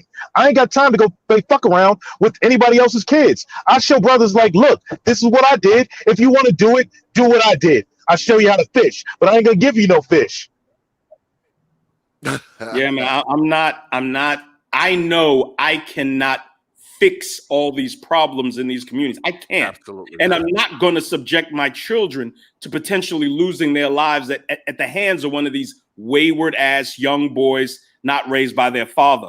Now, I'll be happy to go in and contribute money and things of that nature, but I'm not staying. I'm getting the hell away from it. Period. That's what I'm doing.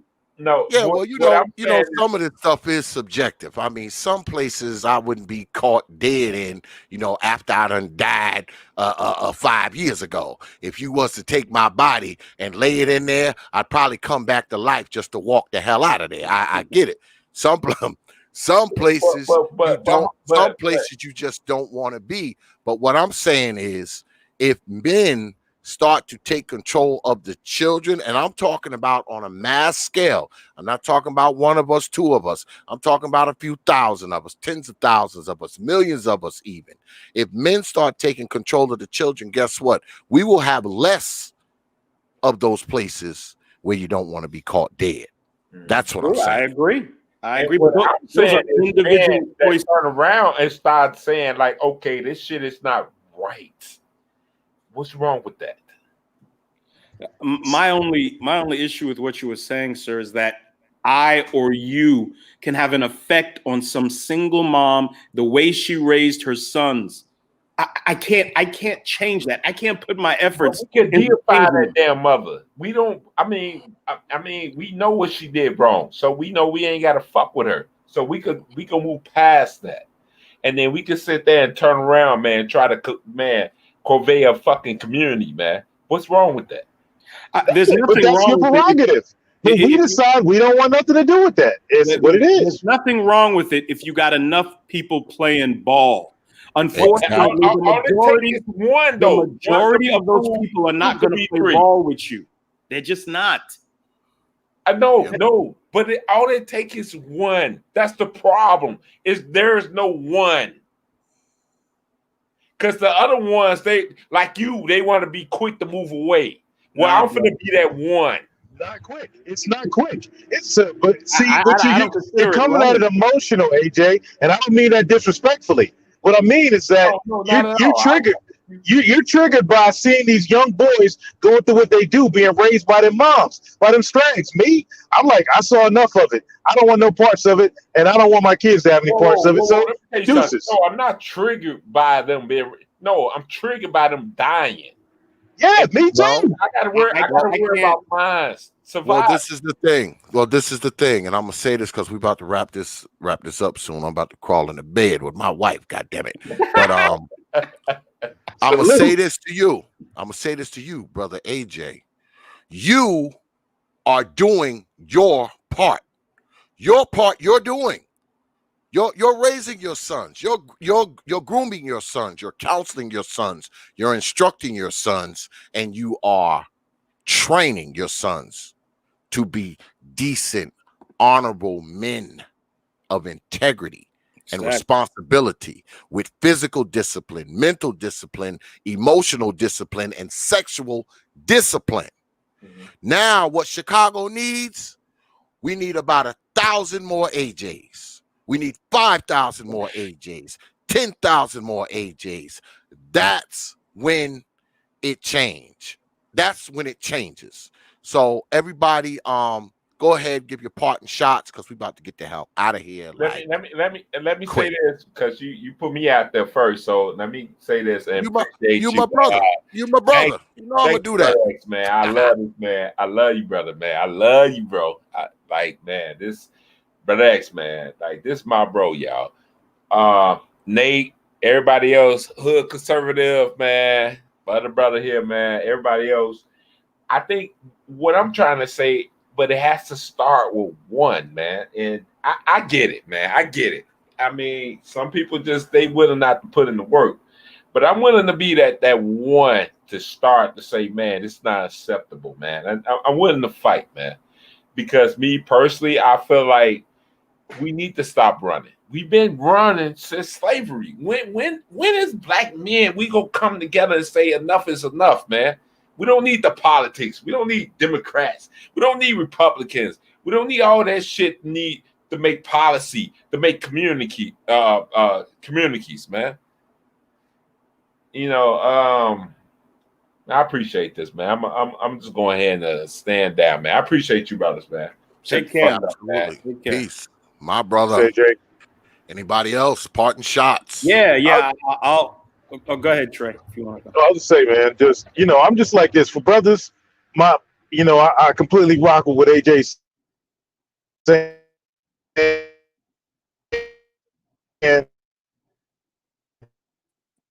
But if that's not your choice, and you want to go as so like be in Wyoming land and plant your flag and call it a day. Build your own family, build your own lineage, create your own little empire if that's what you got to do.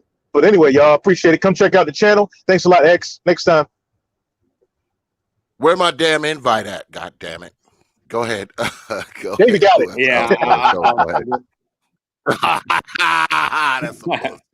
I'll go next, man. I can respect what AJ says. I disagree.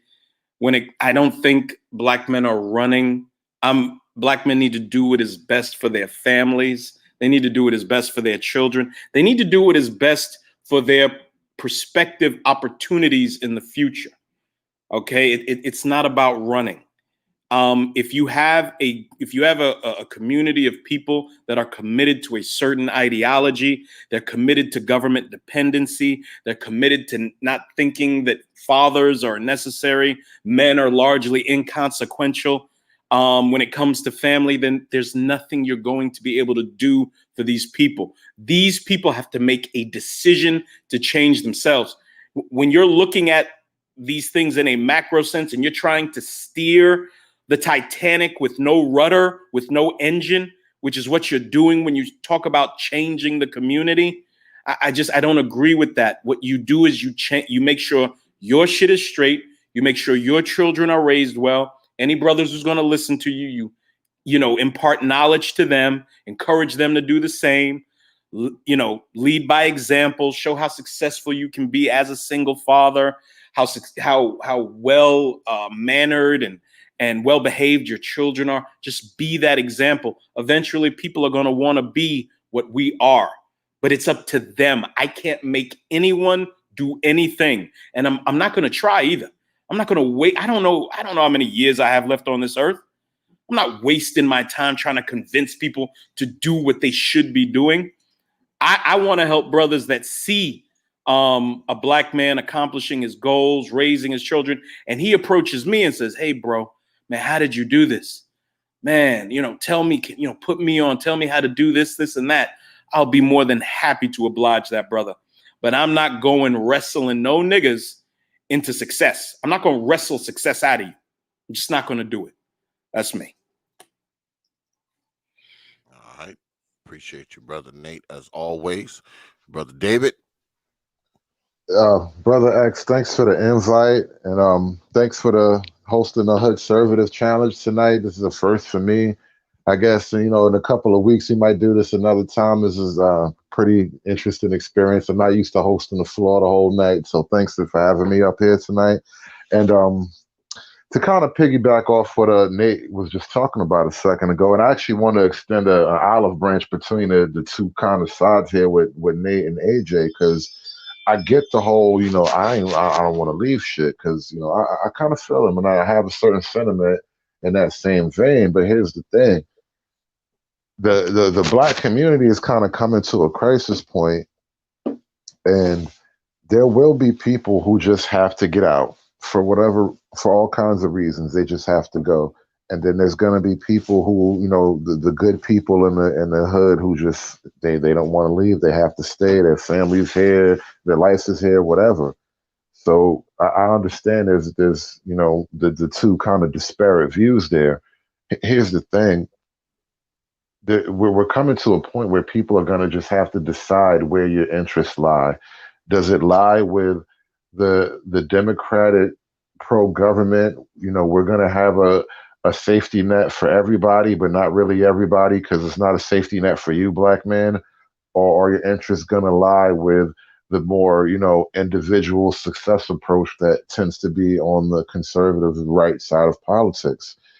And when we actually get to this crisis, when we start coming through this crisis, we're going to have people on the other side, I think, on the right, who can, say, look, I've got the success, I've got the network, I've got the know-how, and they will be the ones who can go back to the hood and say, this is how you get it done.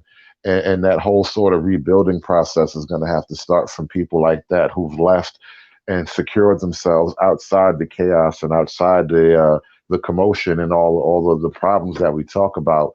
And that's how we're going to have to come back over this problem, over this time period. We're going to come back with the people who left and got themselves together, so to speak. And then they're going to work with the people who were there the whole time and build it back together. So I don't think the two sides are completely far apart. And as far as, the politics of the day go, listen, black men, I think we made a great case tonight that the Democrat Party does not serve the interests of black men. And deeper than that, underlying all of that, the idea that the government can be used to save the interests of black men in particular, and in the black community at a whole, we've lived through that. The government cannot save you. We need to start using our power to vote for a government that's going to be less intrusive to the interests of black men. It's not going to make us rich. It's not going to solve all of our social problems. But all we really want from our government is to stay out of the way as much as possible. And that's kind of where I come from it, as far as my view on politics and my view of what can really help the black community.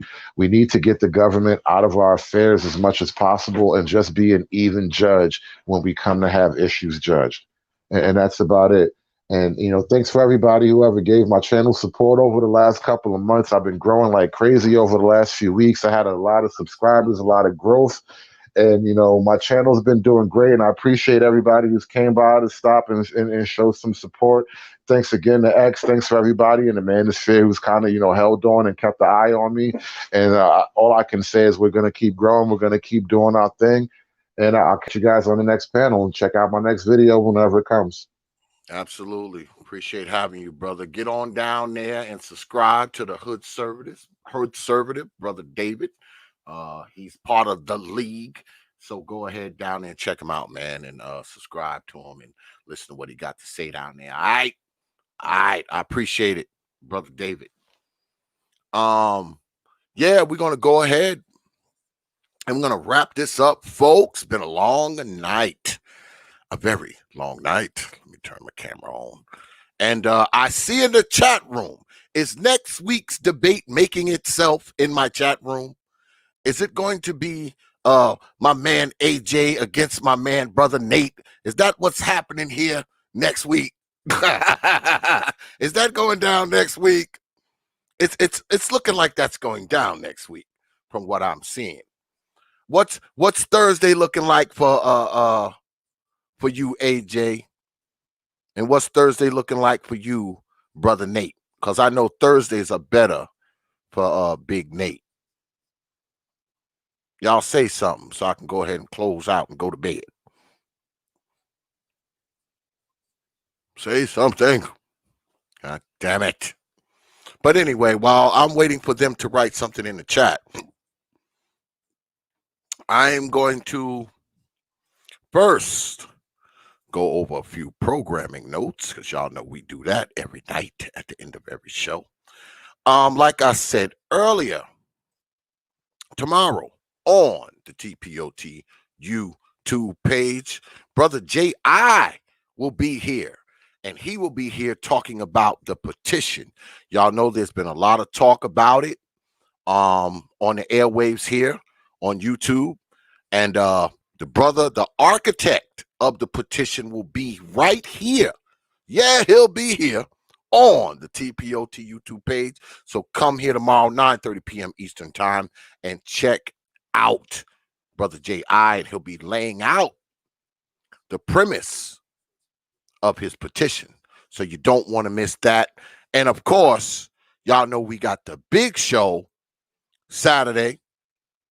The one and only Brother Obsidian will be in the house Saturday night. It will be Obsidian versus the world, 8 p.m. Eastern time on the T.P.O.T. YouTube page, you know. And also next Saturday, make sure you stay tuned to the T.P.O.T. YouTube page, because next Saturday, not this Saturday coming up, but Saturday the 17th, October 17th, my brother Jay Shine will be back in the house with another one of the another installment of the Jay Shine series. So make sure you keep your eyes open for the thumbnail for that. My brother Jay Shine will be in the house October 17th, 8 p.m. Eastern time on the T.P.O.T. YouTube page with another installment of the Jay Shine series. Y'all see, I got good shit coming for y'all, boy. I got good shit for you. I do. All right. So what it's looking like Thursday is looking like my man Big Nate versus my brother AJ. Yeah. So I'm gonna go ahead. That thumbnail will be up tomorrow, brothers. Y'all make sure y'all get in contact with me so we'll know what the debate topic is going to be, and I'll make sure I'll get that thumbnail up in a jiffy. All right.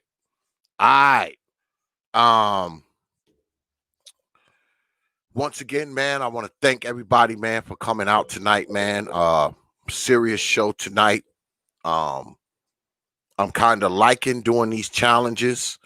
It's something new that we've been doing here over the course of the last, few weeks. If you out there feel like you want to challenge, you want to come on here and be part of the Hours of Power challenges, hit me up. My email is propertothought@yahoo.com. That's propertothought@yahoo.com. One word, hit me up, and you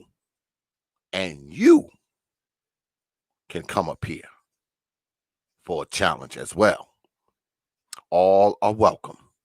Just don't come up here with nothing crazy, because y'all know we don't do crazy up here anymore. But If you feel like you want to challenge, you feel like you want to be challenged and you want to lay down a premise or lay down a topic or debate a topic, hit me up and your avatar can be up here and folks can challenge you. All right. All right. Once again, I want to thank everybody for coming out tonight, man. I want to thank the good people here in this here chat. And most importantly, man, I want to thank you out there, man, for spending some time with us, man, hanging out with us and watching us. I want to send a special shout out to all the brothers who showed up tonight. Brother Trey, my brother Nate, my brother AJ, brother Info, brother Chaos, also brother Top Cats. Top Cats, if you out there, you hit me up too. I think next Wednesday we're going to be doing a challenge with Top Cats. We're going to have Top Cats up here, and I think he's going to be up here to be challenged next Wednesday. I'm just going to confirm with him to see what the topic and all that shit is going to be, but I'm going to hit Brother Top Cats up. Either he going to hit me up, and we might have Brother Top Cats up here Wednesday. So next week is looking like Brother Top Cats challenging on Wednesday.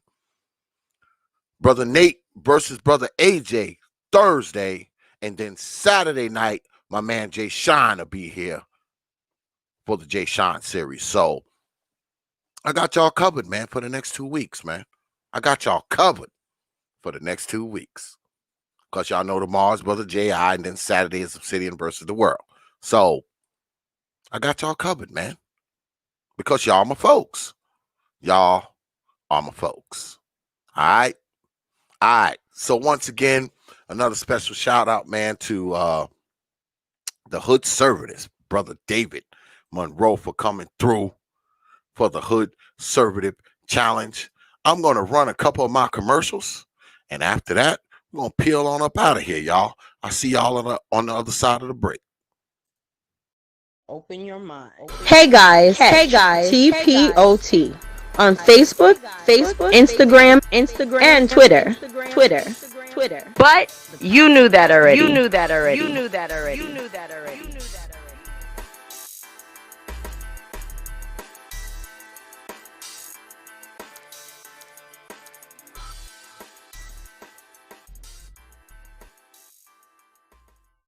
Peace, folks.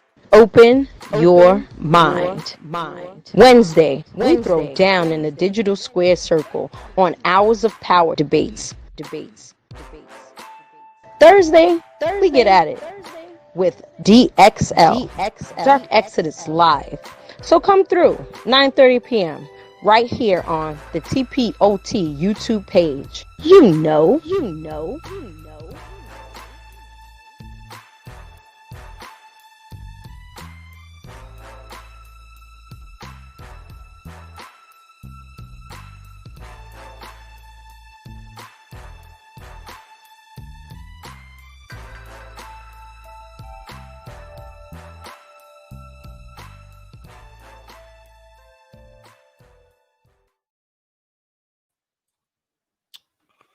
Yeah. So we're going to get on up out of here, man. I appreciate all y'all coming through, man. And like I said, man, keep it locked here, man. The T.P.O.T. YouTube page, man. I got you covered for the next couple of weeks, man. You know, come through. All the people you like going to be coming through throughout the next week and a half. Probably some people that you don't like too. They'll be here as well. But hey, it is what it is. Can't like everybody, right? So I'm about to peel out of here, man. I appreciate all y'all good folks, man, for showing up here tonight, man. As always, it's always good to be up here with you good folks. So with that, I will leave you with 3 words, you know, like I always do. Open your mind.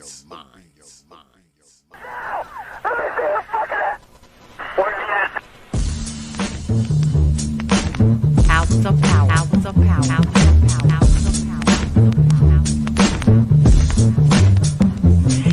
And so a community is where you control your police, you control your commerce, you control your education, you control your house. We don't control none of that. We live in a hood. Huh? Well, what about the Negroes that get out? Oh, well, say, my cousin, they say he's a multi-millionaire, almost got $1 billion. The Proper Thought 3 PhDs, working on 2 more. Driving down the street in Chicago in his Rolls Royce, enjoying himself, and he hears these sirens and looks through the mirror and sees this cop car flashing lights. He squeezed the steering wheel, man. Heart beats fast. Because he knows the price of a Negro, what it could be. And then when that cop car passed him by, he said, thank God he wasn't after you in the first place, punk. That Negro thing you can't get away from. It's universal. They wasn't coming after you. With all your millions, with your Rolls Royce, with your PhD, didn't help. That's the hood. Why do you think you never pick up the paper until you read over and over and see white families cry? You think there's thousands of black cops in America. Why don't you see white families crying as black cops shot my loved one 42 times in the back of the head? Why do you think black cops are that? Think they're more spiritual? Think they're better? No! They got enough sense to know that white folks ain't gonna tolerate it. And I will stop in our neighborhood when we decide we will not tolerate it. Now, if we was organized, which is hard to organize people who are just gonna run crazy and you don't know you're crazy. But if we were, with the money we have, and the many people who would come to our aid that don't know what it's like to be a Negro, and we said, look, we saying, if we don't get a federal law to deal with police brutality, that anytime a cop or anybody carry a gun, have to have a license just like you do to drive a car. And if you use it wrongly, you'll lose your license. And if it's upheld, you can never work again as a cop or a store guard or a private detective. How do you get Congress to push that through? Well, you take your economic power and you call on your friends, black, white, young and old, and say, this coming Christmas, if we don't have a federal law to outlaw police brutality by law, then we call them for a nationwide boycott of Christmas and it'll start on Thanksgiving. Well, let me tell you what that means. 79% of all retail in America happens between Thanksgiving and Christmas. People stay in business all year, lose money just for Christmas, huh? Well, what happens now? South Fifth Avenue, Toys R Us, Sears and Roebuck, Weston House. They will get the bill, and all they got to do is make one phone call and say, Harry, that's the senator, I want that bill pushed through in 3 days. Okay, it's an economic thing. It's that simple. But we have the power, but the system has wiped us out so bad.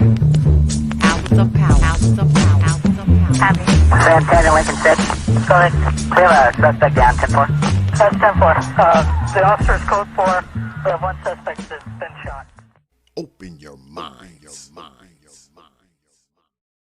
Join the league. Join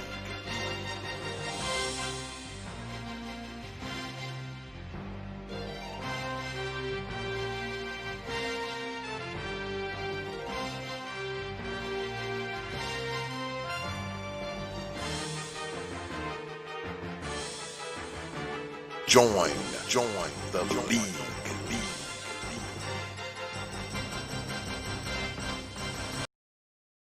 Only from the Prophet of Thought Series Media.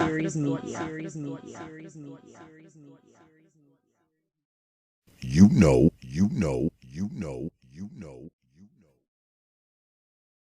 Open your mind. Open your mind. Open your mind. Open your mind. Open your mind.